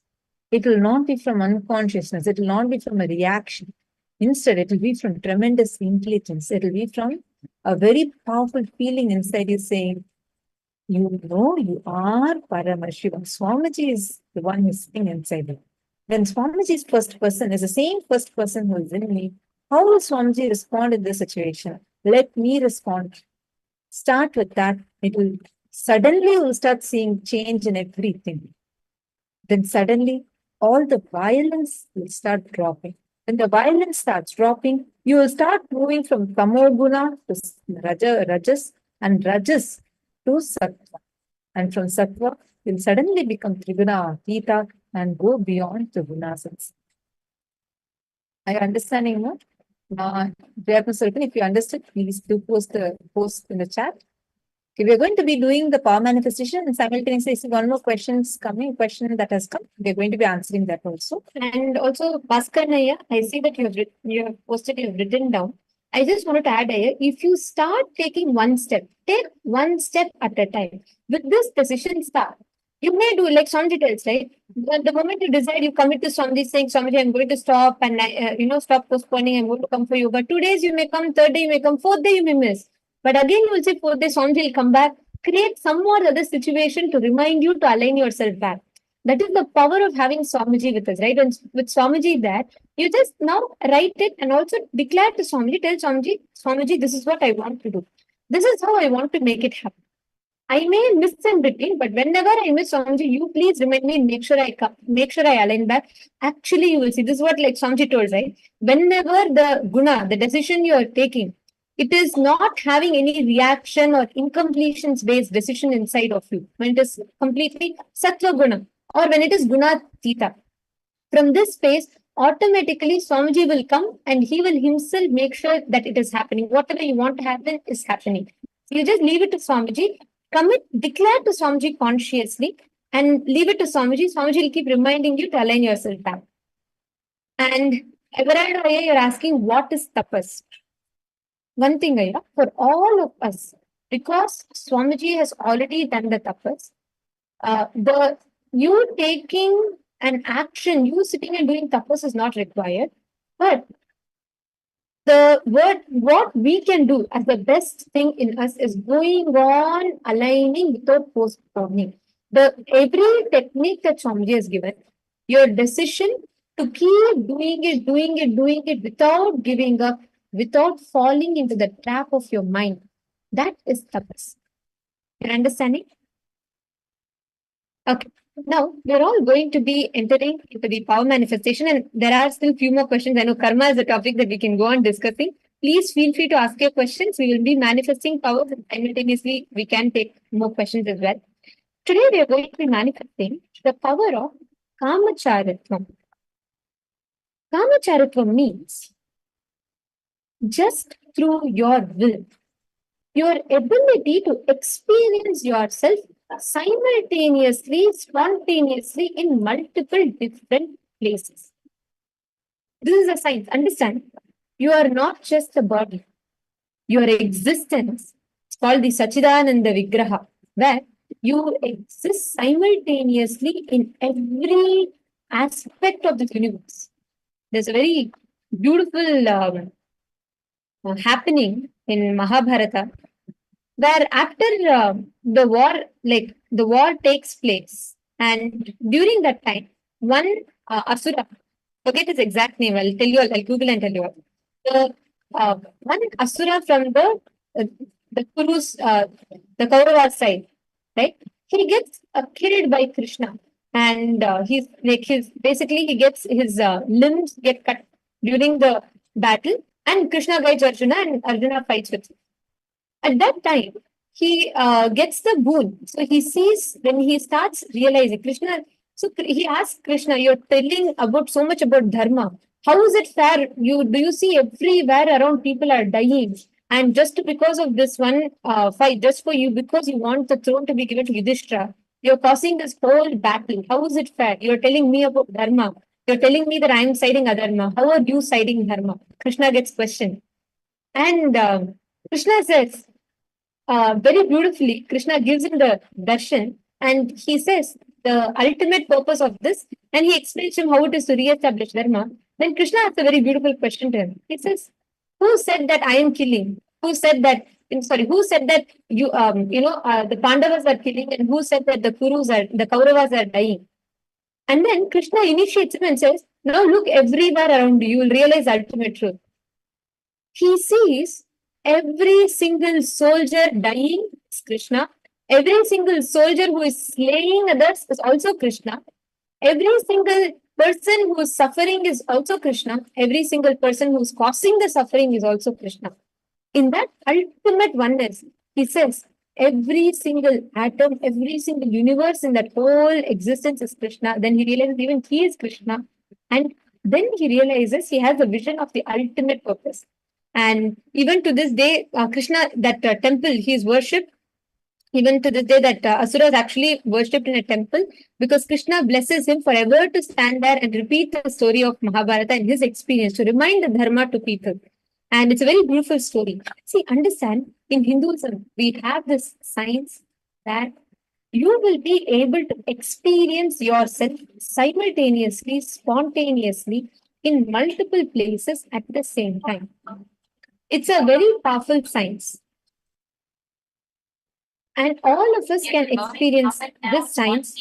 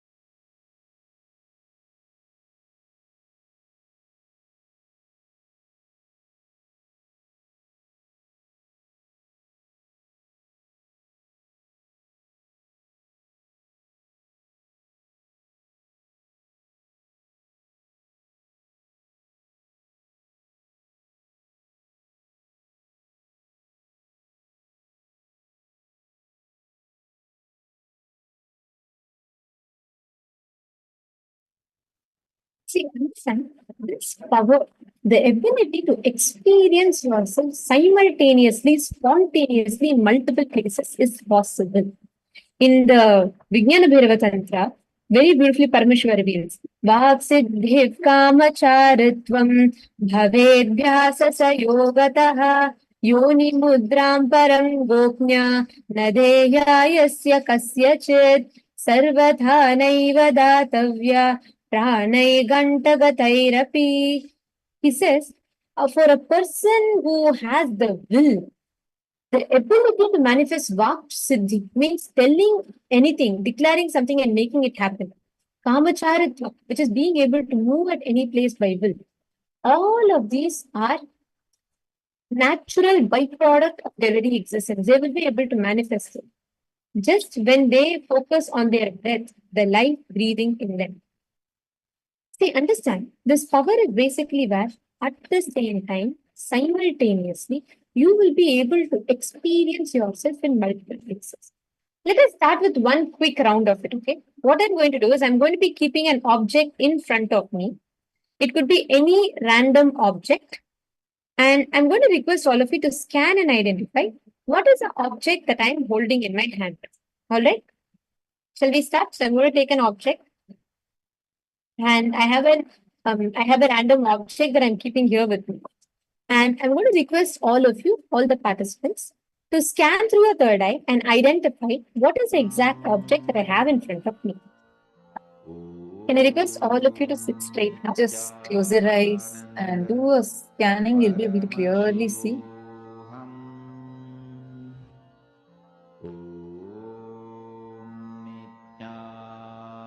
Ma Bhavani Veeraya, Ananda Swarupini, Ma Basting Uldas, and KAILASA Toronto, all of you.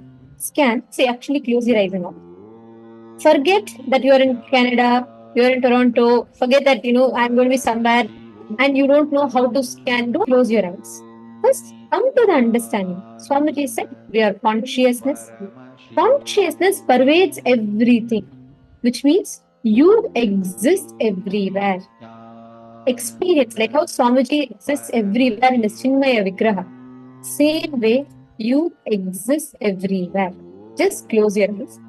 Connect to Swamiji and make this as a conscious decision inside of you. Decide consciously. Just ask Swamiji to show you what is the exact object that I am holding in front of me. You may see colors, shapes, sizes, numbers, whatever you are seeing. Go on describing it in the chat.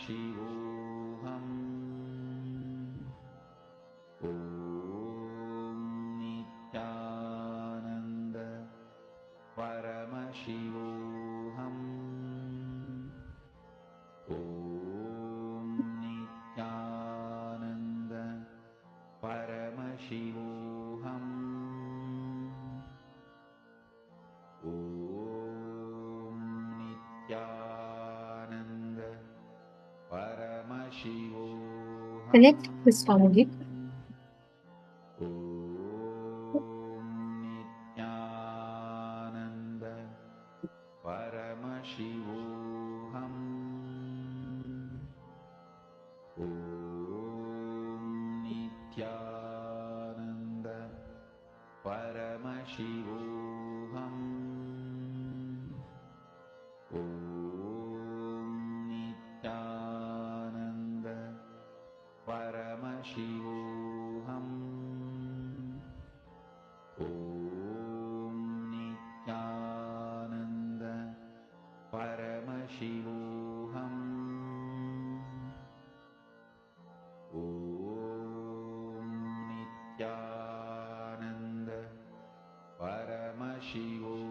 Chant the Mahavakya.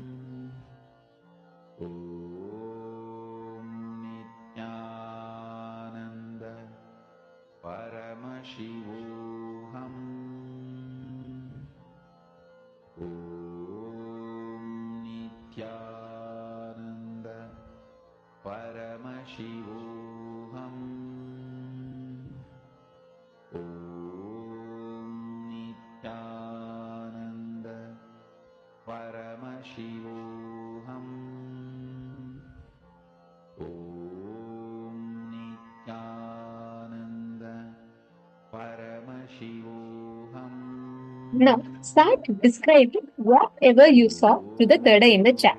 Describe what is the object that you're seeing, whatever Swamiji revealed to you. Can I request all of you to post now? Whatever Swamiji showed you, post it as Swamiji showed this to me in my third eye. Come on. Even KAILASA Toronto, each of you please take a moment and post it clearly. And you all can post your individual answers also here in the chat. Abdulaya, Besilaya, Purushotaya, request all of you to please post. And everyone here that are Anil Kumaraya, Pavanaya, Mahasarabeshwaraya, Sumita Kirvalaya, I request all of you to post. What is the exact object? And Anil Kumaraya, see, today is a very important day. So I really suggest that you stay here throughout the day. I know it's nighttime for you. But if you could stay throughout the day and if you could sit and participate in it, you'll really see an amazing breakthrough happening. See, each If you are here today and if you are listening to this, that means Swamiji has gotten you here and it is happening for you. And if each of you can sit and sincerely participate today, being in the camera, participate, you will really have a breakthrough.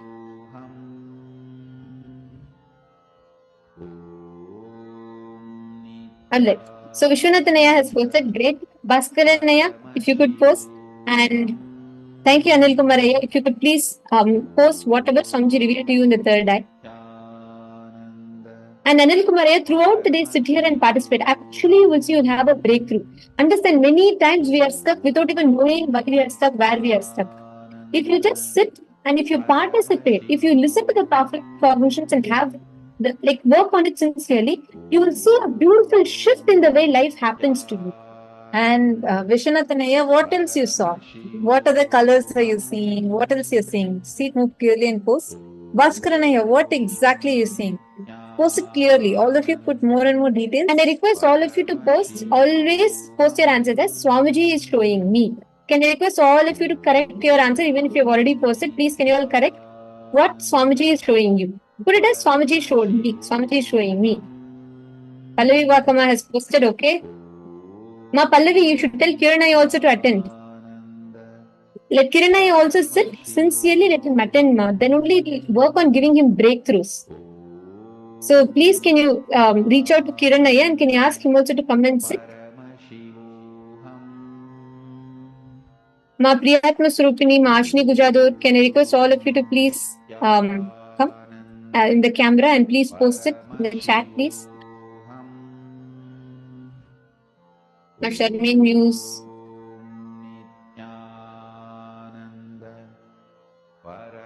I see one answer from KAILASA Toronto. Who's seeing what? Can I request you all to post with the names? And Ma Amrita Vandini, Ma Bhavani Viraya. Ma Bhavani, actually, if you can tell Ma Nageshwara also, if she can attend here, Ma.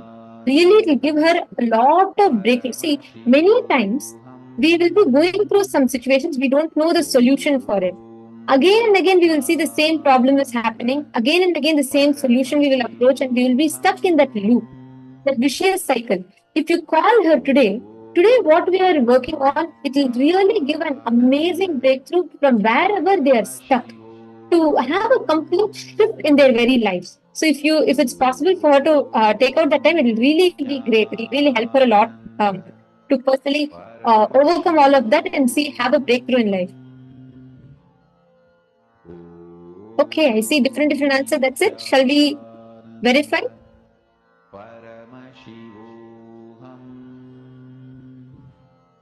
Okay.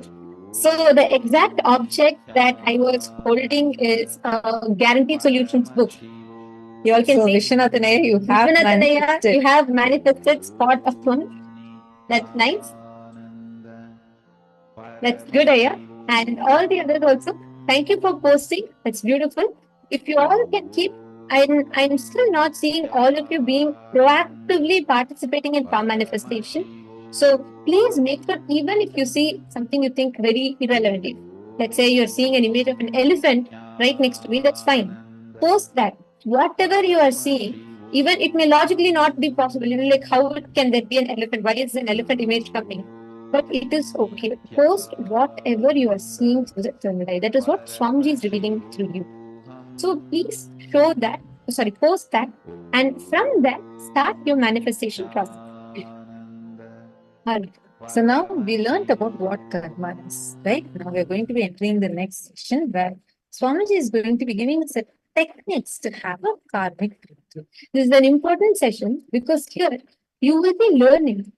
We all understood what is karma, how karma happens, etc. But how exactly do you overcome a karma? Like, what if you are already stuck in certain karma patterns? Even you do not know why you're stuck in a certain pattern, but it is happening to you. How do you overcome those situations? Let us now listen to the revelations from Swamiji.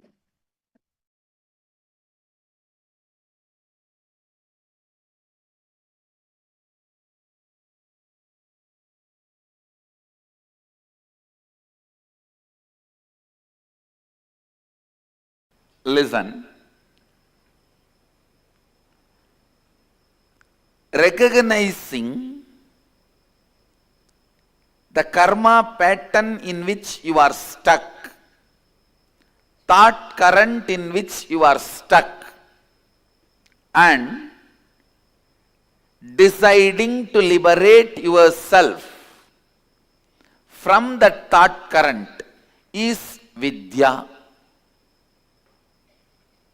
Recognizing karma pattern, thought current in which you are stuck and breaking from that, having a breakthrough from that thought current. Please understand, your decision to change you, your decision to have a breakthrough in your thought current is required basically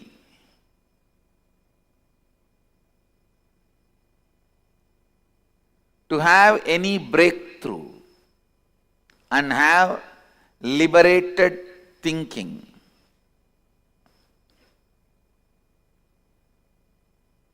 Understand some of these basic truths.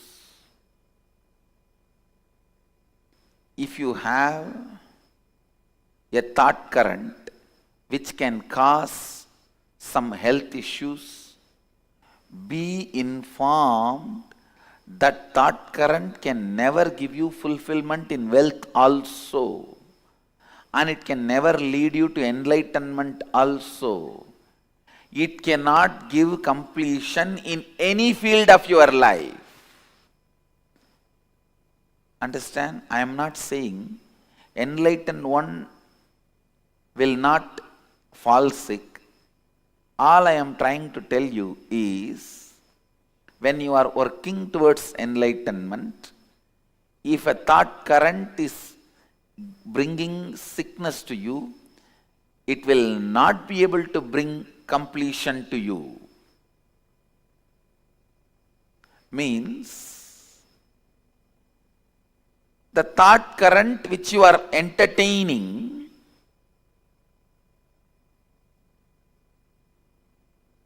will bring difficulties not just in one field, in every field. So the repairing of thought current is not going to help, only replacing it is going to help.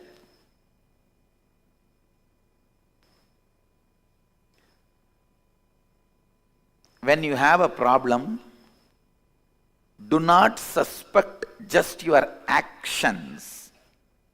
Suspect the very you. Please understand. Do not suspect just your action. Suspect the very you. Means your very thought current, your idea about you. Suspect that very you, because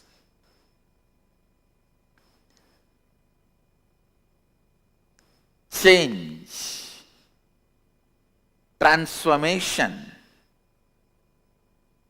reinventing yourself, having a breakthrough from karma pattern, all this is easy and doable in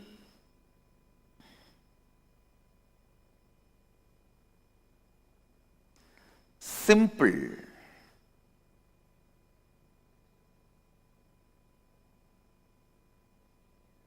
decision of suspecting your very thought current. Please understand. Most of us go on suspect our actions. I think morning I don't get up and do yoga, that is why I am sick. I think I don't go to office in time, that is why I am not earning. I think I am not taking right decisions in my office, that is why I am not yearning. All this is suspecting your actions. No. That is not going to solve the issue. That is not going to give you a breakthrough. Suspecting your very cognition about you. See, early morning, unable to get up and go for yoga, means you have the deep cognition that is not possible for me. It doesn't look like me. It looks like somebody else, not me.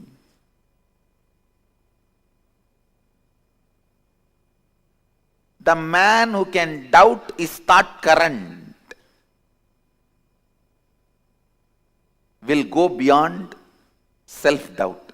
Actually, the ultimate yourself can never be doubted. It is self-effulgent. Whatever you can doubt, your self-doubt, self-hatred, self-denial, SDHD is all about your thought current.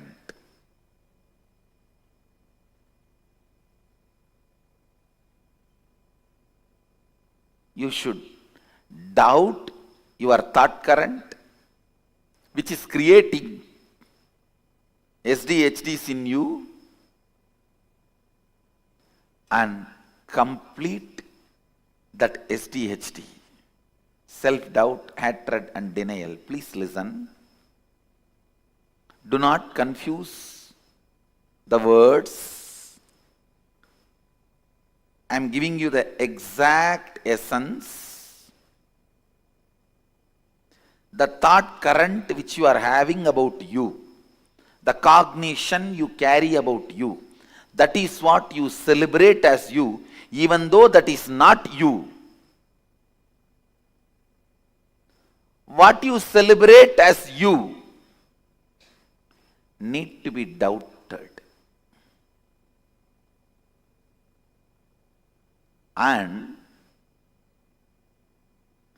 the completion need to happen for the doubt by dropping that very self which you cognize as you.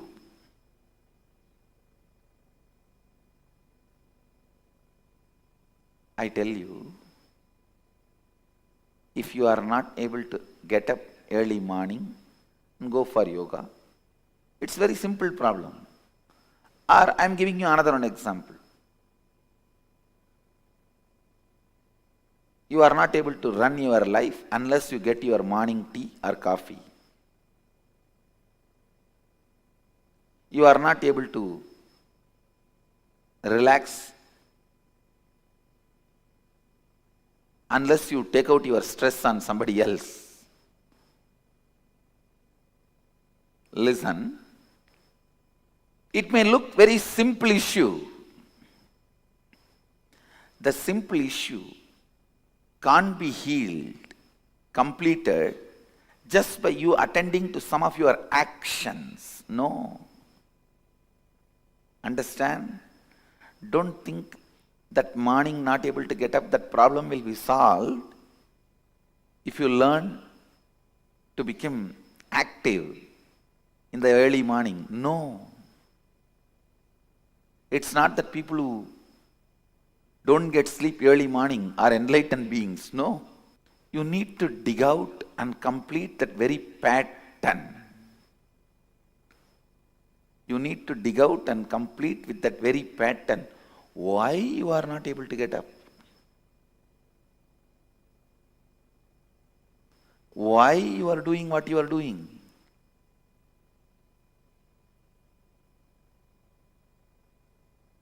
Partially attending or looking into your problems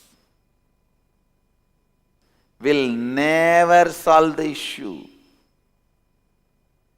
The very thought current need to be renounced.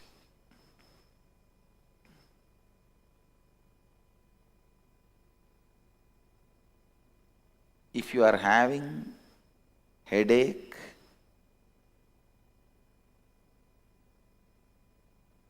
be informed It will not just resonate in your head, it will resonate till the end of your life, wealth, relationship with others, contentment, everything. Everything.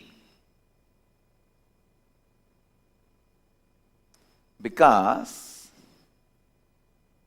it is the thought current. One of the most paradoxical thing in the life is, listen, one of the most paradoxical thing in the life, whenever you need to attend the whole, you attend the part. Whenever you need to attend the part, you attend the whole. It is very unfortunate. Whenever you need to attend the whole, you attend the part. Whenever you need to attend the part, you attend the whole. The very thought current with which you operate need to be replaced.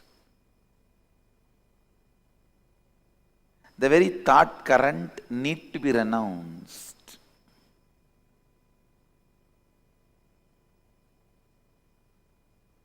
If you are entertaining the thought current, you don't have enough energy to wake up in the morning.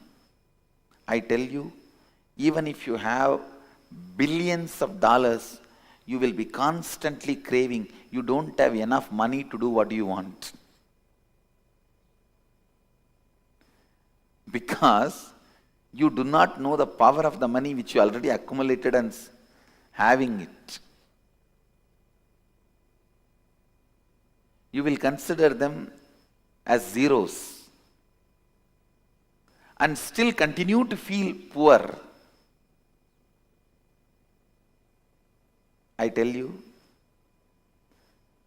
the man who feels active about himself, the kind of a richness he feels, and the man who feels stagnant about himself, the kind of a poverty he feels, I tell you,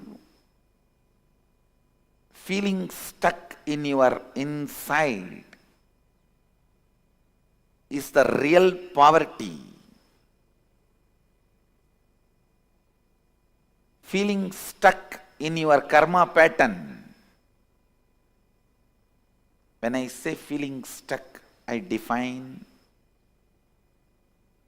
please listen, I'll define feeling stuck. Today, you somehow wake up, do little yoga, and even go up to the level of Kirtan, Guru Puja, then 9 o'clock flat. Then for 1 week, nothing moves. Again, after a week, you attend karma webinar and you decide to break from that pattern. Again,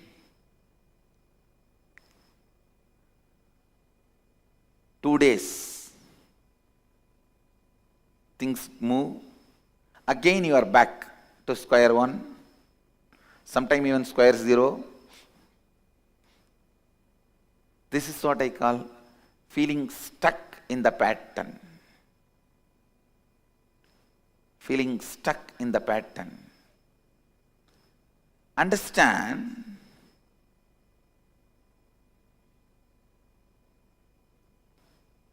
unless you give a breakthrough, you give a break for yourself, unless you decide to break from this karma pattern,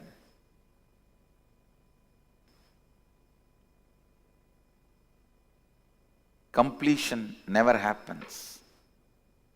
Fulfillment can happen only when you break from karma pattern. I tell you, I have seen millions of beings, not just human beings, Gandharva, Kinnara, Kimburuda, Yaksha, Rakshasa, bhuta, preta, pichacha. I've seen all types of beings. With that clarity I am talking to you. I tell you, every problem you face is your decision taken in the past. Every obstacle you face in your life is your decision you took in the past, knowingly or unknowingly.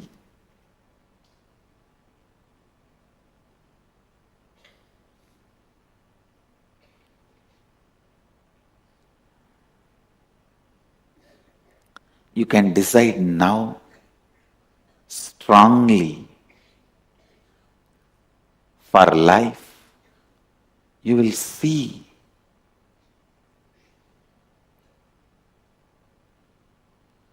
everything, all the best things of life expressing itself.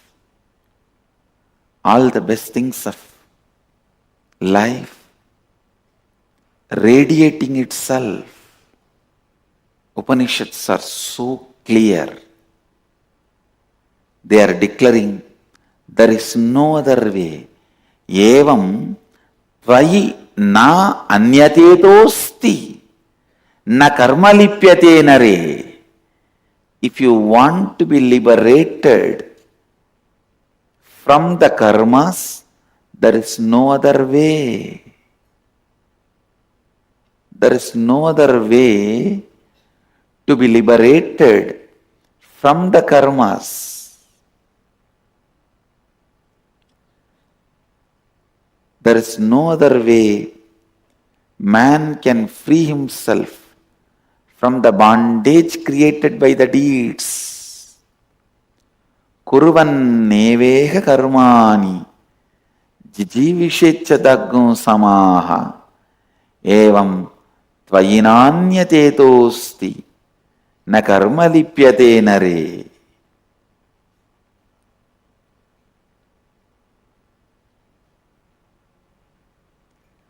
There is no other way by which a man can free himself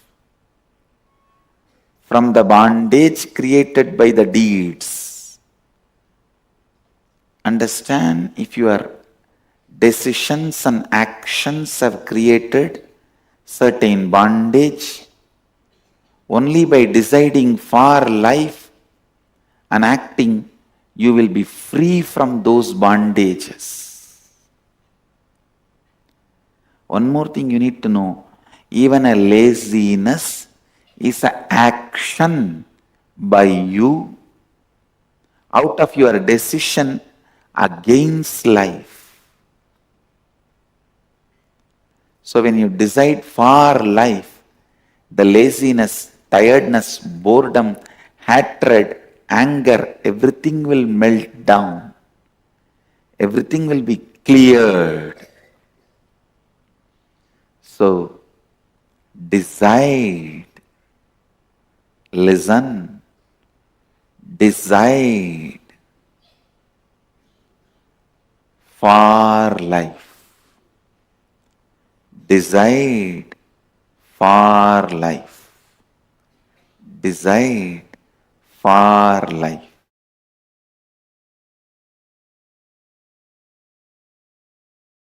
Now I am coming to the principles. Universe is consciousness. You are conscious. I am conscious. We all exist. Very decisively, consciously, not accidentally. So whatever we contribute, good or bad, does not die. So now, I'm going to give you principles, one or two truths. See, in low level, animal level of existence, all the good you do, you have to enjoy. All the bad you do, you have to suffer. The next human level, if you raise, you can exchange, means cancel all the bad for the good you did. If you raise to the God level, divine level, the good and bad does not bring direct result to you because you are not doing it for yourself, but it brings the collective effect. Listen, I'll tell you now. I'll give you the example. In animal level, if you give food for 5 people, you will get that punya. You have to enjoy that punya. You cannot avoid it. If you hurt 5 people, you have to go through that pain. You cannot avoid it. Neither good nor bad can be avoided. You have to go through both. For the good you did, you have to spend time in Swarga. For the bad you did, you have to spend time in Naraka. Mandatory. In human level, if you raise little bit, I'll tell you how to raise. If you raise little bit, you can cancel with each other. For example, oh, this person did this much of bad. 5 people have been hurt by him. Okay, let him do good for 5 people. With that, it is neutralized. For example, if he has deprived food for 5 people, okay, give food, do annadanam for 5 people. It's neutralized. Prayaschitta is enough. You are free from the punishment. You don't have to suffer the karma just by prayaschitta. It's a human level. Next, divine level. Neither he gets the punya of good, nor he gets the sin of the bad, because he himself is not doing it for his personal gain. In the divine level, he does what is good for the world, what is good for the larger society. He makes only that kind of decision. So the result also goes to society. He himself does not suffer. Like decisions of Krishna. He never suffered the outcomes of good or bad from his decisions, because he took decisions always for the good of the larger number of people. So he never personally had any suffering. Same way, Rama. All his decisions, he decided for the larger good, never for personal gain. So never he suffered the results, outcomes. Understand? In divine level, because of your unselfishness, your actions and reactions, good or bad, does not bring any result for you. It goes to the society for whom you decide.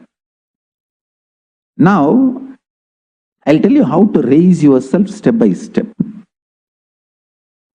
In the animal level, you are too much clutched to the idea of this world, materialism, this world. Too much of selfishness, too much of identity with the body, too much of matter-oriented mentality. Means constantly you count only your currency to know about your value. There is no value for the kind of a depth of life you are living. Understand? Depth of life is far superior than the currency you have in the bank. I can tell you very clearly. I think now the corona has made the whole world understand. Depth of life is far more important than the currency, because Many things depth of life can add, currency can't add. And all the time, energy you spent for the currency, now the life is also gone and currency also gone. Understand? Depth of life.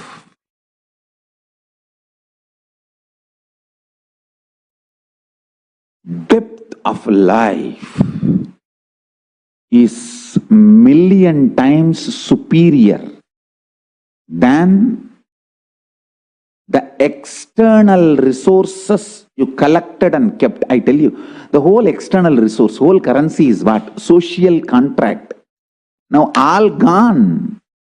What will you do even if you have social contract? All social contracts are no more valuable. All social contracts are melting down. Build conscious being. Now wake up to the reality. Build your body, mind more and more with intense conscious understanding about the cosmos. Understand the analogy I am giving. Facts I am sharing. The logic with which I am explaining. The conclusions I am giving, all four are directly from cosmos. It is not from any of your news, media, statistics, the human collected information. Understand all these four.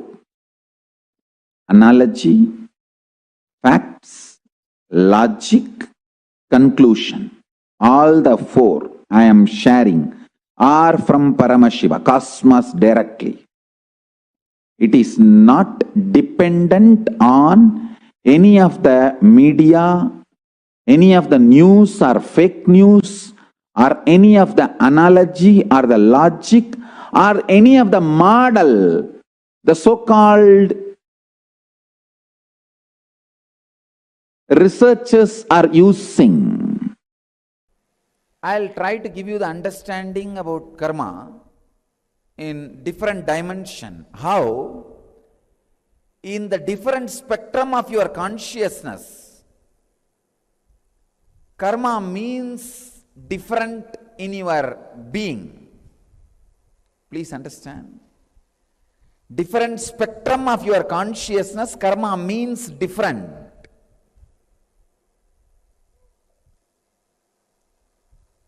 How in different spectrum, different level of understanding about karma exists? How different level it affects you? When your spectrum goes higher and higher and higher, means, understand, when your conscious spectrum goes higher and higher,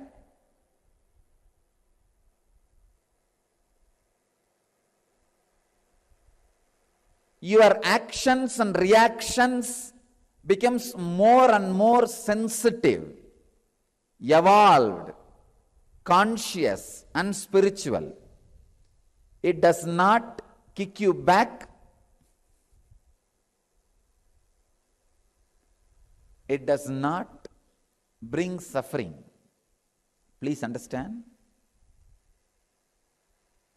When your spectrum is low, your actions also will be based on violence. Your reactions also will be suffering. When your spectrum is high, your actions will be based on the highly evolved consciousness. Your reactions also will not be based on suffering. If you are in the lower spectrum, even you can't fight with your own violence. So the only way to live is better raise your spectrum.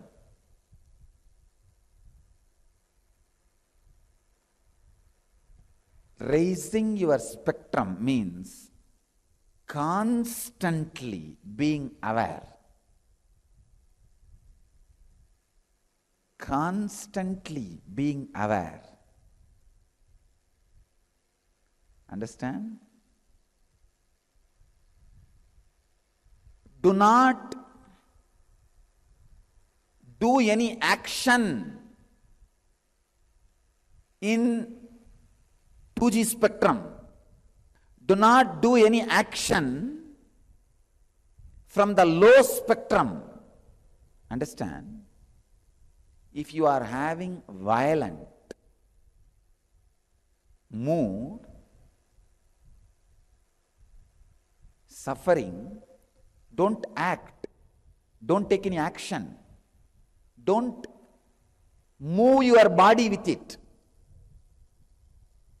Whenever you move your body with any mood, that mood becomes biomemory. If any memory moves your biology, your body, it becomes biomemory. You strengthen it. Don't. I tell you, in 1G spectrum, all movements are based on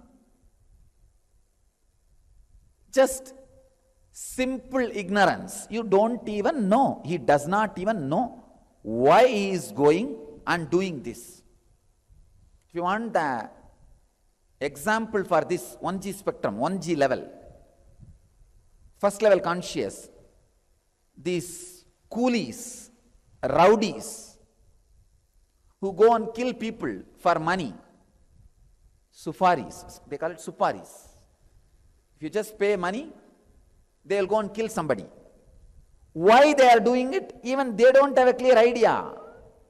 Because after killing, they will not be able to enjoy the money they received. They will be in prison, they know it. They will be dying in prison, stinking in prison. Just they do not know why they are doing what they are doing. That is 1G level, first, lowest level of consciousness. The second, working out of anger. Just no reason. Just anger.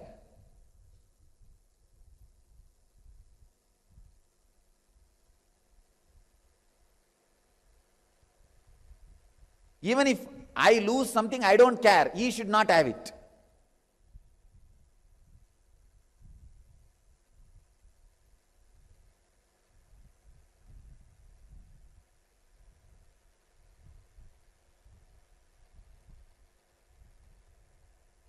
Just violence-based mental setup.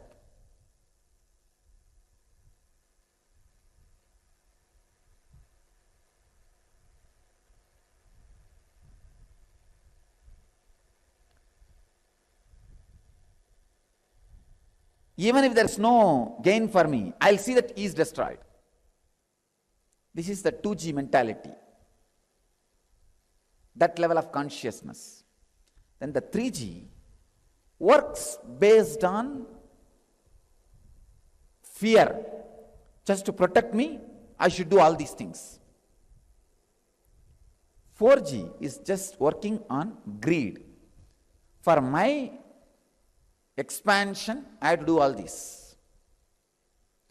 5G is working based on intuition. What is going to be best for me and the people around me? 6G is working based on pure prarabdha. Means, I am taken this body. What for this body is created? That prarabdha. Let that be completed so that I can rest in peace. 7G is action without any action. Action without any engram. Actions of the enlightened being, which neither binds him nor touches him. Action from the pure space. It's a 7G. Now look into yourself. Every day how your actions are. Try to maintain a chart when you are taking major decisions and actions. Have this 1G, 2G, 3G, 4G, 5G, 6G, like a calendar with a definition. If any action you are taking based on any one spectrum, mark 1. If one more action based on that, 2. Just study for 1 month and see from which spectrum many of your decisions, actions, reactions happen. Please understand, unless you take accounts, you do not know whether you are running in loss or profit. Unless you take the spiritual accounts, you do not know whether you are growing spiritually or getting degraded. I have seen many people thinking that they are growing, but they are getting degraded only. Have this spectrum analysis done on yourself. This will help you. After analysis, see, the moment you take the accounts, oh God, I am running in such big loss. Come on, let me be more intelligent. Better let me start changing the way I am acting. The more you go towards the higher spectrums, more you are going to live consciously an enlightened life. More you go towards the lower spectrum, more you will be suffering. Try to do this as experiment.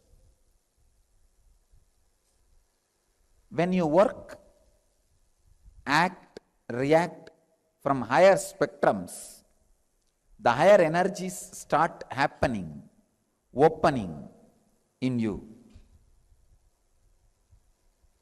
All you need to do is, every time when you make a decision, just try to mark from which spectrum you are operating. So naturally you can simply know what kind of diseases you can expect in your life, what kind of powers will express in your life, what kind of lifestyle you are going to be living. Whole thing can be very clearly described. I can say that this is the perfect inner astrology. Astrology of the inner science. Very clearly it can be described. Because based on your decisions, actions and reactions, the whole thing can be clearly defined. Now, just sit with this one understanding. Let me raise my spectrum, start functioning from intuition and prarabdha and pure space, and decide, from today, I'll start functioning from intuition, from my prarabdha, means the broad karmas, to achieve enlightenment, and from the pure unclutched space. I bless you all who are sitting with us around the world at this moment. Let you all achieve, experience, live, express, radiate and share the eternal bliss. Nithyananda. Thank you. Whatever good you have done to Guru and Sangha, that good karma will come. Same way, whatever bad you have done, that bad karma cannot be escaped. You can't escape from that bad karma.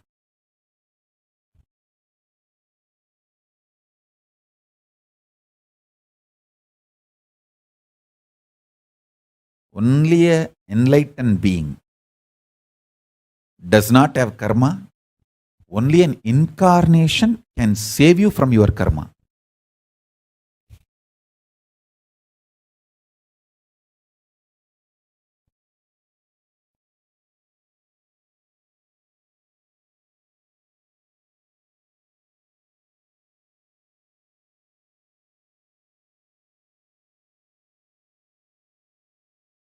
Listen carefully. When a guru gives a guru walk, never judge him.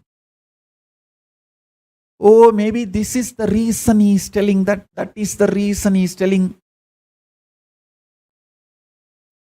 Yes, no reason other than taking care of you, liberating you, saving you.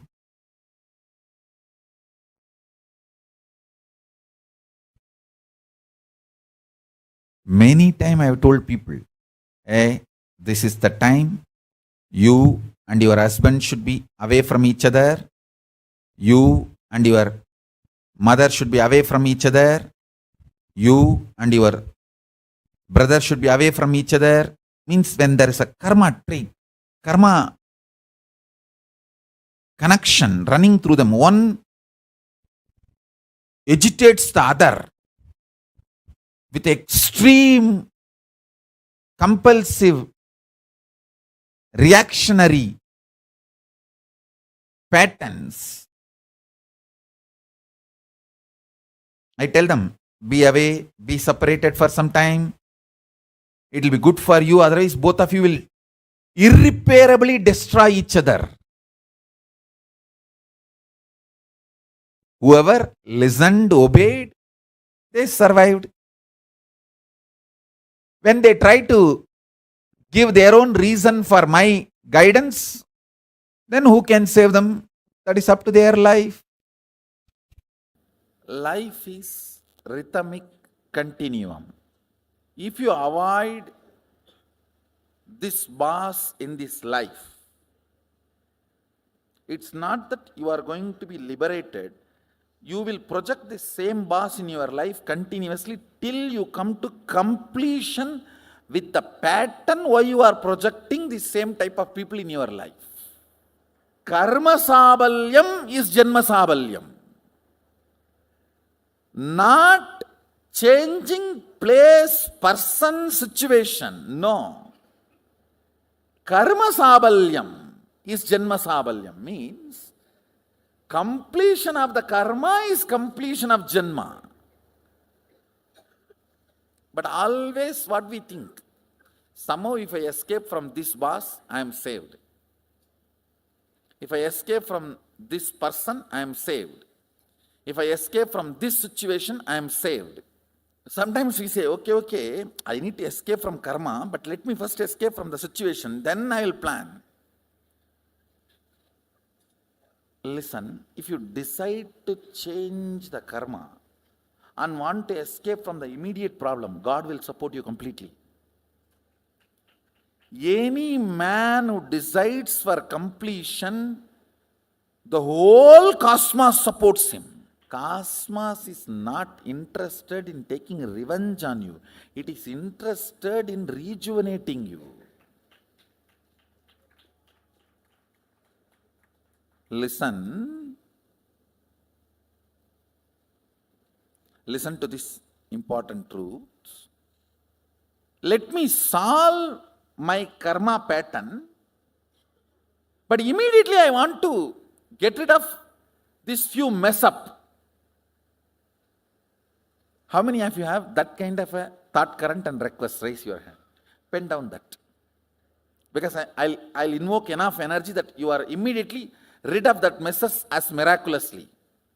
With the commitment, you are going to get rid of the karma pattern once for all. The moment you want to transform, I have authority to use all my powers to empower you. Listen carefully. Whenever an incident happening in your life, the time and space are flowing on one another. Your inner space is the space, and time is just moving.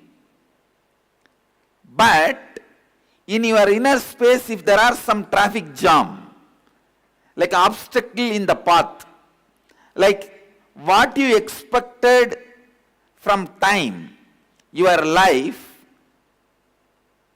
what you want if it is not happening, what you don't want if it is happening, that projects out. And if I have to give you a precise example, a stone or a nail sticking out in the road, if there is a stone or the nail sticking out, thorn sticking out in the road, and your car goes on that, what happens? Tire gets punctured. Same way, what you want, the greed, what you don't want, that fear, if you carry that two in your inner space and approach the time, your life, the time gets punctured here and there. Those moments becomes karma that gets caught in your inner space. That is what is incompletion. Now, going back to that same time and same space, when you are reliving, they actually don't mind anymore, don't matter anymore in your life now. See, the tire which got punctured, at that time it delayed you going to the office. At that time it was a headache in your life. Now it is no more a pain. No, it doesn't matter anymore. So when you relive them, that same time will be relived with the space where there is no nail or a stone sticking out in the, like a fear and greed. A smooth flow of time and space is ensured. When there is a smooth flow of time and space, it is called completion. So the punctured time is made to run through your inner space again consciously. So naturally, the fear and greed do not impact the time again now. Those wounds melt down. Those wounds get healed. A smooth flow of time and space, when it is ensured that karma melts down, that incompletion melts down, you become free from the incompletion created. Please understand, it's one of the most basic question about incompletion. First time I am answering this question. This is the most basic science of why, how incompletions are built and why it gets completed when the reliving happens. Your life is nothing but time flowing over the space. If you just keep your space with so much of love, visualize you are holding yourself with so much of love and expansion and bliss and allowing the time to cross you. That is like it will be like just such a beautiful flow. It will be like a snow car driving. You will exactly feel life is flowing through you like that. Snow car driving. And it is more and more exciting, enthusiastic. But whenever you stick your fear and greed into the time, you dent the time. The dented wheel cannot move fast.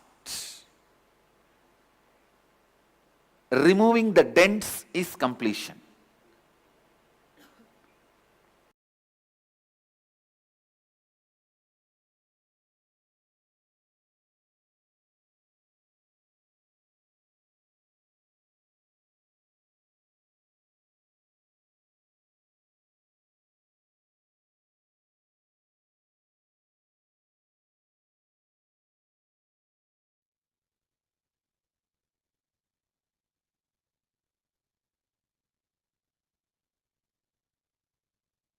Nithyananda.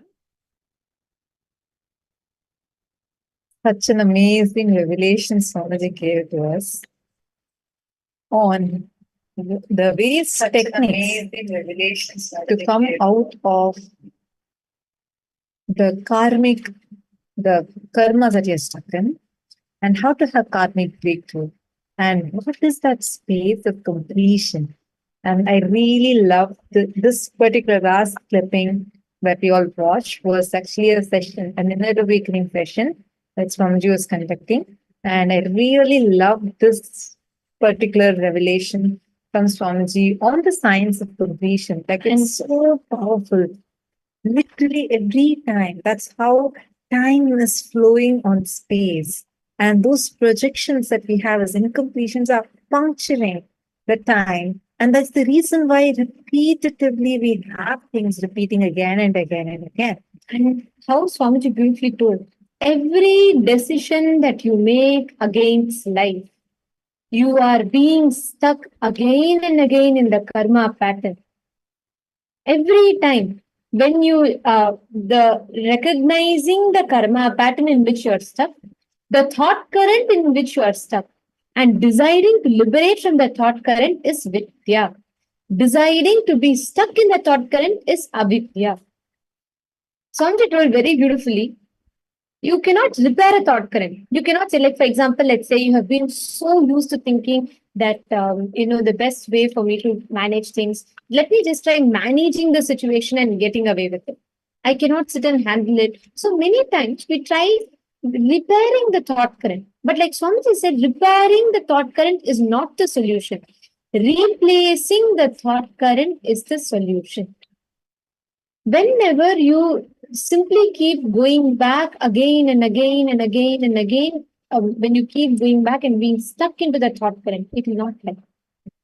When you have a problem, do not suspect just your actions. Suspect the very you in which that action is taken from. Means the very thought current. Many times, if you just go on correcting the action, the thought current will reflect in one way or the other. Unless you go to the root of the action, you will never be able to overcome, you will never be able to break free from a certain karma pattern. How many of you are understanding this? It is the root of the thought current. Priyatma Swarupini is saying she's getting a new understanding now. Actually, every satsang, every revelation of Swamiji's is so profound. If you just go with the approach, so not just your action. See, for example, you tried something. Let's say you tried, fixing your relationship through a certain behavior, but it only made your relationship more worse. Then don't just question your action. Question the thought current from which that action was made. A man who can doubt his thought current will go beyond self-doubt. If you start doubting your thought current, which means when you start going on again and again and again and again, questioning why that thought current is happening the way it is happening, you will stop having self-doubt within you. This is very, very important. Understand? Whenever you address the thought current, the root from which you operate, your whole issue will be resolved. It is not about the external, it's not about the external action.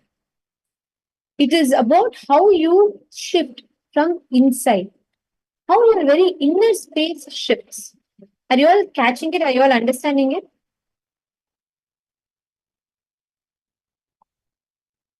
Can request all the participants to please post what you understood. What is your click?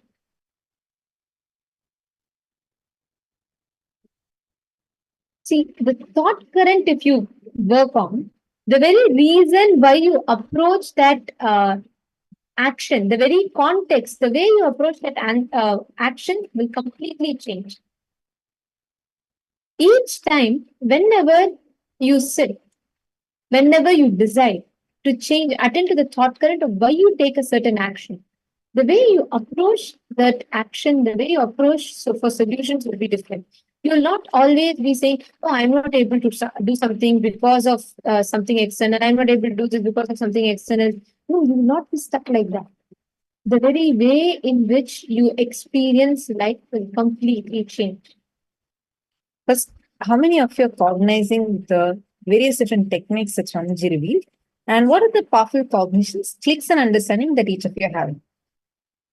One very important thing Swamiji revealed in this is about the number of decisions against life that you have taken, and from now, shifting these decisions for life decisions. How many of you understood this? I request all of you to please type. See, I see many of you intensely sitting and listening. But I also request all of you to type and post your understanding. Only then even we will start cognizing inside of us. See, otherwise, we are listening to so many powerful cognitions.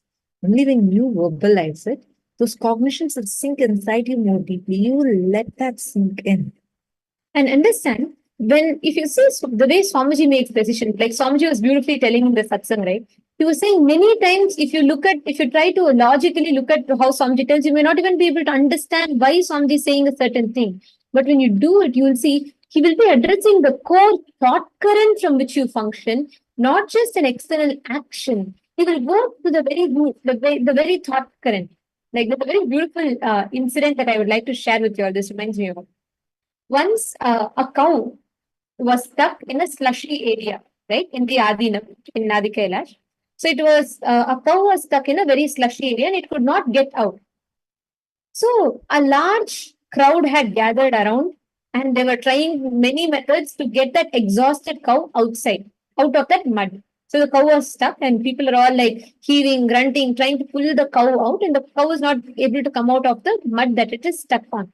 So there, like a crowd had gathered around and they were all trying to move the cow outside the Goshala. And at that time, Swamiji had passed by. He had driven to the scene with some devotees, and he stopped at a distance of about 20 feet from where the cow was stuck. Okay, are you all understanding? So wherever the cow was stuck, 20 feet away from that, Swamiji stopped the car. Then Swamiji looked at all the people who were trying to get the cow out, and he said, "No, you all stop trying to touch the cow. Move out of that place. Like, give some space." So everyone stopped. Then Swamiji just looked at the cow, looked right into her eyes, and Swamiji clapped his hands and he signaled for the cow to come out. So Swamiji, that's all he did. He just looked at the cow right into her eyes, and he just clapped his hands and he signaled the cow for it to come out. And just after that, the cow walked out on her own. The cow came out of the slush. No one helped this time. No one even touched it. It walked out on its own. People around were like so amazed. They started clapping. Then they all said, like, Swamiji did a miracle. And then Swamiji gave a very beautiful answer. Swamiji said, "I did not perform any miracle. I connected to the cow's intelligence, which had gone totally haywire by all those people who had pulled and brainwashed it into thinking that it could not be able to come out on its own.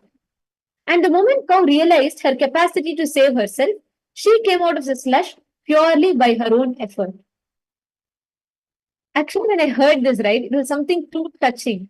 Even for as simple as an animal, Swamiji addresses the thought current. He directly works to the very being level. It is never, if you see, normally we would have gotten some maybe like crane, some car or something, tied the cow to it and tried pulling it out. But Swamiji, if you see, the very solution that Swamiji takes is so different, because he does not see us, he sees the thought currents in which we function. He addresses us from the very core. Many times we try to change the actions based on what we take. But changing your action is not going to change the situation. Changing your thought current is going to change the situation. It is like, just because I have a scar, let's say let's say I get a wound on my forehead, okay. I go to one mirror, the mirror is reflecting my wound. I go to another mirror, that mirror also reflects my wound. Is a solution for me to go on breaking every mirror that reflects my wound? Or is a solution to actually heal my wound? The solution is to heal the wound. Many times we try to go on changing life. We say, "Oh, this office, this boss is really, he's very irritating. So maybe that is why my life is all gone like this. Otherwise, I know I'm such a sincere person. I have so much of potential in me. I could have done so much." Then you go to another place. Situations might change. You might change people, but until and unless you change the thought current, The way life occurs to you will not change. How many of you are understanding and catching this? Please put yes in the chat. How many of you are understanding this? And understand, now in this session, Swamiji has given us the direct methodology. He said few things, right? One is always making decisions for life. Every problem in your life that we face is because we take decision in the past.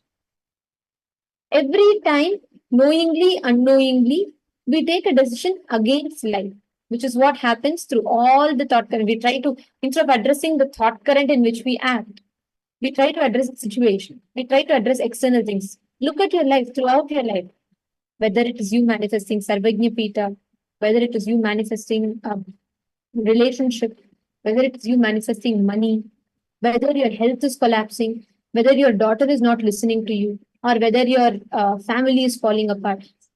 For every aspect, if you address the thought currents instead of the situation, you will see all the way life manifests for you. The completely will be under your control. You will actually, just by changing your inner space, you'll be able to manifest things outside. See, Bhaskaranaya, also to adding to this, CEO, beautiful click you posted. It's one thing you're saying, we have to observe the thought current once doing the action. It's not just the thought current for that action alone, but the way thought pattern we have, which makes us do a series of actions or sometimes inaction. Maybe you want to withdraw from something because of a particular thought current, or you do an action because of a particular thought current. Action or inaction does not matter, because what we cognize is inaction is still a negative action, but not absence of action. An action performed in the negative direction, which is against what you stand as life. For instance, let's say your goal is to be healthy. You want to be healthy, you want to live long, you want to live as long as Swamiji is there in this body, you want to be there with Swamiji and be part of this whole grand mission Swamiji is doing. But somewhere we start taking life against life decisions by not taking the right food, not doing the right lifestyle practices. And even when you decide that, no, I am just, it's not that I'm not doing, so it's not that I'm doing an opposite action, I am just not doing some right actions. Both are same.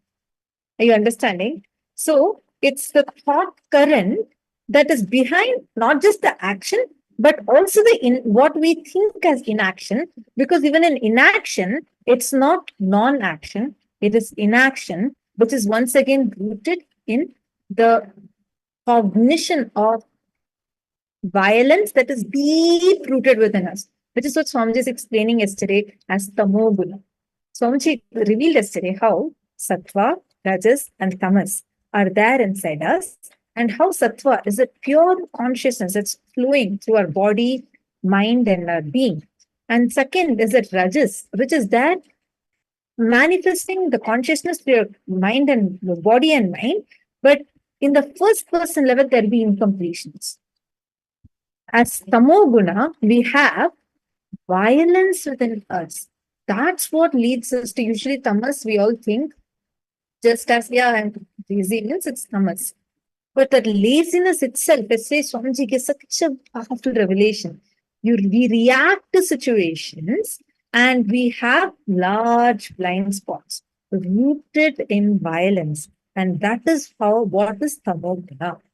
So if we cognize like this, it will be like, oh my God. So even me laying in the couch and just sitting, I'm just thinking that, no, I'm not really doing any action, but it's not that I'm going out and drinking. But even that action of us deciding to just lay around in the couch, I'm just giving an example, an analogy for us to understand. But even that action of us deciding, okay, I'm just laying here, like I'm just being lazy, but so what?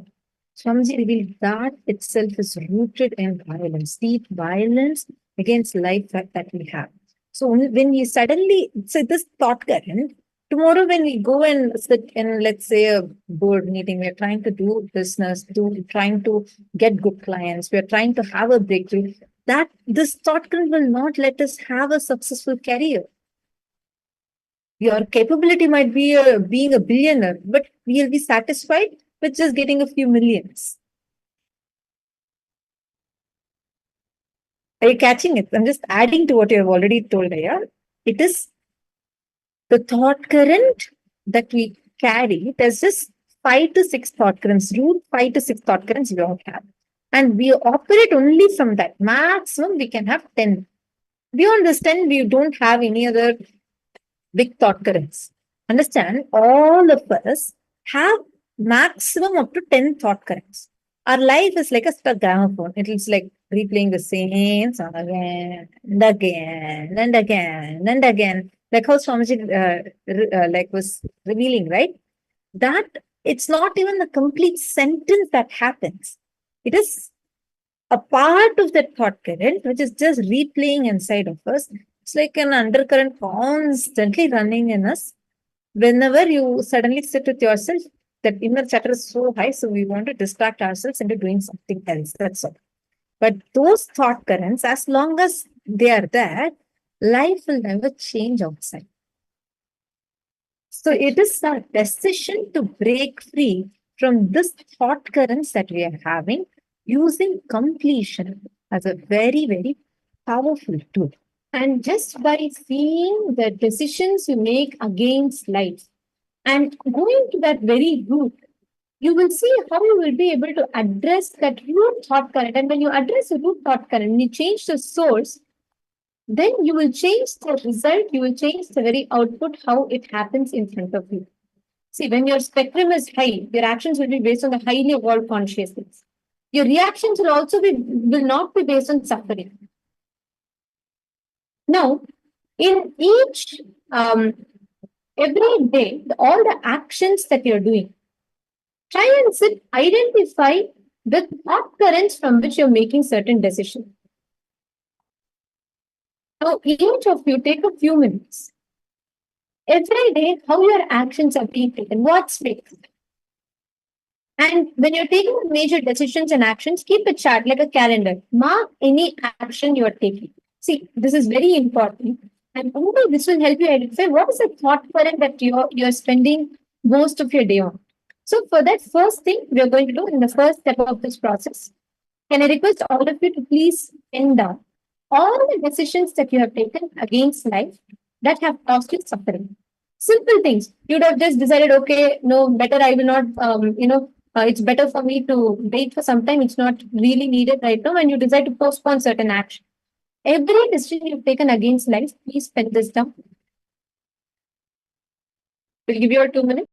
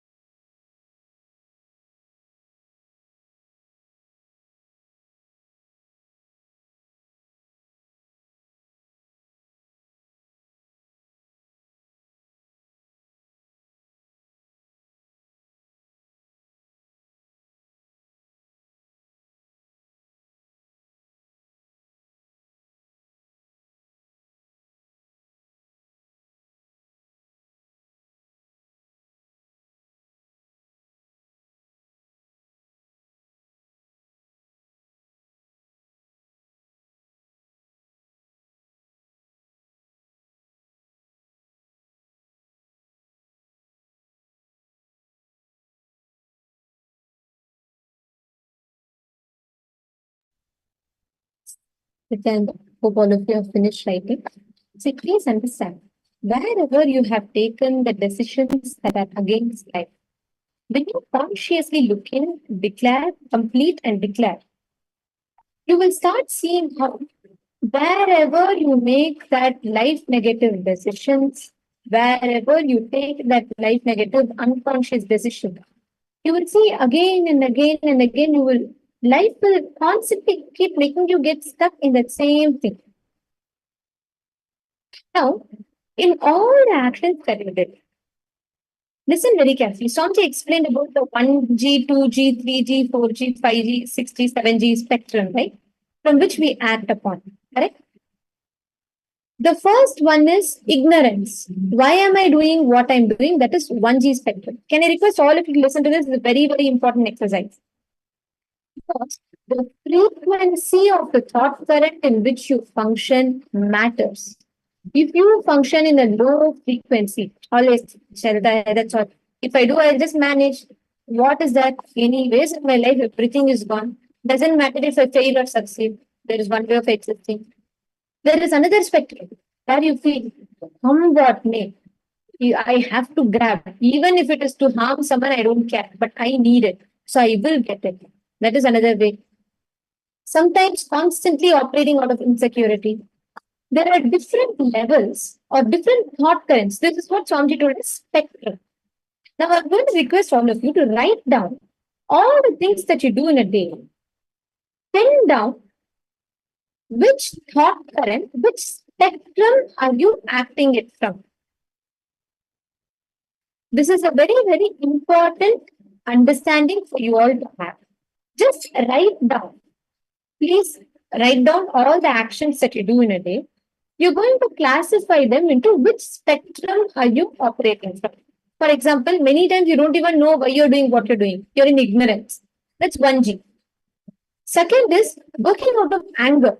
Like you feel, I don't care, even if I lose something, I don't care. He should not have it. Many times we do it. You can handle anything, but if your colleague is getting better, you don't care whether you get better or not, but you cannot handle your colleague or your competition getting better, so you go ahead and do something to destroy it.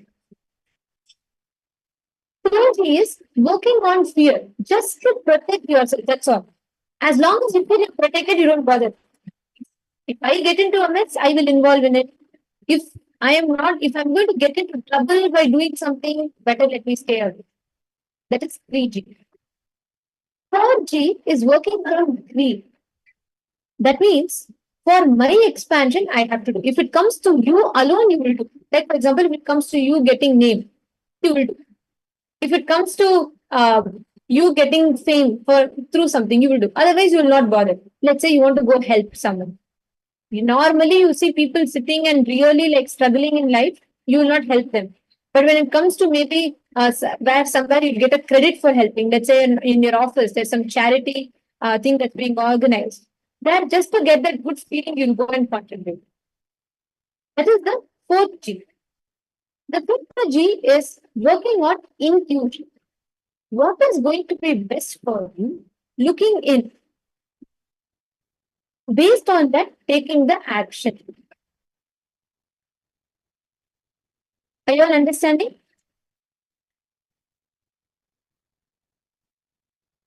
The next one is 6th G.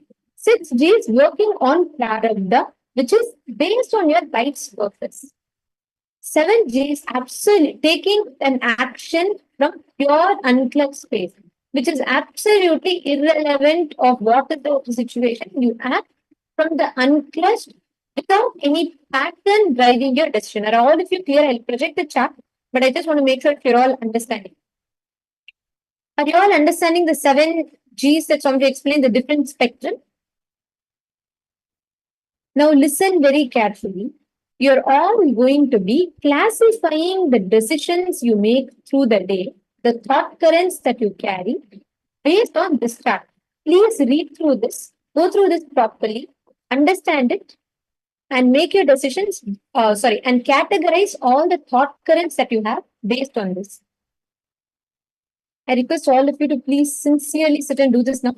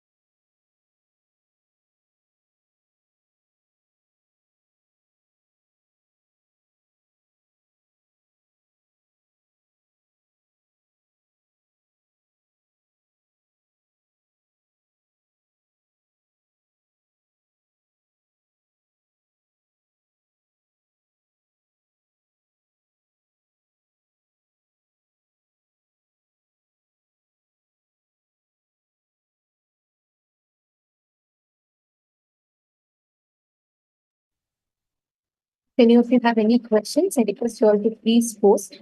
Do any of you have any doubts? Is this clear if you all have read through the chart and understood?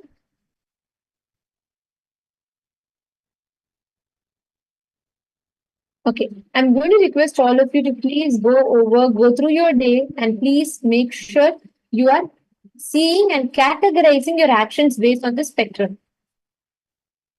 Vishwanathaya, are you doing the exercise? Sorry, I just want to check. I'm not seeing you writing. Are you categorizing? Okay. And Sumit Agrawalaya, are you doing?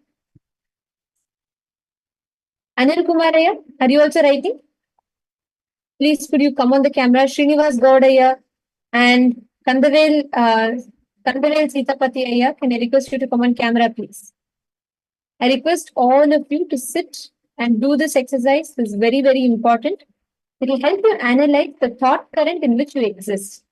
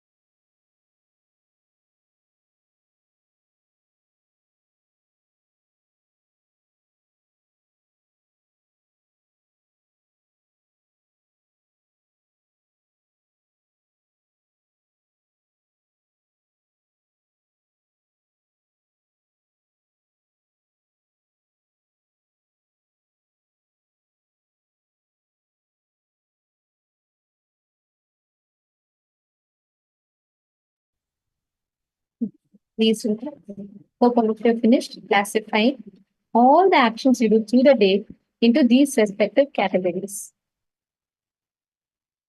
Then, okay, now please listen carefully. In each of these steps that you all have written down, going forward, just carry one thing. Just be aware, just remember what are the exact thought current. Address the thought current and you'll see the results will change. Now, I'm going to request all of you. Lalita Keben, I hope the chart I posted, projected, you were able to see that now. So did that answer your question? Because in that each, see, 1G, 2G is the spectrum of the thought current that we exist in, the frequency that we exist in. Mahavairavajnana Swarupini, Mahakalpavrikshananda, sorry. The chart I projected to you is that moods, different moods that we go through in different spectrum. That's what I'm explaining now. So hope that should have answered your question. That should have given you the okay. Now let us all enter into power manifestation. I'm going to request all of you here to connect to one partner in the chat. Can I request every one of you to connect? Like for example, Ma Nisray Gunya or Ma Pallavi, you can connect with Ma Mahakalpa Vrikshananda. And KAILASA Toronto, Purushottaya, Basilaya, Abdullaya, all of you sitting there. I see more people sitting in the back of the row. And I'm sorry, I do not know all of your names. Can I request all of you to partner, please? Can I request all of you to sit as partners?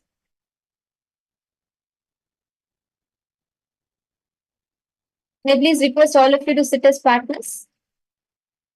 KAILASA, Canada.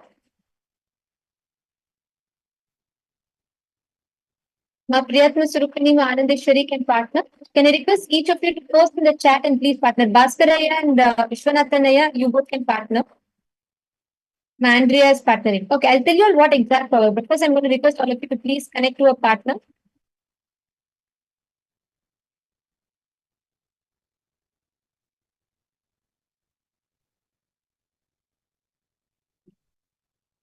Ma Anandeshwari, I request all of you to please connect.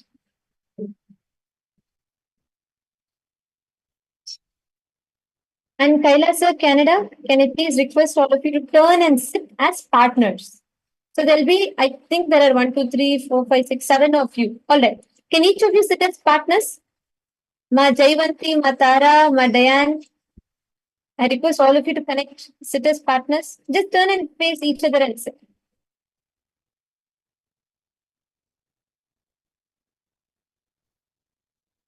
And I think Busilaya has left without a partner. Busilaya, you can also sit with Purushottaya and Abdullaya. You also sit with them, 3 of you manifest. I'll tell you all what to do. Listen carefully. You're all going to be sitting. I'll tell you the exact process. All of you listen. You're going to be having, like for example, Ma Jaivanti. You can ask Ma Tara, for example. Let's say Ma Jaivanti, you're having, you have kept a special flower vase somewhere in your house. You're going to be asking Ma Tara to scan and identify where you have kept it in the house. Are you all understanding?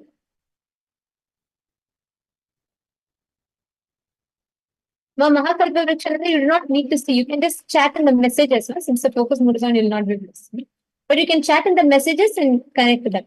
But all of you in KAILASA, Canada, listen carefully. You're going to connect with each other and your partner will give you one object from their place. So they'll say probably, okay, scan where I have kept something of mine. Let's say where you have kept your favorite purse. So your partner is going to scan and describe where the purse is, how you have kept the purse, and all the details. Clear? Are you all understanding? So Ma Lalita Keben, you can join with Ma Ratna Prabha. Ma Ratna Prabha, are you there?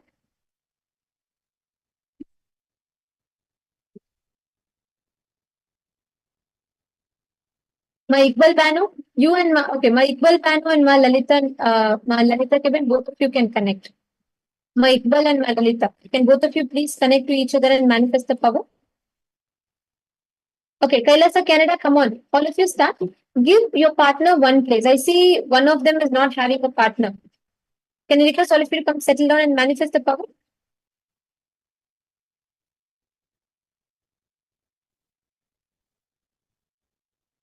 We are currently stopping the focus mode, so each of you will be able to see each other. And even if you're not able to see, it's okay. Do not worry. See, you do not need to see the other person for it. You can just have the connect to Swamiji, chant the Mahavakya, and you can just scan based on scan through the third eye itself and identify.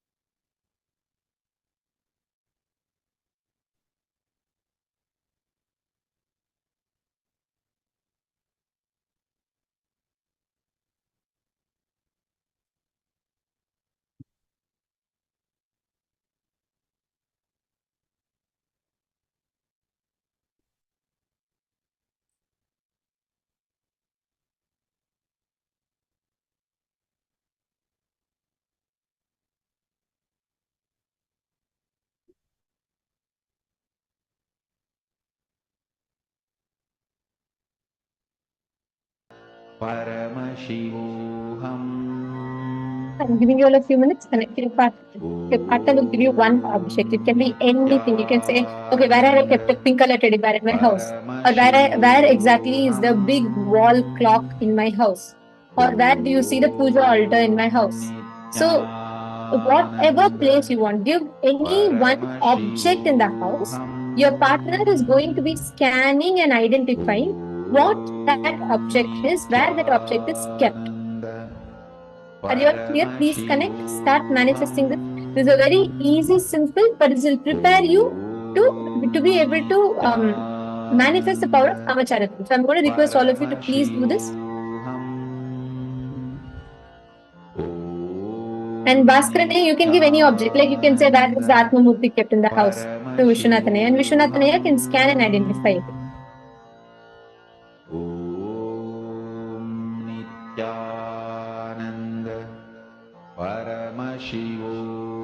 Chant the Mahavakya and describe whatever you are seeing.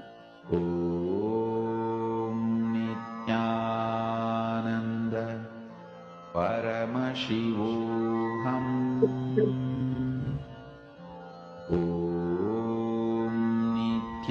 Always sit straight. So you do not sit with a hunched back. Sit straight. And actually, in Toronto, if you all have Jnananjana or Basma, can I request all of you to apply that and settle down? Because understand the ecosystem you're all in is Swamiji's breathing space. All of you should know. Even you sitting there and spending 21 minutes is a very powerful experience for your being.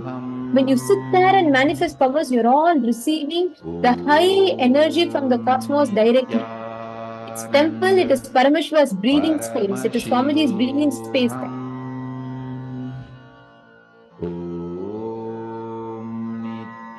So on all the others, start describing whatever you are seeing through the third eye and post the descriptions in the chat.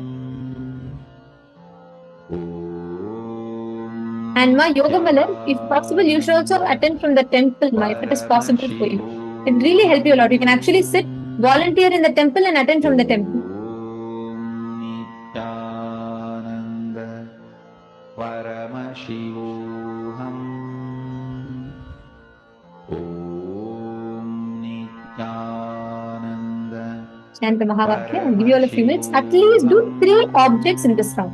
You and your partner should manifest 3 objects. Both of you will scan for 3 objects in this round. Please start. Paramashivoham.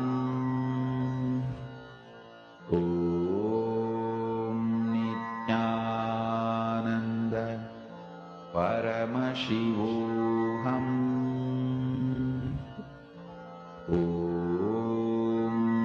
Nithyananda Paramashivoham.